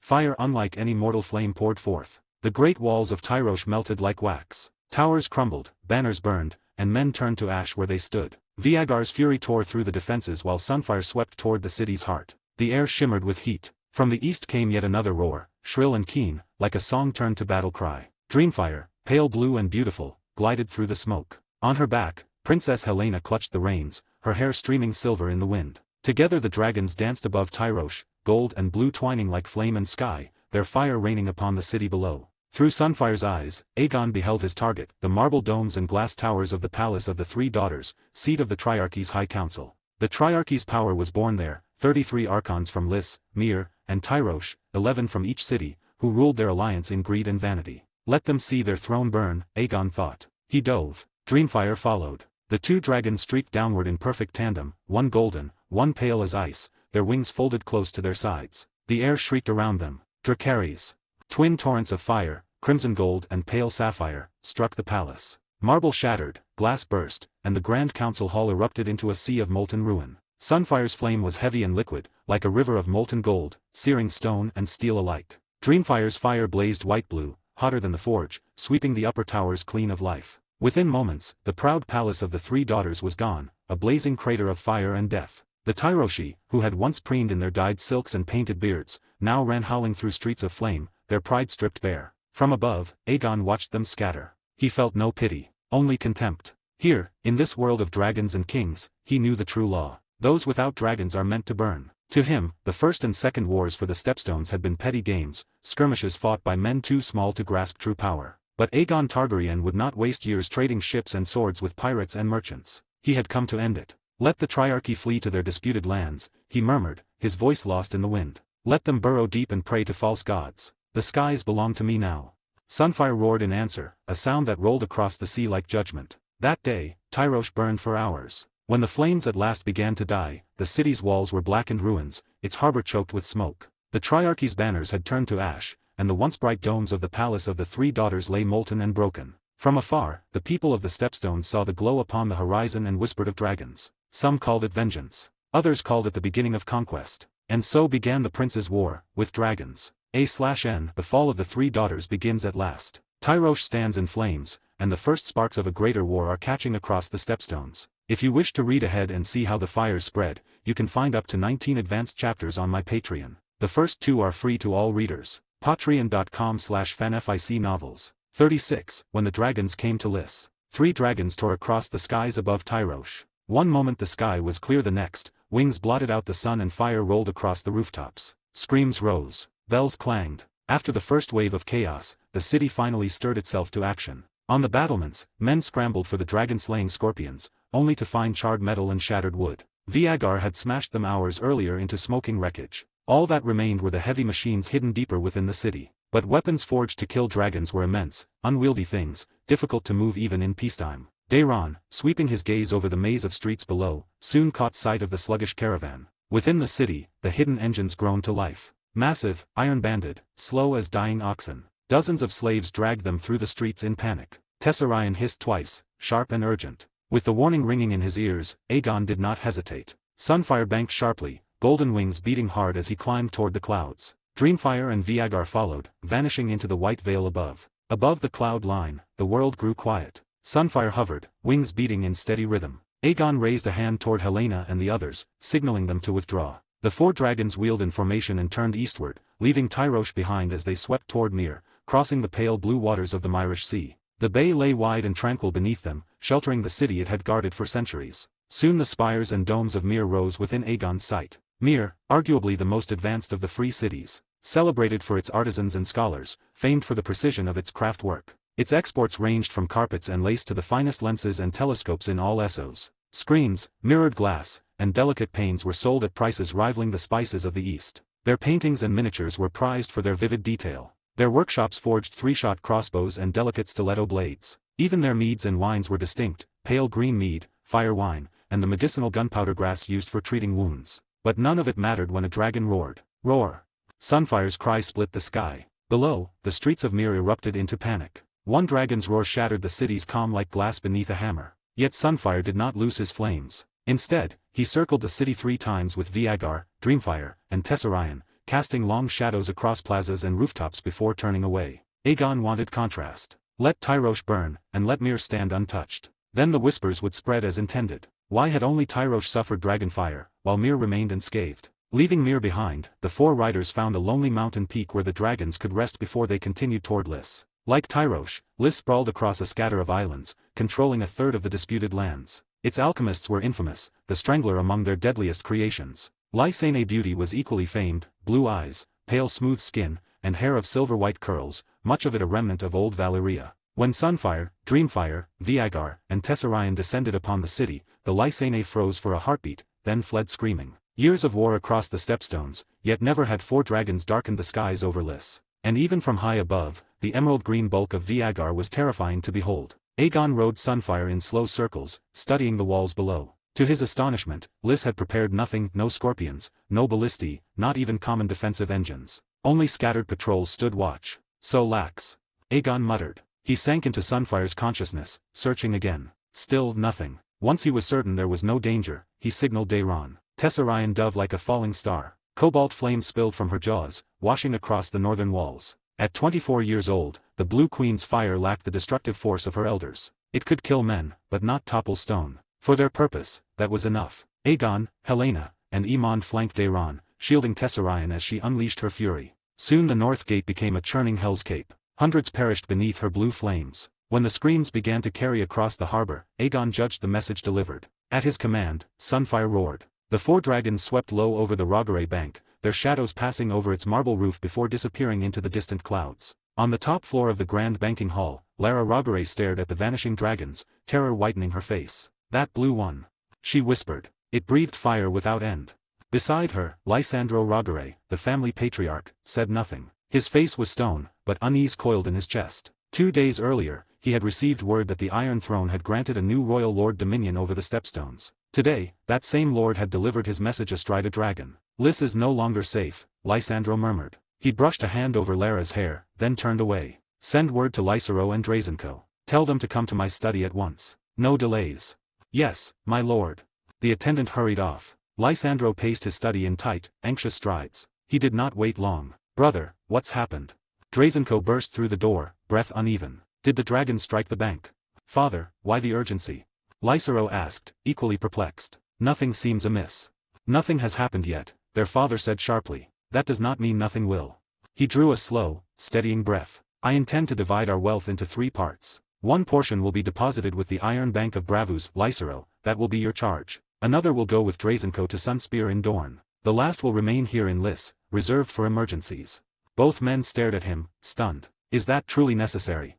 Lysero asked. We could fortify the bank, line the walls with scorpion bolts. How costly could it be? He clearly hated the thought of entrusting coin to their greatest rival. The Rogare Bank stood so high that some whispered it now rivaled Bravus itself. To deposit wealth with the Iron Bank would invite ridicule. Drazenko frowned as well. Sending 1 share to Dorne is sensible, he allowed. But giving another to the Iron Bank, brother, that is reckless. We are their foremost competition. If word spreads that we rely on them for safety, our reputation will suffer. Lysandro fell silent, troubled. He had not considered that consequence. What, then, do you suggest? Drazenko thought for a moment. I will take 1 portion to Dorne. Let Lysero carry another to our hidden estate in the depths of the disputed lands. And do not leave the last portion idle, use it to purchase supplies. Send them all to the estate for storage. He paused. And lastly, dispatch men to Astapor to buy a company of Unsullied to guard it. The so-called estate was no estate at all, only a fortified refuge concealed in dense jungle, built for moments such as this. Lysandro nodded slowly. A sound plan, though prices in Lys may surge again. Dragonstone shrugged. And let them. If the city starves, let the starving perish. What matters is that we remain secure after all. A/N. The fall of the three daughters begins at last. Tyrosh stands in flames, and the first sparks of a greater war are catching across the Stepstones. If you wish to read ahead and see how the fires spread, you can find up to 19 advanced chapters on my Patreon. The first 2 are free to all readers. Patreon.com/fanfic novels. 37. The Stepstones Gambit. Very well. We'll do as you say. Lysandro exhaled, surrendering the last remnants of his hesitation. Dragonstone was right. In moments of true peril, the Vagar family could not afford softness or sentimental scruples. Survival demanded ruthlessness. They exchanged grim nods and departed to make their preparations. Left alone in the stillness of his study, Lysandro sagged heavily into the leather chair behind his desk. For a moment, he simply sat, palms pressed to the armrests, staring at nothing. But the same image kept returning, vivid and impossible to banish. The circling dragons above Lys. Their shadows drifting like winged specters across the marble avenues. Their roars carrying across the harbor, echoing among the domes and towers like celestial thunder. The city's courtesans whispered of omens. Sailors had thrown their nets back into the sea and fled. Even the brothel district had quieted, windows shuttered and lamps dimmed. Lys was a city accustomed to excess, chaos, and indulgence, yet at the sight of dragons overhead, every voice had fallen silent. Even now, Lysandro could still feel that silence ringing in his ears. 4 dragons. 4. Then, a soft voice came from the doorway. Father. He turned. Larys stood in the doorway, half hidden behind the polished wood, her small hands gripping the frame. Only half her face peeked out, wide purple eyes shining with worry. Lysandro beckoned, and she rushed into his arms. He stroked her pale silver gold hair, so like his own, so like the ancestral portraits, and a bitter reluctance tightened his chest. Valyrian blood still pulsed in their veins. Silver gold hair, purple eyes, and deep within the ancestral crypt, the preserved skull of a dragon their forebears had once claimed. History was uncertain, fragmented by war and time, but Lysandro believed it with absolute conviction. The Vagar line had once known the Dragonlord's might, had once ridden beasts of flame and sky. If only that blood had not gone dormant. With dragon riders among them, they would not now be trembling like mice before cats. But reality allowed no such dreams. No dragon meant no power. Lysandro had seen what dragons could do. In his youth, he had traveled the western seas, observing naval battles from merchant decks. He had seen entire fleets break and burn beneath a single swoop of dragon fire. He had watched seasoned sailors scream as masts collapsed, sails ignited, and ships sank in minutes. No army, no mercenary band, no Lysane ship could stand against that. Men lied. Steel broke. Gold failed. But dragon fire. Pulling away gently, he cupped Lara's cheek and forced a reassuring smile. Go rest, sweetling. Leave the worrying to me. She nodded hesitantly, reluctant but obedient, and slipped out the door. When she was gone, he pressed both hands to his face briefly. Better to withdraw. Better to preserve what truly mattered. Lys was wealthy, but wealth made one visible. The disputed lands, by contrast, offered shadows to disappear into, fortresses in the wilderness, forgotten valleys, mercenary enclaves where coin bought silence more reliably than loyalty. If necessary, a branch of the family could vanish there for years. But their wealth must move first, quietly and invisibly. Gold, jewels, bonds, contracts, even the more dangerous assets like private guards and smugglers' networks. He had to prepare for the world these dragon reshape. Judging by what he had seen today, the raid had been a warning, not an act of war. Had they meant true destruction, it would not have been only the small blue dragon breathing flame. But warnings seldom came twice. He needed to act before the next shadow fell over Lys. A sharp knock broke his thoughts. Enter. A maid stepped inside, skirts swishing softly. Her head remained bowed as she spoke. My lord, Governor Miles and Governor Banbaro have sent envoys. They request your presence at a council. What shall I tell them? Lysandro's eyes narrowed in thought before he nodded. Tell Governor Miles I shall be there at once. Ask him to wait. When she departed, he rose and adjusted his garments, a slow smile forming. Perhaps the third war for the Stepstones would prove an opportunity, his opportunity. A perfect moment to unseat Banbaro Bazan. That wretched brute had plagued him since the day he won his seat as governor. But the Vagar coffers had grown deep enough to rival kingdoms, they had Miles' loyalty, and half the city's administrators danced on Vagar strings. They did not fear Banbaro. But not fearing was not enough. If fortune allowed, Lysandro intended to crush him outright and swallow every coin the man possessed. When his sedan chair arrived at the governor's hall, Lysandro discovered he was the last to appear. How curious, he said lightly, allowing himself a smooth smile. I left at my usual pace. Have I grown slow in my old age?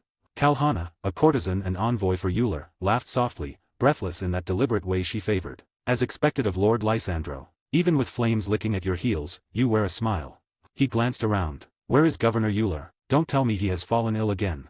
Kalhana flirtily tilted her head, eyes glimmering with feigned coyness. The weather has been unkind. He has been coughing for days, so he asked me to attend in his stead. Lysandro's expression chilled instantly. He gave her a dismissive grunt and strode past her, taking a seat beside Miles. Miles intervened diplomatically. We're here to discuss how Lys should respond to what happened today. 4 dragons appeared, yet only the smallest unleashed flame. Clearly, this was meant as a warning.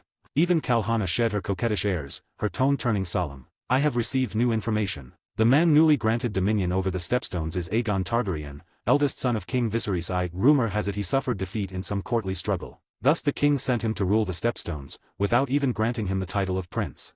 Banbaro gave a derisive snort. So he's a cast-off whelp, he scoffed. Not even equal to Demon Targaryen. And this is who frightened our city. Pathetic. A fallen prince turned away from the capital, little more than a stray dog. But Lysandro didn't laugh. His eyes narrowed, his mind racing. A cast-off could not summon 4 dragons. A political exile could not command such might. Unless the Targaryens were far more fractured, and far more dangerous, than even the most sensational rumors claimed. When the Targaryens first came to Westeros, they had possessed only 5 dragons. And today, an exiled prince had nearly that many at his side. A chill threaded down Lysandro's spine. This was no mere political maneuver. No simple struggle over islands and tolls. Something deeper was moving beneath the surface, something vast, fiery, and utterly unpredictable. Something that could remake the balance of power in Essos and beyond. And the Rogare family, whether they liked it or not, had just been noticed by dragons. A/N The world is moving in shadows, schemes brewing, alliances breaking, and every soul chasing wealth or survival. No one knows what comes next. Who wins? Who falls? Only time will tell. Unless, of course, you want to read ahead. Unlock 19 advanced chapters on Patreon. First 2 are free. Patreon.com/fanfic novels. 38 Gold, Fire, and Ambition. Whether he's a stray dog or not, what we're discussing is whether to continue the war. Miles' voice cut through the room, sharp and weary. The North Gate is now a sea of fire. It's clear that this Aegon Targaryen is not like Demon Targaryen. He rested his palms on the lacquered table, knuckles pale. He will attack our homeland, and he does not care whose corpses lie beneath dragon fire. Which dragon is he riding? Lysandro asked suddenly. His tone was mild, almost casual, but everyone felt the shift. The blue one. Kalhana shook her head slightly, bracelets chiming. The blue dragon should belong to Aegon's younger brother, Daeron Targaryen. Aegon Targaryen's mount is the gold one. She paused before adding, as if savoring the absurdity, Daeron Targaryen is only 6 years old this year, and the blue dragon is over 20. A few governors murmured. Even Miles' jaw tightened. Kalhana went on, what's more interesting is this, Aegon's gold dragon is less than 20 years old, yet its size is 2 to 3 times that of others its age. Exact measurements are unknown, but it's unprecedented. A hush settled. Even Banbaro, who loved the sound of his own voice, raised his brows. Lysandro lowered his gaze, but his mind raced. 6 years old. Daeron Targaryen is only 6. And Lara Rogare, his Lara, was 5. A coincidence, or an opportunity? Kalhana's eyes, sharp as needles hidden beneath silk, caught the flicker of calculation in his purple gaze. Her posture straightened ever so slightly. Among all the governors, only one truly unsettled her. Not Miles, whose ambitions were predictable. Not Banbaro, whose stupidity was so reliable it was almost comforting. No, Lysandro Rogare was the one she watched. The one whose mind she could never quite read. Does Lord Lysandro have any thoughts? She asked sweetly. Lysandro chuckled, spreading his hands. I'm just a humble banker. What thoughts could I have? Nothing he could say, certainly. He had been thinking, just moments ago, about betraying Lys if it meant a chance to marry his bloodline into House Targaryen. But such things were not spoken aloud, not when the sands of war were still shifting, not when the future remained so uncertain. A wise merchant never commits too early. He studies the tide. He waits for the right price. It's just 4 dragons, Banbaro snorted, rudely cutting in. And we still have the blueprints for the dragon bolts. What are we afraid of? He puffed out his chest like a rooster and pulled a parchment list from his robe. I already have a plan. These are the materials needed to build 390 dragon bolts. Once we have enough, next time the demon dragons dare attack Lys, we will be dragon slayers once more. Lysandro exchanged a small, tight smile with Miles. Ah yes, the origin story Banbaro loved to brag about. Once, generations ago, a branch of his family helped kill a Valyrian dragon and rider who fled the doom. Ever since, Banbaro had deluded himself into believing the entire glory of Lys rested on the shoulders of his coarse-blooded ancestors. He didn't crave the power of dragon riding. He craved the glory of dragon slaying. The exact opposite of Lysandro's quiet, lifelong hunger. Curious how men wore their obsessions differently. Lysandro took the list. Miles leaned over to read with him. Barely a heartbeat passed before a short laugh escaped Lysandro. So, he said slowly, the raw materials for one dragon bolt cost 3,000 gold dragons. He lifted a brow. And that's not including labor, man-hours, maintenance. Kalhana rolled her eyes so hard she nearly toppled back. You might as well say you want to drain the entire public treasury. A proper dragon bolt cost maybe 300 gold dragons, including maintenance. Converted into Lysane gold, about 700. Banbaro's numbers were pure fantasy. Or theft, more accurately. Prices had indeed risen, but not tenfold. Prices are rising. Banbaro insisted. And this is already generous. If you all agree today, I can provide 400 dragon bolts within half a month. We'll protect Lys. His eagerness was almost pathetic. Almost. Lysandro's amusement grew. So that was the game. Banbaro must have already constructed hundreds, waiting for panic to inflate his profits. Classic Banbaro, overconfident, grasping, and transparent as thin glass. Had Aegon Targaryen meant to kill Lys today, the city would now be ash and bone. But dragons had burned only the north gate. A warning, nothing more. Time was still theirs, if they used it wisely. Meaning, there was no need to buy Banbaro's overpriced stockpile. How about this? Miles said smoothly. Each of us takes responsibility for 135 dragon bolts. The public treasury will subsidize 1,000 Lys gold coins per bolt. Lysandro nodded immediately. So did Kalhana. It was fair and profitable. And most importantly, shared. No single house would grow too powerful or too rich. And each governor would pocket a tidy sum. Very well, Banbaro said, forcing what he thought was a graceful nod. I will deploy my 135 bolts in the east of the city. You can distribute the rest.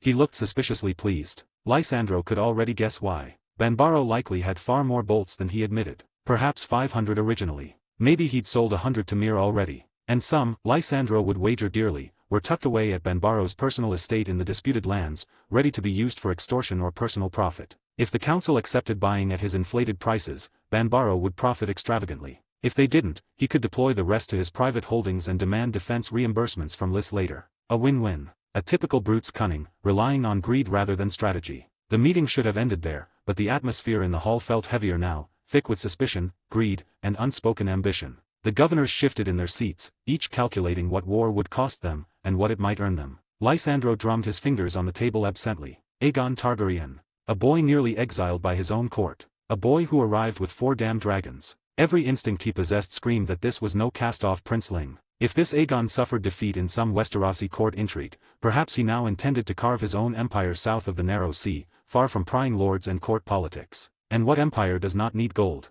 What empire does not need alliances? What empire does not require wives? His gaze drifted to the door. Larys' tiny hand still clutched at his sleeve in his mind. A new Targaryen power rising in the Stepstones could be a threat, or the greatest opportunity of his generation. But this time, Lysandro forced himself to silence. Let the others rant about dragon bolts and war. He would watch. He would analyze. He would wait. And when the winds shifted, when the dragons returned, Lysandro Rogare would already know which path led to survival. And which to power. A/N. The world is moving in shadows, schemes brewing, alliances breaking, and every soul chasing wealth or survival. No one knows what comes next. Who wins? Who falls? Only time will tell. Unless, of course, you want to read ahead. Unlock 19 advanced chapters on Patreon. First 2 are free for all to read. Patreon.com/fanfic novels. 39. Sleep with Aegon. Then Miles and I will oversee the southern and western quarters of the city, Lysandro said, his tone calm. And Kalhana will continue managing the north.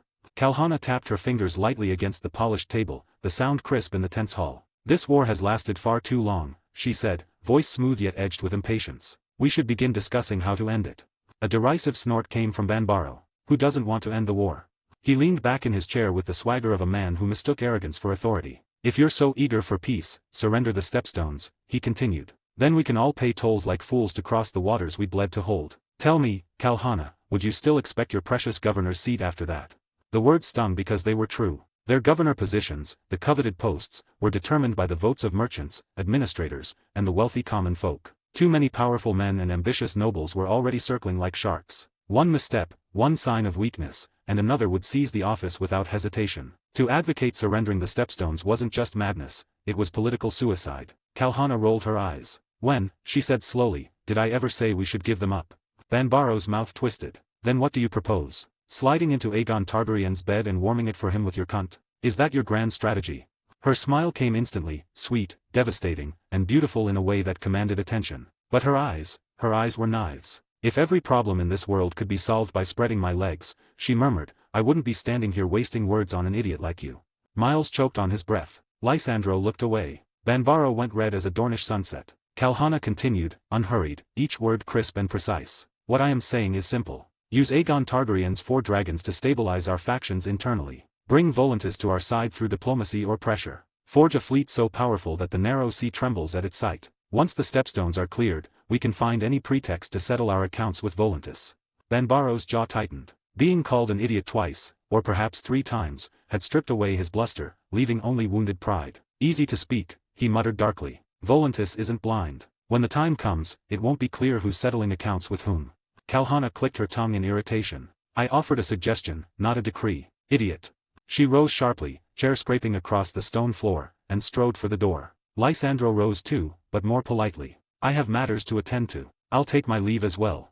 He followed her out, but once outside the governor's hall, their paths diverged. Kalhana vanished northward, her cloak snapping in the sea wind. Lysandro turned south instead, deeper into the city. He did not return to the bank. Instead, his boots carried him toward Lay Street, a place where shadows moved freely and secrets were traded like spices. Lys was a city gilded by beauty but built upon whispered deals and hidden knives. Lysandro knew both sides well. After weaving through several twisting alleys, he reached a modest tavern tucked between a perfumer's shop and a brothel draped in violet silk. The tavern's sign creaked gently in the wind, an unremarkable place for those who wished their business to remain unremarkable. Lysandro pushed the door open. The scent of roasted fish and cheap wine mingled in the air. He approached the counter and placed a single gold coin upon its surface. I am looking for your mistress. The serving girl glanced at the coin, bit it, and gave a small nod. Follow me. He trailed her through a narrow passageway, the walls close enough to brush his shoulders. At the end, she opened a wooden door and ushered him inside. A soft, alluring voice drifted to him almost instantly. Long time no see, Master Lysandro. She stood by a shelf of dusty books, a woman draped in a black velvet robe lined with blood-red silk, the hood casting a soft shadow over her silver-blonde curls. Her presence was a blend of danger and utter seduction. Long time no see, Lady Mysa, Lysandro replied, offering a polite smile. But his eyes, sharp and cautious, betrayed his unease. Mysaria, the white worm of Lys. A woman who knew every secret worth knowing, and some better forgotten. She poured him a glass of rich, dark wine. This is your 5th visit, she said lightly. You may relax. She handed him the cup. Lysandro accepted it but did not drink. I want information on Aegon Targaryen. Everything you have. Why he was granted the Stepstones, what his standing is in the 7 kingdoms, every detail. Mysaria raised a brow. All of it. All of it. She leaned back against the desk, swirling her wine lazily. Very well. But the price will be steep. 3,000 Lysani gold coins. 3,000.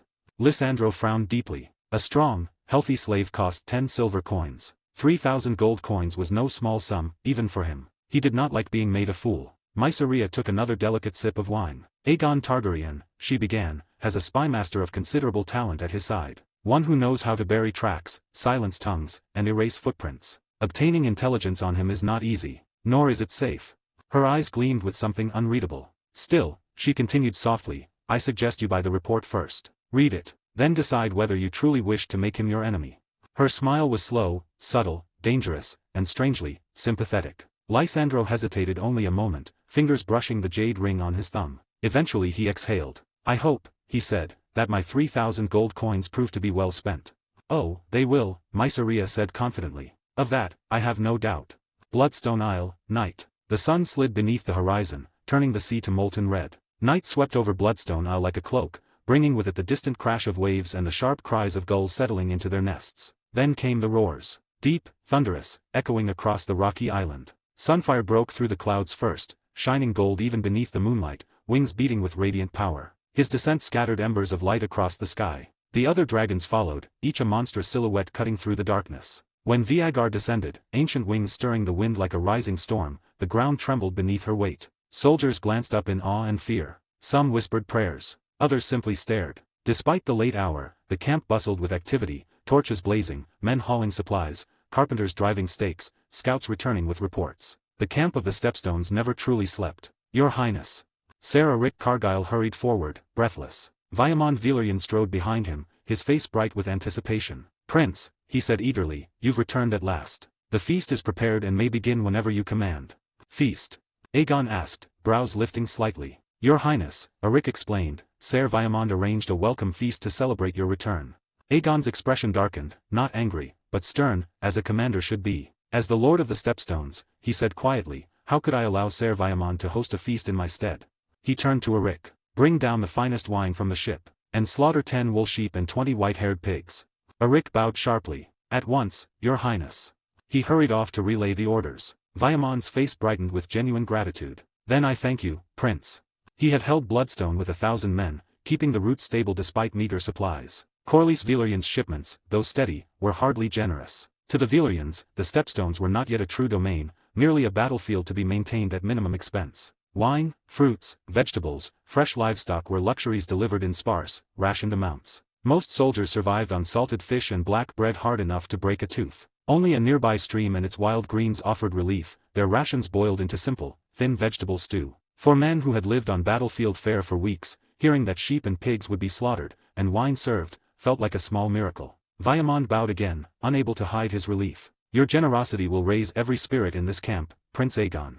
Aegon said nothing at first. His gaze traveled over the camp, the torches, the weary soldiers, the dragons settling into their pits. The Stepstones were harsh, blood-soaked and merciless. But they were his, and he intended to hold them. A/N The world is moving in shadows, schemes brewing, alliances breaking, and every soul chasing wealth or survival. No one knows what comes next. Who wins? Who falls? Only time will tell. Unless, of course, you want to read ahead. Unlock 19 advanced chapters on Patreon. First 2 are free for all to read. Patreon.com/fanfic novels. 40 The Birthright of Bitter Men. The banquet began with the crackle of torches and the clatter of cups, the humid Stepstones night thick with the mingled scents of roasted pork, smoking driftwood, and sea brine. Soldiers filled the rough-hewn hall, mercenaries, crown loyalists, Valyrian men-at-arms, hungry from months on campaign. Laughter rose louder than the waves, tankards slammed against the long tables, and the feast quickly took on the wild, uneven energy of men who had lived too long on salted fish and hard black bread. Prince Aegon sat at the head, golden-haired and sharp-eyed, a cup of dark red wine at his elbow.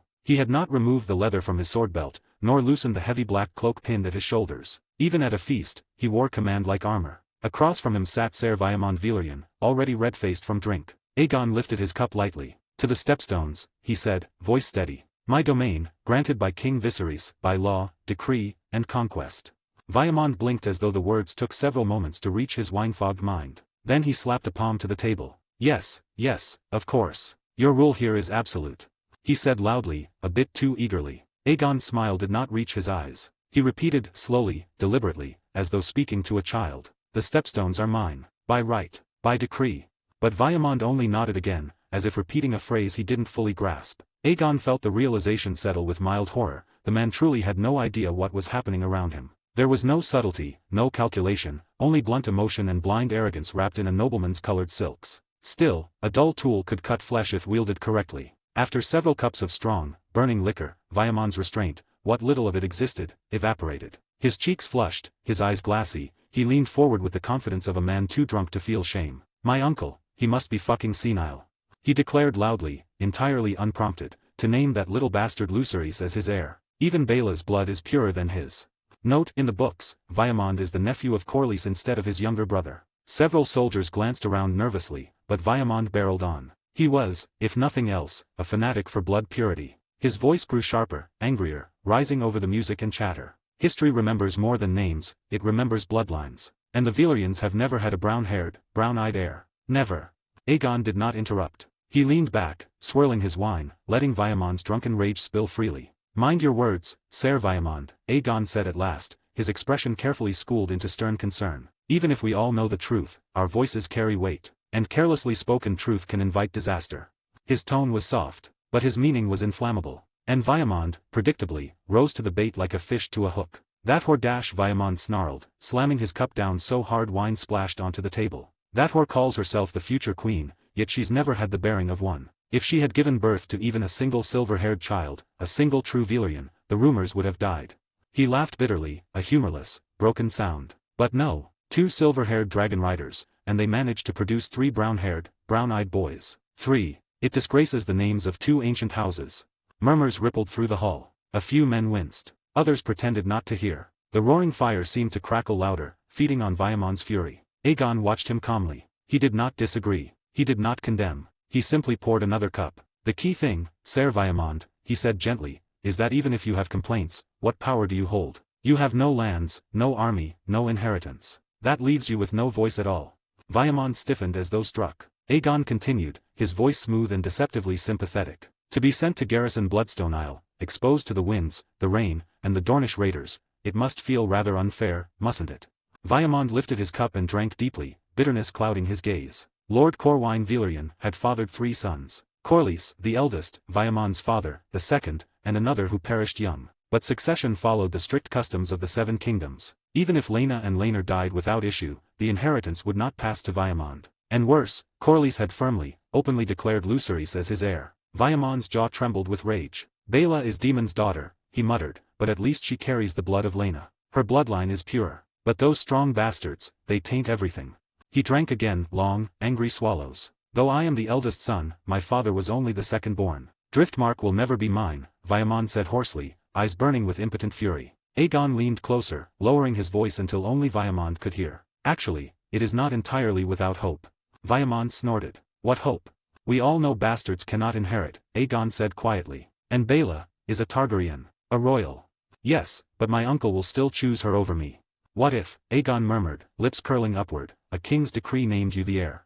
Vaimon froze mid-breath. His eyes widened as the implication settled, slowly, like a torch lowering into oil. Even a king could not openly interfere in a vassal house's succession. But Baela and Rhaena bore the royal name. They were Targaryens by blood and law. The matter could be reframed. A decree could be justified. If Aegon became king, and held power, Vaimon would become the first legitimate male heir of Driftmark. He was drunk, but even a drunkard could grasp a lifeline when it dangled before his face. Vaimon lifted his cup in salute, his eyes bright with greedy hope. Prince Aegon, he said grandly, I drink to your wisdom. But who can say what the future brings? 3 days ago, my uncle sent me orders to withdraw from Bloodstone Isle at once.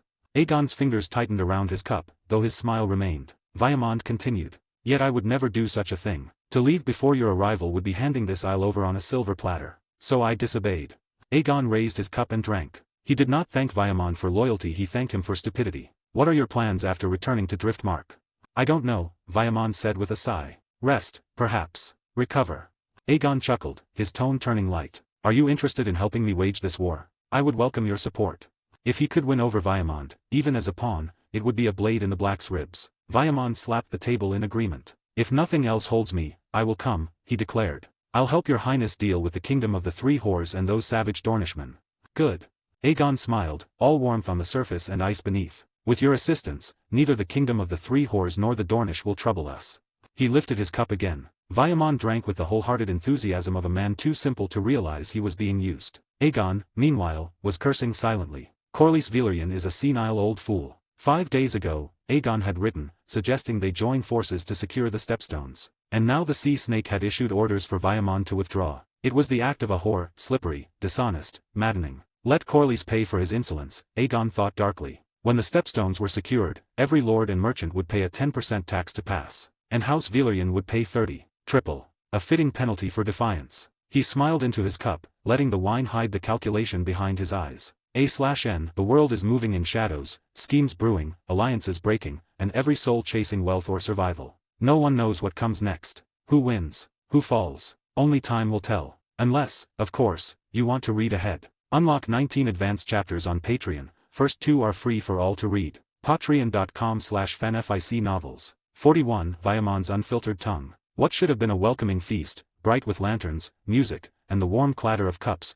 was quietly reshaped into a farewell banquet by Aegon's subtle maneuvering. Most at the table could not tell the difference. Food still arrived in silver platters, wine still flowed dark and sweet, and the banners of House Targaryen still hung proudly overhead, their dragons glaring down with embroidered flame. To the court, it was yet another night of feasting, one of many held beneath King Viserys' increasingly indulgent reign. But for Aegon, every movement tonight was deliberate. He raised his cup toward Vaimon, catching the older man's gaze across the table. To House Velaryon, Aegon said, voice warm with respect. And to its truest son.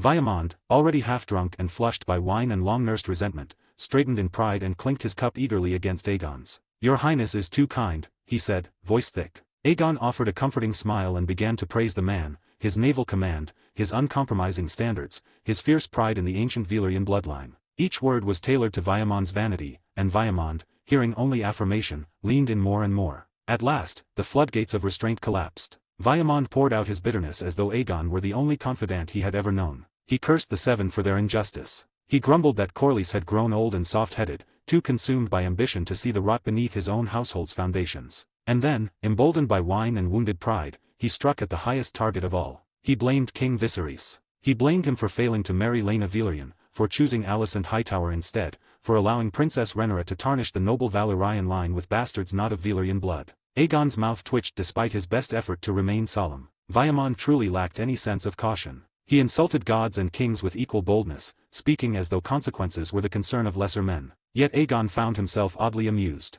Even if Viserys had married Laena, even if she had become queen, Corlys Velaryon would still have sought the same end, binding House Velaryon ever closer to the Iron Throne. He would have lobbied to marry Rhaenyra to Laena's brother or son. He would have bent rules and forged alliances until Velaryon influence reached the crown itself. And if Laena had borne the king a son, Aegon had little doubt that Corlys would fight with greater ferocity than Otto Hightower ever had to shift the line of succession. The sea snake would never allow a bloodline other than his own to sit above his grandchild. He was too proud, too ambitious, too certain of Velaryon's superiority. But the world allowed no what-ifs.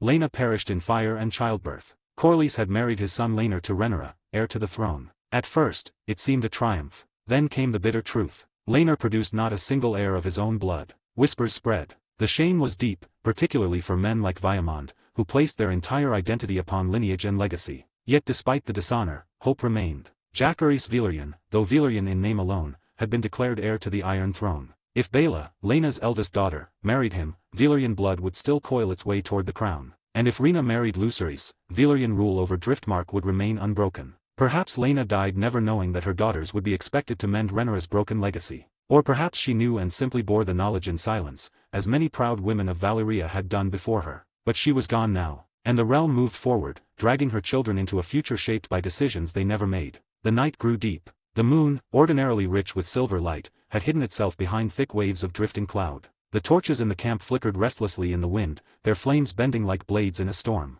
Aegon, having slipped away from the feast, found Aemon seated alone on a wooden step beside one of the officers' tents. The boy's silver hair was stirred by the breeze, his arms were crossed, his posture stiff with displeasure. Aegon approached quietly. "Still angry, are you, little one?"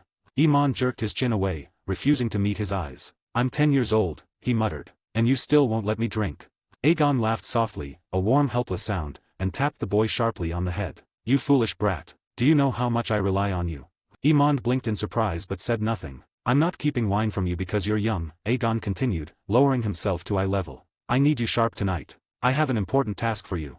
The boy's eyes lit instantly, excitement eclipsing the faint sting of pain. For weeks, Helaena and Daeron had taken on small responsibilities, delivering letters, shadowing trusted courtiers, carrying quiet messages. Duties that made them feel part of Aegon's inner circle. Aemon, though fiercer and far more eager than both, had been given nothing. He had asked Aegon once, almost pleaded, to be included in something, anything. Even escorting Helaena or Daeron would have satisfied him. He only wanted to serve his brother, to prove himself worthy. But Aegon had avoided giving him tasks for one simple reason. Aemon was fire. Little provocation was needed to ignite his temper. A wrong word, a mocking laugh, a slight against his honor, Aemon could go from calm to furious in a heartbeat. And if he ever mounted Vagar in such a state, he might burn a lord's castle to ash before he realized what he had done. And no faction could survive such a stain. But tonight was different. Aegon placed a hand on his brother's shoulder. "You and I will carry out this task together. If you were drunk, you might ruin it before we began. Remember, little brother, wine spoils more plans than it mends."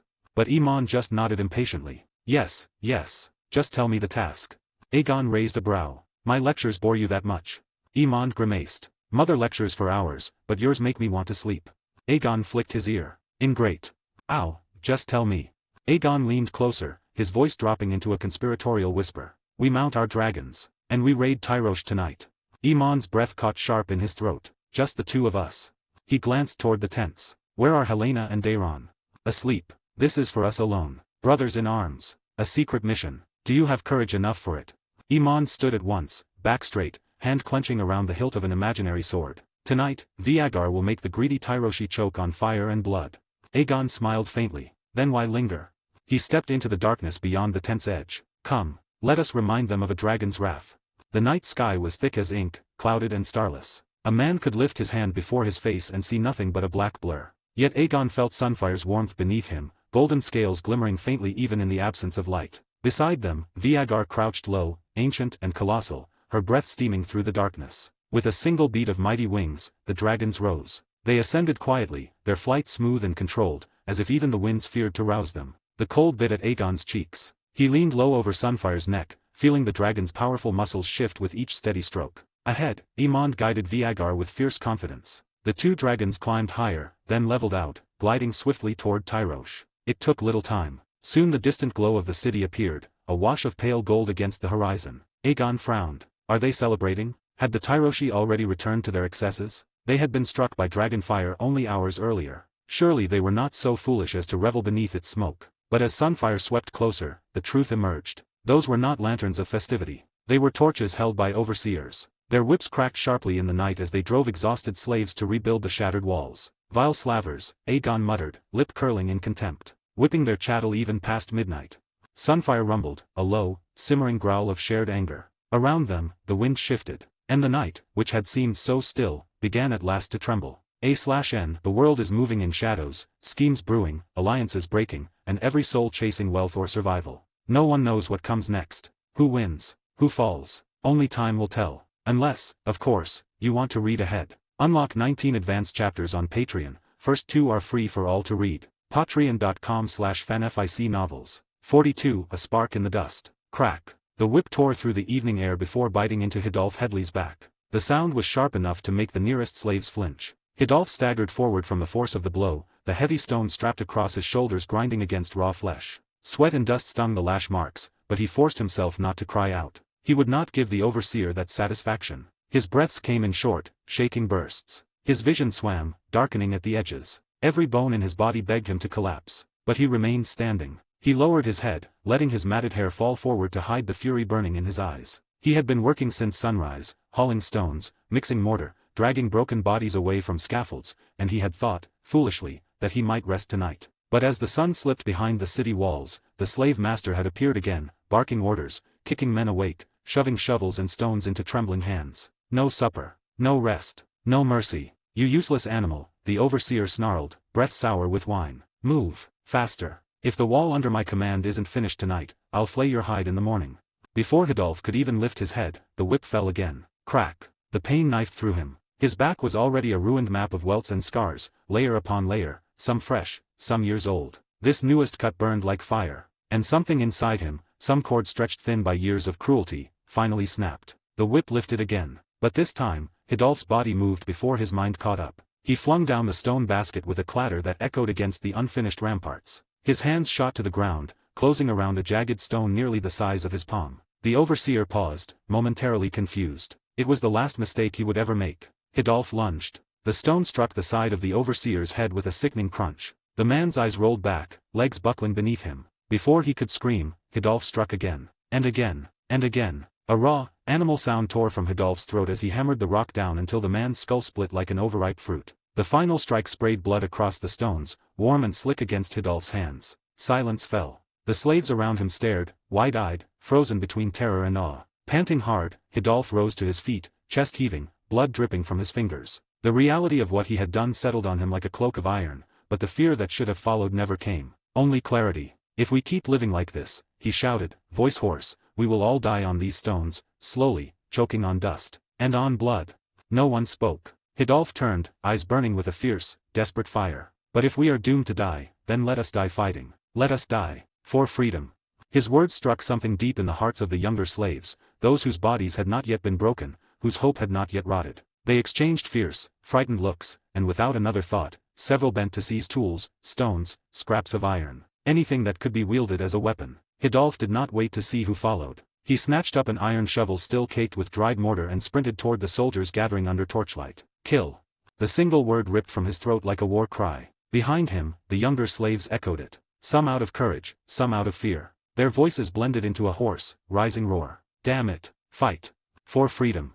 This time, the sound rolled like thunder across the half-built wall. But the older slaves hesitated. They had seen rebellions before, seen them crushed, drowned in blood, erased from memory. They knew what happened to those who dared to fight. But even hesitation could not hold forever. One old man, gnarled hands shaking, lifted a broken spear. Another took up a hauling chain as a flail. Another brandished a hammer used for shaping stone. They had been afraid their whole lives. Tonight, at last, fear had no meaning. When Hidolf's shovel collided with the first soldier's spear, sparks exploded into the night. The first drop of rebellion became a flood. The battle was chaos, pure and violent. Slaves armed with makeshift weapons hurled themselves at Tyroshi soldiers trained for war. The first few guards fell beneath the sheer fury of the onslaught. But for every soldier cut down, another 2 flooded in from the alleys, reinforcements called by panicked slave owners. Blood slicked the ground. Bodies thudded against the walls. Screams echoed between the narrow streets. Yet for every fallen slave, another took his place. They fought like men who knew death would come no matter what they chose. Better to meet it standing.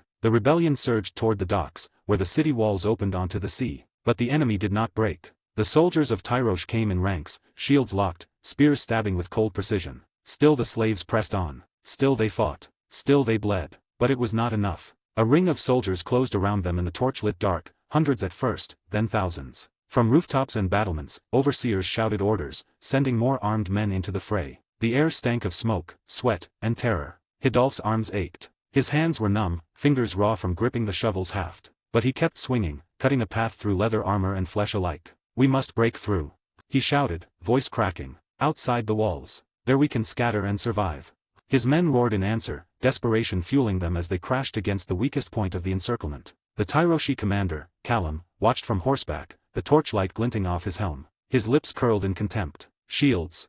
A forest of shields slammed together, forming an unbroken wall. Spears thrust through the gaps. One slave impaled himself on a spear as he charged. Another fell with a spear through his throat. A third collapsed, legs folding beneath him, blood gushing from his gut. The sound of spears piercing flesh, wet gore and merciless, echoed like a death knell in Hidolf's ears. He tried again and again and again. Each charge failed. Each time the shield wall swallowed them whole. "Calm down," Hidolf whispered to himself, breathing through the iron taste in his mouth. Think. He climbed a mound of fallen bodies, boots slipping on blood, and searched the horizon for a miracle. Instead, he found doom. Archers were running down the dockside street, bows in hand, quivers full, their captain shouting orders. Once they formed ranks, the sky would darken with arrows. And every slave still standing would die. Hidolf's heart pounded like a war drum against his ribs. The world narrowed into a tunnel of torchlight and shadows. He tasted smoke. He tasted fear. Not for himself, but for the men who had followed him. For the young boys who had picked up stones. For the old men who could barely stand. They would all die here. No. He roared, as if sheer force could shatter fate. No. He led another charge, teeth bared, desperation turning strength into madness. The shield wall did not move. Callum raised his hand lazily. "Close in," he commanded. "Finish it."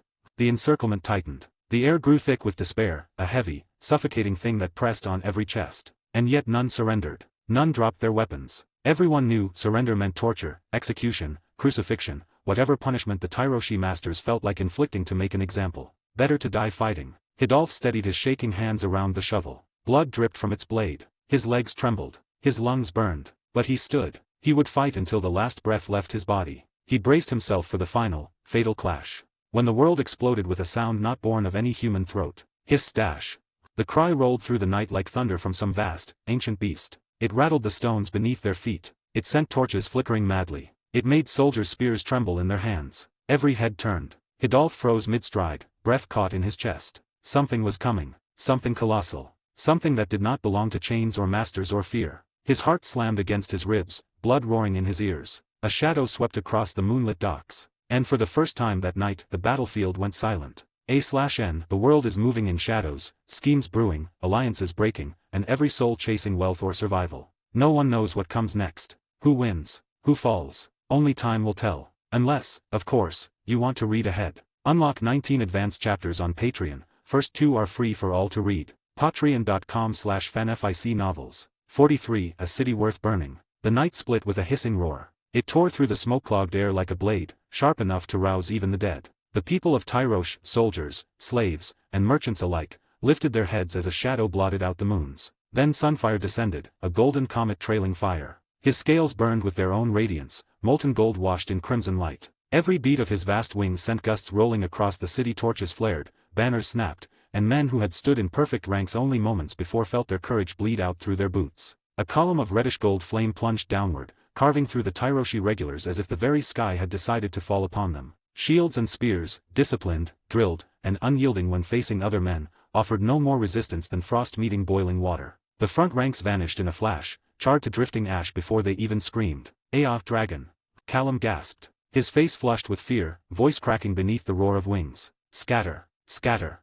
But his soldiers were already breaking. Order dissolved in heartbeats as men trampled each other to flee the descending WIRM. Against other armies, they could stand. Against a dragon, no Tyroshi formation held. Not tonight. Archers. Archers form up.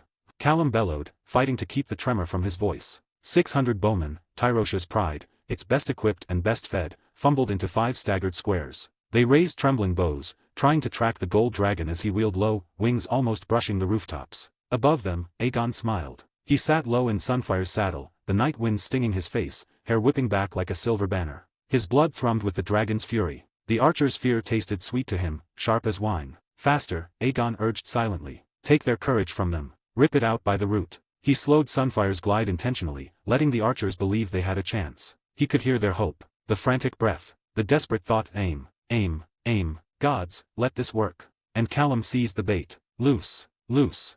Hundreds of arrows shrieked upward. Sunfire twisted in an impossibly tight roll, gold wings folding briefly before snapping open. Most arrows screamed past his belly, missing by yards. Those that struck merely shrieked against his scales and fell away, broken stubs littering the burning streets. The archers froze in horror. Aegon felt Sunfire's contempt. Again, he urged softly, make them fear the sky. As the bowstrings fell silent and the archers scrambled to knock again, Sunfire surged forward. His chest swelled. A torrent of crimson gold fire washed over the archers. In the brief flash before their bodies disintegrated, his flame spilled over the bowmen, drowning them in red gold light. Some tried to flee. Some curled in on themselves. Some did not even move, their minds numbed by horror. They all burned the same. And Aegon did not look away. Across the city, Vagar's roar rolled like the breaking of the world. From the heights around the temple of the three-headed god, Vagar descended in a canopy of black-green flame. Her fire did not roar the way younger dragons did, it rumbled, like the earth itself was cracking open. The temple vanished beneath the onslaught. Stone walls burst. Marble pillars snapped. The colossal statue of the three-headed god sagged as if melting candle wax, heads drooping and merging as Vagar's fire consumed it. A holy symbol reduced to slag. A grim omen of the night yet to come. With the temple in ruins, Vagar banked toward the palace of the chief, Tyrosha's center of wealth and power. The Tyroshi elected their leaders through bribes, threats, favors, and the occasional dagger in the dark. A man who could not buy loyalty, they believed, had no right to rule. Yet none of their schemes mattered now. Vagar's shadow swallowed the palace whole. After tonight, Tyrosh would have no ruler at all. Aegon had not expected such a gift. He had arrived seeking a swift, brutal strike, something to weaken the slavers' influence. But instead he had flown into the heart of a slave rebellion, one that now surged through the city like a storm with no master. A stroke of fortune delivered by fire and blood. If the slaves of Tyrosh rose, even briefly, the city's power structure would crack. And cracked power could be remade, controlled, bent toward a future throne. Aegon had no time for slow manipulation. He had a decade, perhaps less, before the war for the Iron Throne devoured the realm. 10 years to secure allies, wealth, armies, dragons, and ruthlessness. Time would not permit delicate politics. But fire made swift work. Through his bond with Sunfire, clearer than ever, Aegon felt every shift of the dragon's wings as if they were his own limbs, every swell of flame like breath in his lungs. Man and beast moved as one. And together, they would carve a place for him in the world. Below, Callum fled. The proud commander who had earlier marched with confidence now careened through alleys, stumbling over corpses and discarded shields. His breath rasped, sweat streaming into his eyes. That proud commander who had marched with confidence earlier now stumbled like a drunkard, sobs choking his breath. He had believed in tactics, in discipline, in planning. But all his training, his pride, collapsed under dragon fire. He stumbled into an alley, clutching his side. His vision blurred. Damn you, Richerino, your tricks, your lies, dash. His voice broke into a pained laugh. Scatter and shoot, gods damn you, dash. The plan had been simple, scatter at the dragon's dive, then counterattack with arrows, bolts, and ballistae. A foolproof method, Richerino claimed, borrowed from old Giscari tactics. Callum had believed it. He had scattered. He had counterattacked, but the dragon had humiliated him, baiting his archers into firing too soon, then burning them before they could blink. This was no ordinary dragon. It was faster, more agile, almost cunning, a creature that seemed to learn, that adapted mid-flight, that seemed to understand traps and answer them with traps of its own. Callum continued to run, and Sunfire's shadow passed overhead. He whimpered, and got so distracted that, he didn't even hear the slaves approach. A hoe smashed into the back of his skull with a wet crack. The world flashed white, then black. He's here. The slave who struck him cried, voice trembling with exhilaration. Dozens surged in. Shackled hands, calloused fists, makeshift weapons, rage transformed into flesh and bone. In moments, Callum's unconscious body was torn apart, flesh beaten into paste against the cobblestones. Justice, crude and merciless. Above, Sunfire banked again, keeping clear of the swelling rebel tide. His fire fell only on the Tyroshi regulars, never on the slaves. A deliberate choice. Hidalf stared at the golden dragon with a hunger bordering on reverence. The WIRM's flame had skimmed past him moments earlier, taking 20 soldiers but sparing every slave. "He helps us," Hidalf whispered. He could scarcely believe it. "The dragons, they help us." His voice broke. Years of torment hardened the edges of his words. With a roar of his own, Hidalf raised a bloodied spear. "Spread out. Free them all. Tonight, Tyrosh belongs to us." And like wildfire, the revolt spread. Rebels swept through alleys and marketplaces, cutting collars from slaves who joined without hesitation. Every freedman added his fury to the storm. The rebellion surged outward from the Weeping Tower and soon devoured entire districts. Slavers were dragged from silken beds and beaten in the streets. Storehouses were plundered, manors torched, temples toppled. Tyrosh's wealth, the wealth built upon broken backs, burned beneath smokeless sky. Statues of foreign gods stared blankly at the carnage, their stone faces lit by the inferno. Their silent judgment meant nothing. The oppressed had waited too long. Oppression always demanded its price. Tonight, the debt came due. High above, Aegon watched all through Sunfire's eyes, the chaos, the vengeance, the cleansing fire spreading through the city. Not a flicker of pity stirred within him. These slavers had built their wealth upon chains. Breaking them was no sin. It was necessity. If he had years, he would dismantle their alliances piece by piece. Slowly, politically and carefully. But time did not serve him. And so he would seize the simplest path. Burning the rot away. Let the flames decide who survived the night. Aegon leaned forward, eyes gleaming like molten steel as Sunfire banked toward the last surviving Tyroshi lines. Again, he murmured into the wind, voice low and merciless. "Burn them. All of them.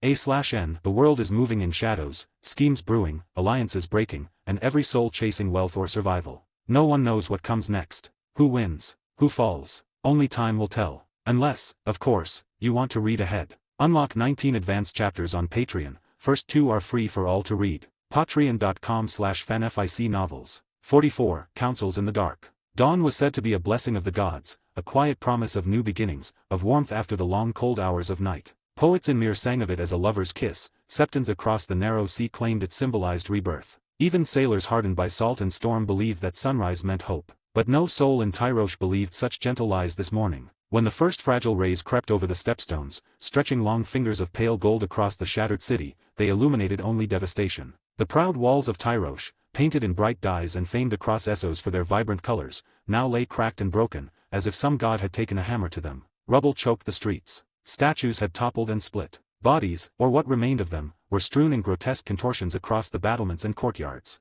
Smoke still curled upward from burned-out mansas, dissipating slowly into the brightening sky. The dragon's passing had left nothing untouched. Even the survivors, those few who had hidden underground, or fled into the lower districts when the screaming began, shook uncontrollably when they dared look upon the ruin. Some still knelt among the smoldering stones, weeping for kin they would never find. Others clutched at amulets or prayer beads, muttering broken pleas to forgotten gods. None had slept. Beneath the palace, hidden within an old escape passage carved centuries ago by some paranoid prince, 3 of Tyrosh's most powerful men gathered in the flickering light of an oil lamp. Smoke clung to their clothes, soot streaked their skin. They looked less like rulers of a proud free city and more like refugees already cast beyond their borders. Niconia, chief of Tyrosh, stood rigid near the rough-hewn wall, his hands trembling despite all efforts to still them. A man who had governed for 17 years did not shake easily, yet even he could not fully suppress the aftershocks of terror. "We were careless," he said at last, his voice thick with exhaustion. "The dragon is far more terrible than we imagined, faster, cleverer. We were fools to think scorpions alone would keep it at bay." Elvil Tafto, his chief administrator, snorted bitterly and drank again from a dented flask. The wine sloshed over his fingers, unnoticed. "Our war with Demon Targaryen deceived us," he muttered. "We assumed the beast would circle the battlefield like some obedient warhorse, waiting for the signal to charge." His laugh was hollow. Dragons answer only to their riders, and sometimes not even to them. In truth, Elvil bore much of the blame for what had followed. It was he who insisted that the exhausted slaves, who had labored all day under whip and sun, be driven to repair the city walls through the night. "A day's weakness invites destruction," he had said cheerfully at supper. "Let them rest once the stones are set." Instead, the slaves rose in the darkness. And at the worst possible moment, Aegon Targaryen's dragon descended from the clouds like a red star falling from heaven. Had the two disasters not struck together, both might have been contained. But fate had chosen otherwise. Niconia had not scolded Elvil, not yet. The man already looked half-broken, his eyes red-rimmed, as though each scream from above had carved another wound inside him. Across the cramped chamber, Fenrir Dougla paced restlessly, his boots crunching bits of gravel on the floor. Thick-shouldered and broad-bellied, Fenrir was the wealthiest man in Tyrosh, his fortune built upon a vast network of trade and the labor of more slaves than some cities had freeborn. Many of those slaves now lay dead, their bodies charred beyond recognition. Others had vanished into the maze of alleys during the uprising. Fenrir's wealth had dwindled in a single night, struck down as surely as any soldier on the walls. "I have not even begun to count my losses," he snarled, "and the two of you are sighing like widows." Nicania ignored the barb. He forced himself toward the crude table at the center of the passage, bracing both hands on the splintered wood. "We cannot linger," he said, steadying his voice. "We must choose a course at once. Do we remain in Tyrosh and resist? Or do we withdraw to the disputed lands before the next attack falls upon us?" Fenrir grunted. Elvil frowned. Silence stretched, broken only by the distant drip of water in the tunnels. "If we had more scorpions," Elvil said slowly, "Tyrosh might yet be defended. But withdrawing is no simple matter." It was an understatement. Tyrosh's wealth lay in its harbors, its markets, its painted streets. Merchants had spent lifetimes building their shops. Families had lived in the same manners for generations. To abandon the city was to abandon their identity. To flee into the unforgiving disputed lands, scrub, dust, and lawless raiders, was nearly unthinkable. "I believe we must withdraw," Fenrir said after a moment, but there was a glint in his eye that made Nicania suspicious, though not openly. Nicania narrowed his gaze. "You mean to sneak away? You would have us run like thieves." "Not you," Fenrir replied smoothly. "Not the chief of Tyrosh. Nor Elvil. Only me." Elvil blinked. "What madness is this?" Fenrir planted both hands on the table and leaned forward, speaking with deliberate clarity. "Listen well. First, a portion of us may withdraw, but most cannot. The majority of Tyrosh's citizens will refuse to leave their homes. We cannot drag them into the wilderness. Second, if we abandon the city entirely, we may never reclaim it. Aegon Targaryen is cunning. He will arm the slaves, promise them freedom, raise them as a shield against us. If the city falls into his hands uncontested, it becomes a bastion against Myr and Lys as well. Third, morale must not be shattered. The world must know that Chief Nicania still stands, that Tyrosh has not surrendered." He straightened and tapped a finger on the table. "Therefore, you two must remain. Hide if you must. Rule in secret. Spread word that the chief still commands resistance." "And you?" Nicania asked warily. "I travel east," Fenrir said with a shrug. "Someone must seek allies. Volantis, Astapor, Yunkai, Mirian, Nubes, Karth, they may answer our call for aid. Coin still speaks loudly in Essos." Elvil balked. "Leaving Tyrosh in its darkest hour, does that not invite whispers of cowardice?" Fenrir spread his arms. "Let them whisper. If I return with ships and soldiers, their tongues will still." Nicania rubbed at the cracked skin on his lower lip, worrying the dead flesh between his teeth. "Let us set aside the far cities for a moment. What of Myr and Lys? Will they still send aid? After seeing what became of Tyrosh in a single night, will they dare stand against Aegon Targaryen at all?" Fenrir chuckled, though there was little mirth in it. "They will not escape what has befallen us. Aegon will strike them as well. Of that, I have no doubt." Elvil nodded earnestly. "The Triarchy may be 3 cities in name, but to outsiders we have long been one. Reach Arano's fleet, 2/3 of it Myrish and Lysane, has ravaged the Stepstones for years. Aegon will not stop at Tyrosh. Even if we suffer the worst, Myr and Lys would be fools indeed to watch us fall. Once Aegon crushes us, their turn will come." The lamp flickered, casting uncertain shadows across the men's faces. Nicania stared into the dimming flame, his mind churning beneath the surface of his practiced composure. Fenrir's confidence should have steadied him. Elvil's reasoning should have reassured him. But a cold unease gnawed at him, coiling beneath his ribs like a living thing. He closed his eyes for a breath, but the dark behind his lids only made the dread sharper. The ruin above, the screams of the night, the sudden uprising, the dragon's impossible speed, none of it fit together, not neatly. It felt as though some great tide had shifted beneath their feet, carrying them toward a future they could neither foresee nor outrun. "Something is wrong," he whispered before he could stop himself. Fenrir looked up sharply. "What do you mean?" Nicania opened his eyes. The lamp guttered again, drawing the shadows closer. "I cannot say," he admitted. "Only that I have a feeling, a sense that we have not yet seen the worst of it.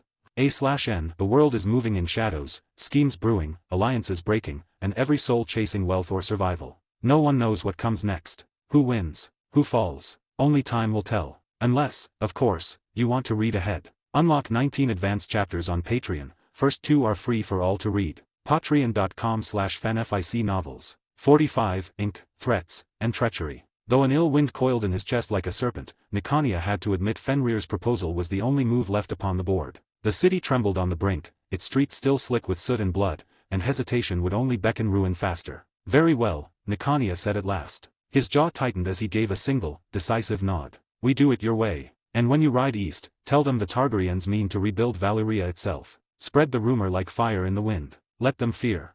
Fenrir's lips curled into a mocking grin. "Rebuild the freehold, and tear down every slave city from the Rhoyne to the Basilisk Isles. Yes, let them hear that. The slavers of Essos rattle like crabs in a pot the moment someone threatens their chains."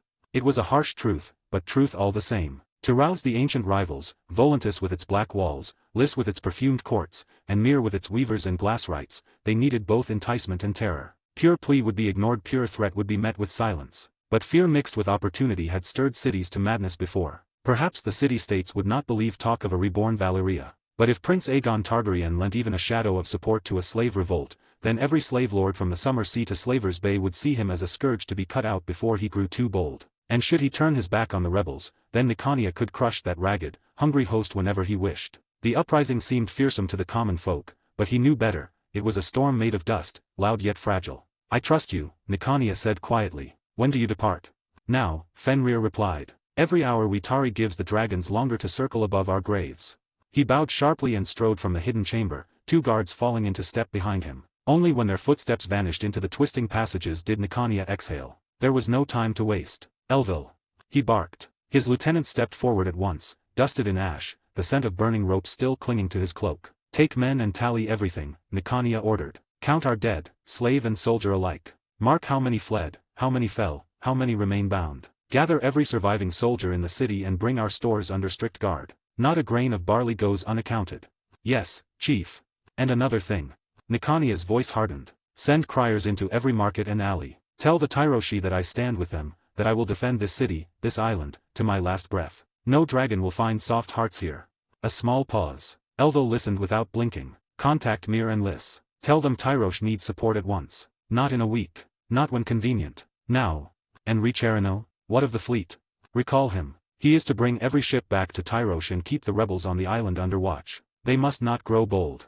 Elvil bowed and was gone like an arrow loosed. Silence filled the chamber, a silence so deep Nicania could hear the distant drip of water through the stone. He rubbed at his temples, trying to smother the unwelcome dread coiling in his mind. His thoughts raced down branching paths, searching for the threat that lurked behind the obvious. What have I missed? Where does the danger truly lie? Minutes passed. Or perhaps an hour. The flickering torch seemed to tremble as if holding its breath. Then it struck him. If he were Aegon Targaryen, armed with 4 dragons, unchallenged in the skies, he would never send all of them to strike a single blow. No, a commander with wits would divide them. 2 dragons to watch Tyrosh from dawn to dusk, choking the island's every breath of outside supply. 2 more to bolster the rebels, pushing them like wildfire across the straits, even into the fertile hinterlands the city depended upon. Tyrosh lived by the sea. With its lifeline severed, the city would starve. And the Tyroshi, clever and vicious and greedy as they were, would tear each other apart long before the dragons ever struck a second time. Realizing this, Nicania leapt to his feet and called urgently, "Fetch parchment. Ink. Now."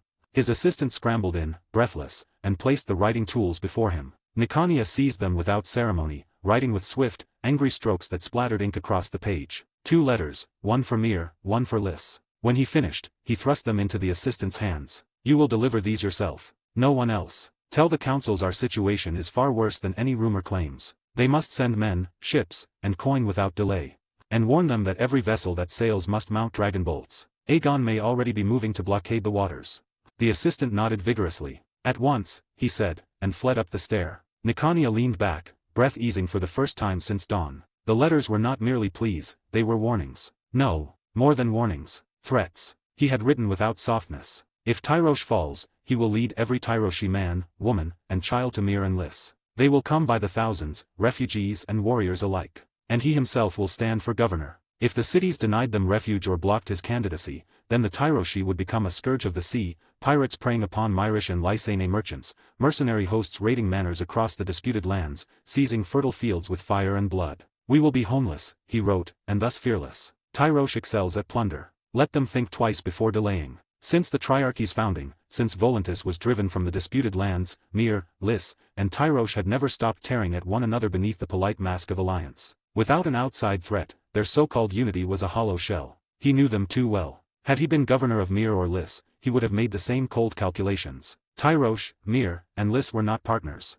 They were wolves circling the same carcass. Bloodstone Isle. Morning broke in pale gold across the dark waters of the narrow sea, casting the rocks of Bloodstone Isle in sharp relief. The air still tasted of salt and ash as Sunfire burst through a bank of cloud, spiraling downward. His golden scales caught the sun, blazing so brightly that the island seemed momentarily lit by a second dawn. Behind him came Vagar. Her wings beat a slower, world-weary rhythm, yet every stroke shook the air. Vaimon slid from the saddle with a wince. Whatever fire had kindled in his eye during the night's battle had drained away, leaving the prince pale and exhausted. He had pushed himself far past prudence. Vagar lumbered a few paces before folding to the earth with a long, weary groan. Within moments, the great she-dragon was snoring, deep, rumbling breaths that echoed across the campsite. Aegon watched her, a faint, rueful smile tugging at his mouth. For all her terrible majesty, Vagar was old, 170 summers, perhaps more. Age had given her unmatched size and power, but had robbed her of the endless stamina she once possessed. Had she been 30 years younger, she might have stood unrivaled, even by Balerion in his twilight.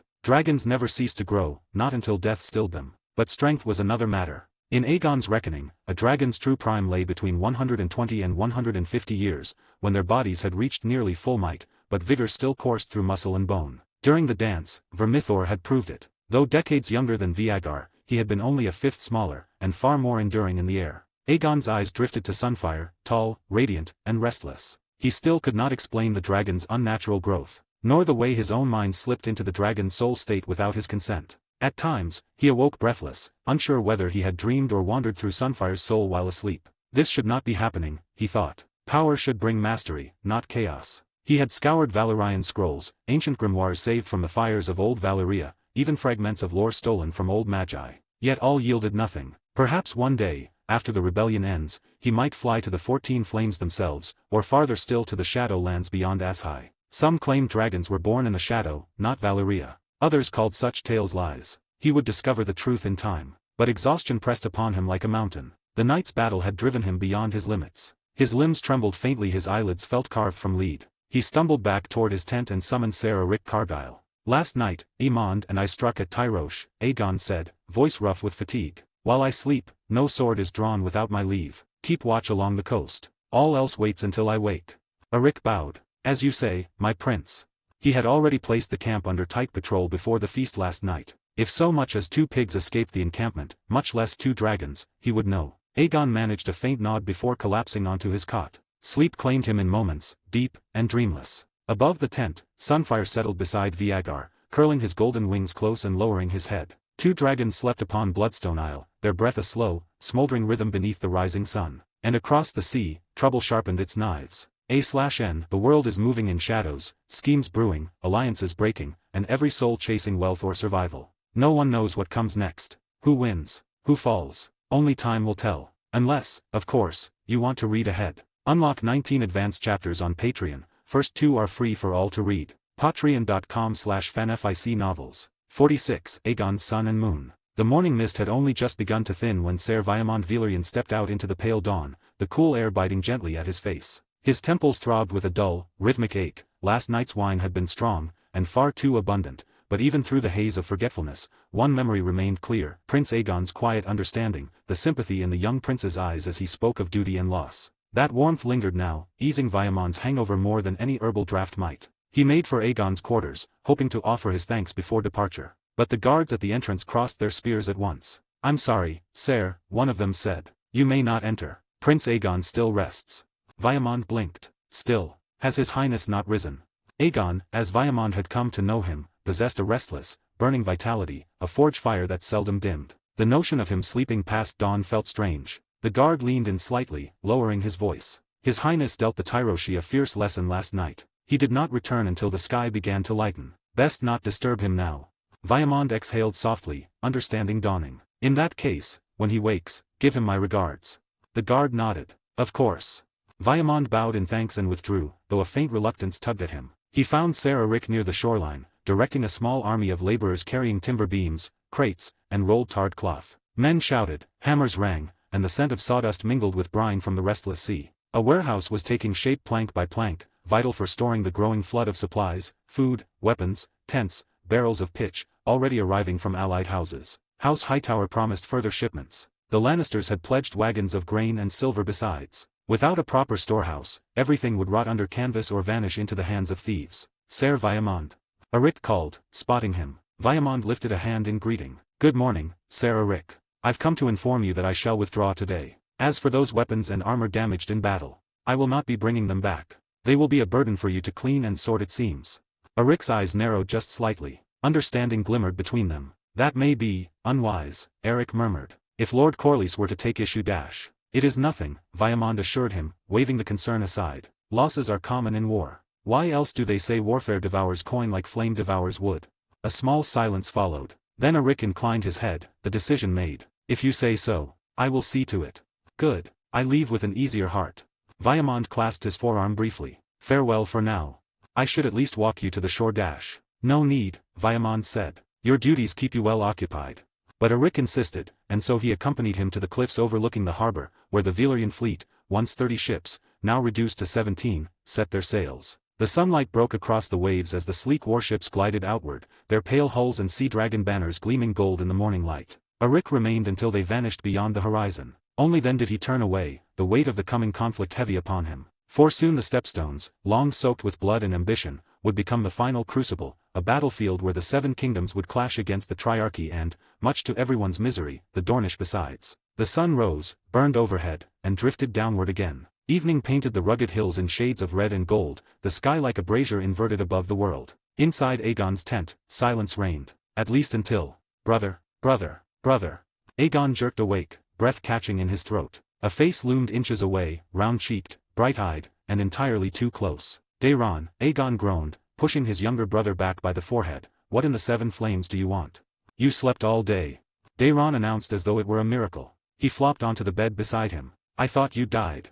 Aegon stared at him, lips parting in disbelief. Then he reached, without breaking eye contact, for the nearest shoe. If he did not discipline this boy soon, Daeron would grow into a menace unmatched by any dragon in the realm. In the books, Daeron the Daring had grown up beneath the long shadow of Aegon the Elder, a bright but overshadowed child. But since Aegon's soul had awakened in this world with all the memories of another life, he had treated his brothers not with disdain but with a protective fondness. He offered guidance, warmth, encouragement. And because of that, Aemond and Daeron loved Aegon with a fierce loyalty that eclipsed even their duty to their father. At the recent feast, Aemond had proven it. Before the entire court, he had threatened Daemon Targaryen without flinching, even as Viserys paled and wavered. Aegon had not bothered to hide his amusement. He was lifting the shoe with grim intention when another voice interrupted. That is enough. Helaena slipped into the tent, her soft footfalls barely disturbing the canvas floor. She held her hands demurely before her, pale blonde hair falling like silk around her shoulders. Daeron was only worried, she said gently. He meant no harm. Since the betrothal had been formally agreed upon, she had begun addressing him simply as Aegon. There was something warm and sweet in her tone when she said his name, something that settled like sunlight in his chest. He found that he liked it more than he expected. In a few years, he thought, gaze lingering on the curve of her cheek, when she is grown, perhaps I will teach her a few improper things. A private smirk touched his lips. She may even enjoy listening to me then. Daeron, Helaena added softly, step outside a moment. Oh. Daeron hesitated, pouting, clearly wanting to pester Aegon further, especially about Aemond's bragging regarding Vagar. But he obeyed at last, shuffling out. When the tent flap closed behind him, Helaena sat beside Aegon on the edge of the bed. Aegon, she whispered, cheeks pink, I've had my first moon blood. Aegon blinked. His mouth twitched. When that comes, he said at last, you must rest. Drink warm water. And, no dragon riding for several days. Is that clear? She nodded. Then, may I rest with you tonight? Her lashes dropped shyly. Mother says I should give you a son soon. She says it would strengthen your claim. Aegon reached for her face, cupping her warm cheeks gently. A sigh escaped him, half exasperation, half affection. They say the birthing bed is a woman's battlefield, he murmured. And I will not send you into battle while you are still but a girl. I cannot lose you, Helaena. You are my blood and fire, my sun and my moon, my guiding light in the dark. Her breath caught. I want to see your gentle eyes every morning for all my days, he continued softly. So nothing must happen to my sun and moon. Helaena looked dazed, enchanted, overwhelmed all at once. And then, 2 heads appeared at the tent entrance. Aemond's eyes gleamed with mischief. Daeron grinned beside him. Brother, Aemond said smugly, what am I to you, then? Your left arm, or the right? Then I'm the left, Daeron declared quickly, elbowing him. You're the right. Isn't that so, brother? Helaena froze solid. Aegon's poetic confession, spoken in low earnest tones, heard by the worst possible witnesses. Her face turned crimson, then nearly purple, steam rising off her skin like mist off a forge. Aegon, entirely unfazed, answered. The 2 of you are my blood and fire as well, my left and right arms. Daeron puffed his chest and marched inside, planting his hands on his hips. Of course. And when I'm older, I'll ride Tessarion and help you rid the realm of that foul woman Rhaenyra. He stood tall, radiant with confidence, utterly oblivious to danger. He did not notice the shoe in Aegon's hand. He did not notice Aemond silently vanish to safety. He did not notice Helaena bury her burning face in both palms. Aegon clicked his tongue softly. A noble intention, dear brother. But before you set out to slay any foes, we must address one serious flaw of yours. Daeron blinked. What flaw? Aegon smiled. slowly, dangerously. Daeron glanced to Helena, whose shoulders trembled with embarrassment. A single tuft of his silver gold hair stood straight up. "Ah," he whispered. "You're angry again." The shoe came down. A/N. The world is moving in shadows, schemes brewing, alliances breaking, and every soul chasing wealth or survival. No one knows what comes next. Who wins? Who falls? Only time will tell. Unless, of course, you want to read ahead. Unlock 19 advanced chapters on Patreon. First 2 are free for all to read. Patreon.com/fanfic novels. 47. A King in Every Heart. The boy would remember this day until his dying breath. Daeron Targaryen could feel the burn of it even now, the sting of humiliation, the ache of betrayal. He would not forget Aemon's cold indifference as his elder brother strode away without a backward glance. Nor would he forget the crushing force of Aegon's hand, the strength that had pinned him, shamed him, and marked this morning forever in his heart. But beyond Durin's wounded pride, the camp on Bloodstone Isle throbbed with a very different energy. Inside the command tent, Prince Aegon had summoned the commander of the royal fleet, along with the captains and first mates of the 30 warships that ringed the temporary harbor. The lanternlight flickered against the canvas walls, gilding the faces of weathered sailors as they arranged themselves around a rough-hewn map table. Aegon lifted a cup of arbor red, his tone warm and commanding. "My thanks to you all," he began. "You know well enough the state of the Stepstones. You know why we have come."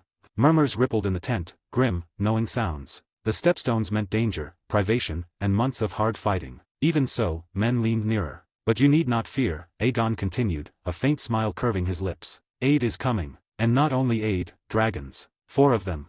Several captains straightened at once. Even hardened sailors could not hide the awe that stirred in them at that word. "If you have a mind to see them, you should. Vagar herself is among them, one of the 3 great beasts that conquered Westeros. A living legend." Pride flickered across his face then, unmistakable. He tapped the map before him. "His Grace has named me the Lord of the Stepstones. Then Lord of the Stepstones I shall be. With title comes duty to defend what belongs to the realm. And look here." His finger swept over the painted shoals, the isles like scattered shards of bone. "Are we not, in truth, expanding the borders of the kingdom? Claiming what pirates and sell-sails have held too long?" The captains exchanged glances. Aegon pressed on, voice rising. "This is glory, my friends. The songs of the 7 kingdoms will remember you. Children yet unborn will know your deeds. History will bear your names." He raised his cup high. "So let us drink, to ourselves, to glory." The sailors roared with exhilaration, lifting their own cups. "To ourselves, to glory."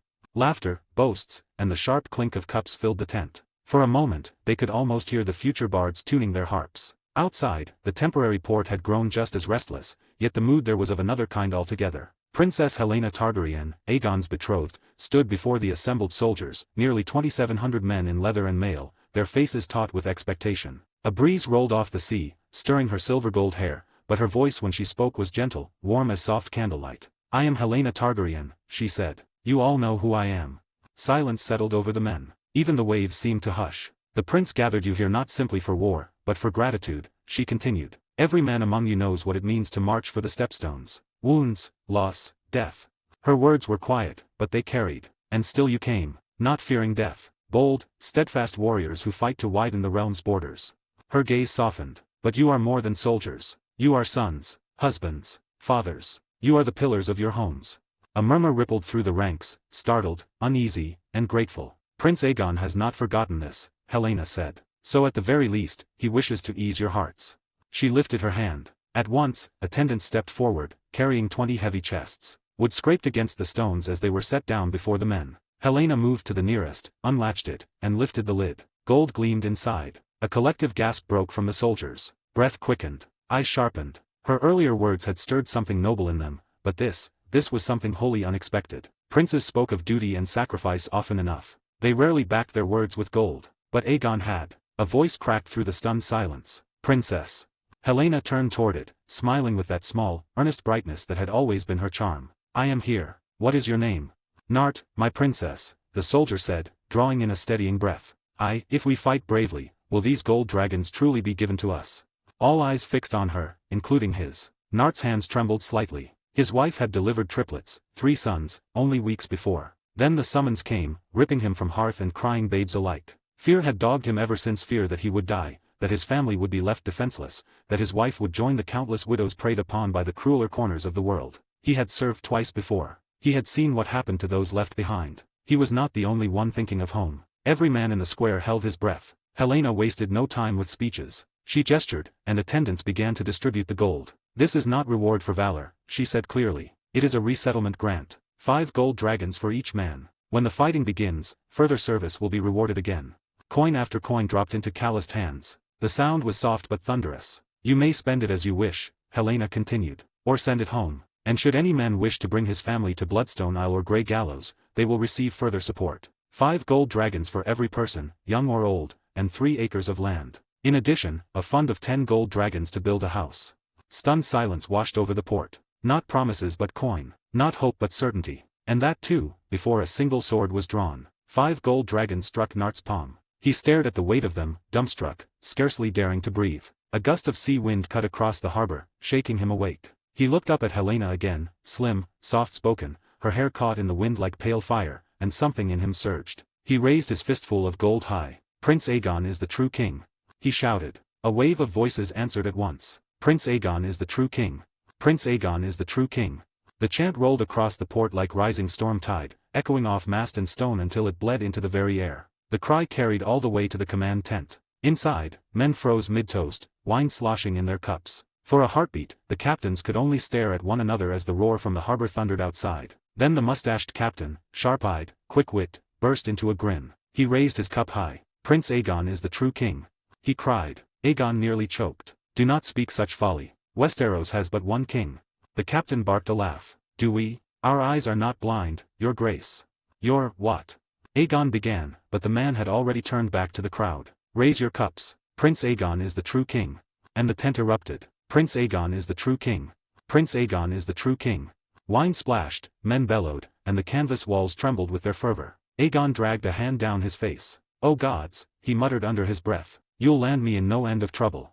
Yet even as he spoke, he lifted his cup, slowly, reluctantly, but honestly. He clinked cups with the roaring captains and drank deep. A/N Aegon's ambition has begun to stir. As his power grows, so do his foes, traitors, and enemies rising with blades already drawn. Will he truly succeed, or be crushed before he can claim it all? If you want to find out, read ahead on Patreon. 19 advanced chapters available, the first 2 are free. Patreon.com/fanfic novels. 48 Burdens and Responsibilities. The feast had ended in rare harmony, the clamor of music and clattering cups fading into the sea wind. Yet its final echo lingered in the minds of every captain present. Aegon the true king. The words had first burst from the lips of the mustached captain, Nyx, but by night's end the entire fleet had taken it up. Aegon the true king. A title bold as any claimed by even by Aegon the Conqueror himself. When he returned to his tent, the torches outside guttering in the breeze, Arik followed close behind. The young men hesitated at the threshold, plainly wrestling with something unsaid. Aegon sank onto the camp stool, poured 2 wooden cups full of cool water, and handed one across.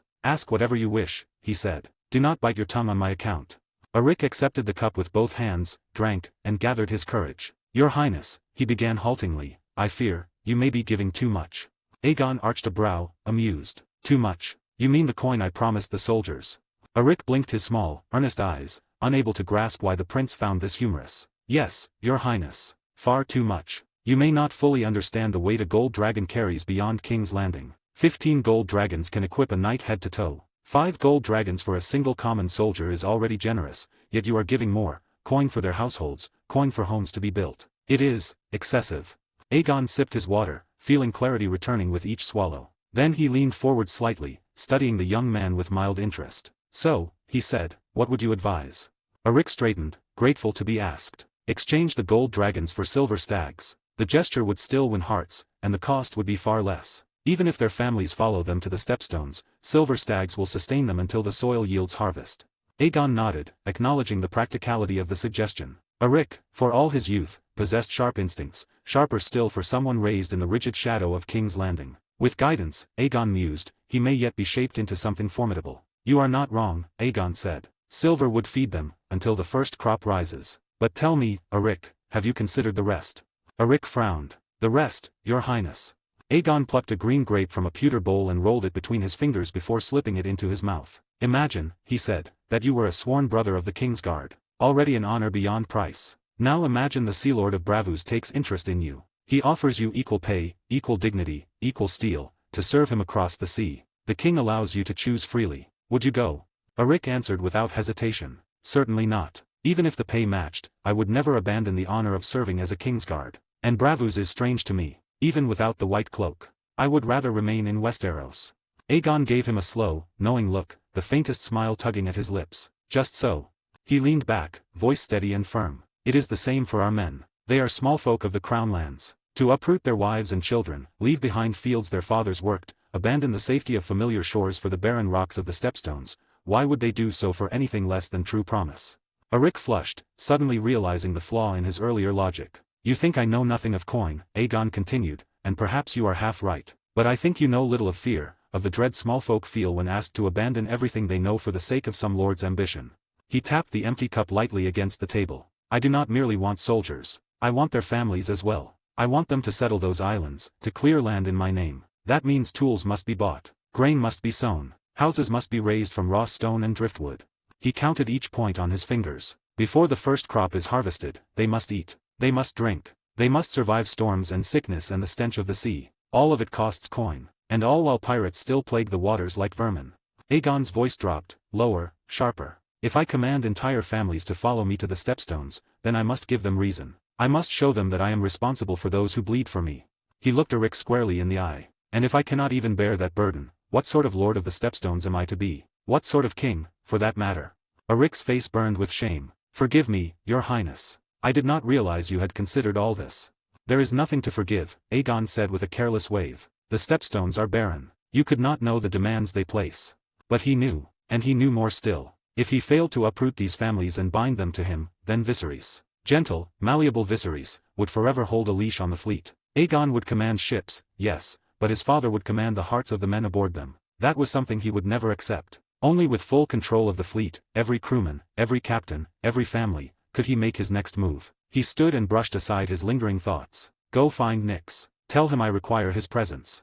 The mustached captain had been the first to stand at the feast and hail him. The memory still warmed the air between them. Auric bowed quickly and slipped out. Before long he returned with Nyx in tow. The man smelled faintly of wine and sea salt. His eyes drooped with exhaustion. You wish to see me, your highness? He rasped. Pour him water, Aegon told the maidservant. Nyx drank deep, the tremor in his hands easing slightly. You are a capable man, Nyx, Aegon said. The captain stiffened in surprise. Your praise honors me, your highness. But I am nothing beside your foresight. Nyx had no idea what Aegon wanted, and thus defaulted to humble praise, never a poor choice when facing dragon blood. Aegon chuckled. Ser Nyx, your sense of loyalty is admirable, but your thinking is narrow. He pointed, not unkindly, at the older man's chest. One man's strength is never enough. If you wish to build something worthy of song, you must rally others beside you, all pulling toward the same horizon. Nyx straightened at once. I understand. Command me, your highness. Aegon's smile was slow and satisfied. Then hear my will. I intend to raise you as deputy commander of the fleet. 10 warships will answer to your command. You will sail south and hold Grey Gallows Isle in my name. Can you do it? For a moment Nyx simply stared, mouth parted, pupils dilated with disbelief. Then breath rushed from his lungs in a relieved exhale. He had feared reprimand, feared some subtle trap or dangerous request, but this was elevation beyond anything he had ever dreamed. A/N Aegon's ambition has begun to stir. As his power grows, so do his foes, traitors, and enemies rising with blades already drawn. Will he truly succeed, or be crushed before he can claim it all? If you want to find out, read ahead on Patreon. 19 advanced chapters available, the first 2 are free. Patreon.com/fanfic novels. 49, Summoned by the Prince. While some men rejoiced that night, others could not shake their dread. A long breath shuddered through the lamplit tent. Ser Staunton sat hunched at a campaign table, frowning so hard the lines carved deep into his brow. As the younger brother of the Lord of Rook's Rest, he had come on this expedition not by merit but by misfortune. His brother, God's curse his drunken boasting, had recommended him to King Viserys as commander of the fleet. Both Viserys and Lord Staunton believed him loyal, capable, and useful, a man who could keep an eye on Prince Aegon and guide him, if need be, into the mire of war. All lies, Ent thought miserably. He had no such talents. His brother had believed every empty word he had slurred while drunk, and now here he was, wearing a title he could not possibly bear. Until this evening's banquet, he had convinced himself it would not matter. They had come to the Stepstones with 4 dragons. With such strength behind him, he need only pretend at competence and cling to the victories of others. But after the feast, everything had changed. The captains and sailors, men who had earlier saluted him, now scarcely obeyed him at all. If King Viserys learned that his appointed commander had been cast aside the very day they arrived in these isles, he would have Ent's head for it. He raked both hands through his hair until it hurt, as if trying to convince himself that his head still sat safely on his shoulders. What do I do, what do I do, gods, work, damn you? He muttered, pacing in agitation. A sudden thought struck him, bright as a spark. I could defect, he whispered. I could throw myself at Prince Aegon's feet. The spark died as quickly as it came. No, I am nothing. A second son with no skill, no inheritance, no power. Why would Prince Aegon want me? He was still wrestling with that fear when footsteps sounded outside the tent. The flap opened, and Eric stepped through. Good evening, Ser Ent. His Highness requests your presence. He says the matter is important. His Highness wants me. Ent's heart clenched. Now that he had been cast aside by the fleet, would Aegon simply have him tossed into the sea? It was no paranoid fancy, the Stepstones were chaos incarnate. Should Aegon wish him gone, there were 100 ways for a man like him to die quietly. That is correct, Eric said. His Highness asks that you come at once. Yes. At once.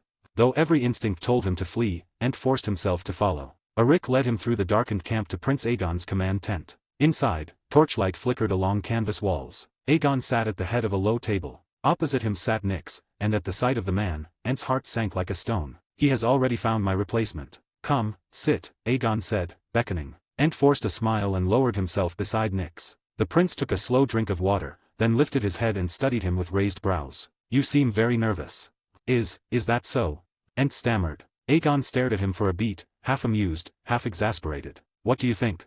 Ent swallowed. Aegon had always regarded him kindly, or at least saw him as manageable. A man without strong convictions was, after all, a man easy to direct. Enough of that, Aegon said at last. I intend to send Nyx with 10 warships to Grey Gallows Isle and raise him to deputy commander of the fleet. You are commander-in-chief, so I've called you to discuss it, and to hear whether you foresee any difficulties. Ent's mouth twitched. If I say no, he'll throw me to the sharks by morning, he thought bitterly. Why could Aegon not simply give the order? Why drag him here to feign deference? Yet outwardly, he bowed his head. You may command as you wish, your highness. Though I hold the title, you are the true commander of this fleet. Good, then it is settled. Nyx sails at first light with half a month's supplies. Aegon's tone carried thoughtful calculation. Half a month of supplies, enough to keep Nyx dependent, enough to keep the fleet's reserves for other plans. If the escaped slaves of Tyrosh proved useful, Aegon might aid them. If they proved as scattered and helpless as rumor claimed, he would not squander stores on them. Support from House Hightower and House Lannister would take another fortnight at least. For now, every barrel, sack, and salted fish was meant for the provisional port they were constructing on Bloodstone Isle. A week later, 7 days passed, swift as a gale. The news of Tyrosh's destruction by dragonfire tore across western Essos like a hurricane. Pentos heard it first, then Bravus, Myr, Lys, and Volantis in rapid succession. But none were more baffled than Myr. The ravaging of Tyrosh had scarcely sunk in when word arrived that Lys had also been attacked by dragons. Panic clashed with uncertainty. Tyrosh and Lys cried loudly for war against the Targaryens, yet Myr itself had not been touched. They had all seen it, 4 dragons descending upon Myr, wheeling above the city 3 times, and not a single breath of fire unleashed. The governors of Myr. Myr's governor's palace, seat of the city's ruling council, a triumvirate of merchant lords and nobles. What are we to do? Muttered Reuven Polk for the 10th time, clutching a letter in his hand, the missive from old Niconia of Tyrosh. I say we should not join this war, snapped Vasily Cox, face reddened. The profits of the Stepstones were always Tyrosh's to hoard. They never shared them with us, but now, with 4 dragons at their throats, they remember Myr. And have you not heard the tales? Must we wait until Myr becomes a corpse city like Tyrosh? Reuven sighed. Do not work yourself into a rage, Vasily. We are merely discussing. Am I enraged? Yes, but let that be. Reuven turned to the 3rd man, Governor Felix. Your thoughts? Felix Bowers, scion of an ancient family whose lineage reached back before the doom of Valyria. His voice carried the weight of centuries. We must help, Felix said. Not with soldiers, no, that would be folly, but with supplies. If Tyrosh falls entirely, Myr will suffer in the aftermath. Both Reuven and Vasily fell quiet. Felix's judgment held great influence, and his argument struck uncomfortably close to the truth. But then the old governor's expression tightened. One thing troubles me. Why did Aegon Targaryen not attack us? The question hung heavy between them. When the dragons circled above us, the city was already in chaos. It would have been the perfect moment to strike. Reuven tapped the table. Is it not possible that Aegon Targaryen seeks to sow discord among us? Felix inhaled sharply. If Myr alone remains unscathed, those Tyroshi hotheads may indeed claim we are colluding with him. Then what? Vasily asked bleakly. Do we truly send men into battle? But what if Aegon aims only for Tyrosh? Wouldn't we invite disaster upon ourselves? And the attack on Lys was minor, only a few ships and warehouses burned. Tyrosh alone suffered devastation.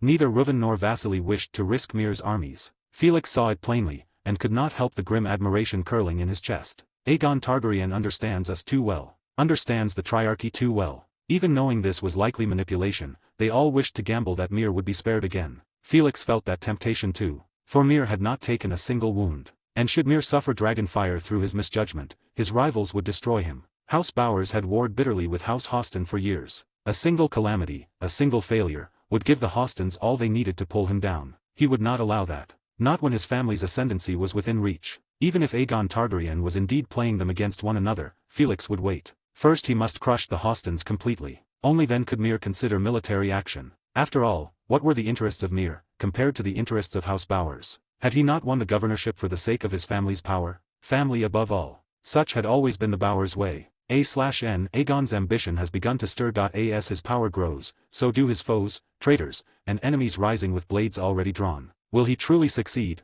or be crushed before he can claim it all? If you want to find out, read ahead on Patreon. 19 advanced chapters available, the first 2 are free. Patreon.com/fanfic novels. 50. The Sapphire Flame. Bloodstone Isle. The wind off the narrow sea carried the scent of brine and tar across Bloodstone Isle as Prince Aegon Targaryen surveyed the half-finished harbor from the rocky rise above it. Men bustled below, Valyrian sailors unloading timber, hired craftsmen shouting orders, and a scattering of small folk laborers dragging ropes across the sand. The temporary port House Valyrian had raised was little more than a cluster of rickety piers and half-rotted pilings. Aegon studied the scene with faint irritation. The location was excellent, the anchorage deep and sheltered, but the structures themselves, even a Dornish fishing village would have been ashamed of such work. A grey-bearded craftsman hurried toward him, clutching a roll of vellum so crumpled it was scarcely recognizable as a blueprint. "Your Highness," he said, dipping his head, "the ground here is level and firm, and the waters reach a deep draft even close to shore. With proper work, we can raise a great port, one fit for warships and trade galleys alike." Aegon accepted the drawing, glanced at the lines and circles scrawled across it, then clicked his tongue softly. To his eye it resembled a maester's fever dream rather than a plan. "I care little for the process," he said, handing it back. "Only the result. Bloodstone Isle's future hinges upon this harbor. Every trade galley and every warship meant to secure the Stepstones will dock here. If this port fails, everything fails." The man swallowed. Aegon's gaze, though calm, carried a weight he seldom realized he bore, a quiet, cold authority beneath the surface of a youth's face. "You are the master of this work," Aegon continued. "See that you act like one. I am responsible for paying, and you he tapped the man's chest lightly, are responsible for building. If I am displeased in the end, I will not be forgiving." Then, almost as an afterthought, he added, "But if the port is worthy of the Stepstones, there will be rewards. Coin is the least precious thing I possess." He spoke the words idly, but the craftsman straightened as if they were a royal decree. "Rest easy, Your Highness," the man said, beating a fist against his breast. "I have raised harbors from Old Town to Gulltown. 30 years' work, and never once a failure." "See that this isn't the first," Aegon replied. "Now go. The sooner you begin, the sooner this island becomes something worth having." The craftsman hurried back down toward the shoreline, shouting for his apprentices. Aegon turned his gaze once more to the sea. The Stepstones lay scattered across the horizon like broken teeth. He felt, quietly, almost privately, a sense of inevitability settling over him. "This place will be mine. Fire and blood will make it so, if labor and coin cannot." 100 miles north of the Stepstones, a fleet stretched across the waves like a drifting city, great masts blotting out the morning sun, sails swelling with the steady northern wind. Banners snapped in the breeze, the crowned tower of House Hightower, the shark of the Westerland's minor lords, the falcons and stags and bears of lesser lineages. Beneath them drifted merchant cogs repurposed for war, supply ships heavy with timber and grain, and the long, low hulls of escorting galleys. A man in Hightower grey and green stepped to the prow of the lead ship. The sailors called him Crocken Hightower, a name earned not from Old Town but from the years he had spent hunting reavers in these very waters. "My lord," his first mate said, approaching with unease. "We are within 100 miles of the Stepstones, and more pirates gather behind us with each league. Some have drawn close enough to taste our wake. They grow impatient." Crocken Hightower's expression did not shift. He watched the fragmented silhouettes trailing them, longboats, skiffs, patched-together raiding vessels, all creeping forward like carrion crows after a dying animal. "Let them come," he said. "Keep our course, and increase speed. Those wretches think us prey, but they have never faced knights of the Seven Kingdoms, not even second sons with something to prove." The mate snorted. Second sons with everything to prove. It was true. The fleet bristled with young noblemen without inheritance, boys and hardened men alike, seeking land, titles, purpose. The Stepstones promised all three. Prince Aegon, newly named Lord of the Stepstones, had neither bannermen nor sworn vassals yet. The islands were barren but not worthless, they could yield tolls from passing trade and harvests from the more fertile rocks. For a landless knight or a forgotten son, even a sliver of stony earth was better than a lifetime spent as a sellsword. Opportunity, real opportunity, hung thick in the sea air. And every man aboard felt it. No wonder they were restless. A knight who returned with pirate heads to lay before Prince Aegon might well return with land or even a minor title. The pirates trailing them did not realize they hunted men hungrier than they were. And soon enough, the shark scented blood. The moment one pirate longboat surged ahead and angled toward the fleet, restraint shattered. Like wolves falling upon a wounded stag, raider vessels broke formation, paddling furiously toward the trailing supply ships. The fleet responded at once. Signal horns blared. Sailors shouted. The outer ring of ships shifted into a tightening circle, placing the cogs with armored knights on the outside. From above, the movement looked like a cast net drawing tight. The pirates came screaming, longboats knifing through the waves. Grappling hooks arced upward, catching railings with the thud of iron on wood. "Brothers, riches and women await us," cried one pirate as he clambered upward. "Brothers," a knight bellowed from the deck in answer, "glory and land await us. Kill them, and carve your place in the stepstones." Their voices crashed together like waves. The first pirate hauled himself up, grinning, until he saw what waited for him, not terrified sailors, but a wall of Westerosi knights in plate and mail. His grin died. "Run," he croaked, the blood draining from his face. "Run." But the men behind him heard only their own feverish hunger, and they surged onto the deck in a frothing mass. "Enough," growled an elderly knight at the forefront. His sword sang from its scabbard. "Cut them down."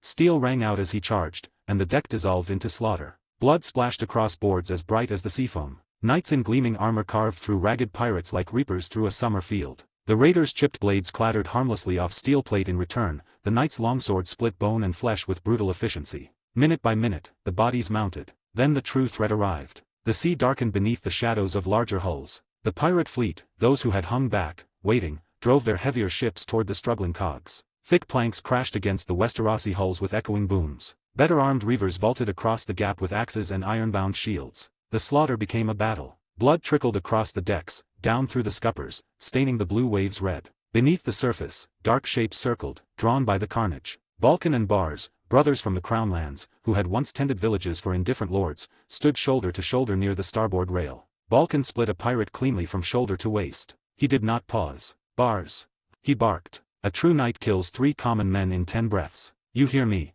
Panting, Bars drove his blade through another man's throat. "I hear you, and I'll manage it soon enough."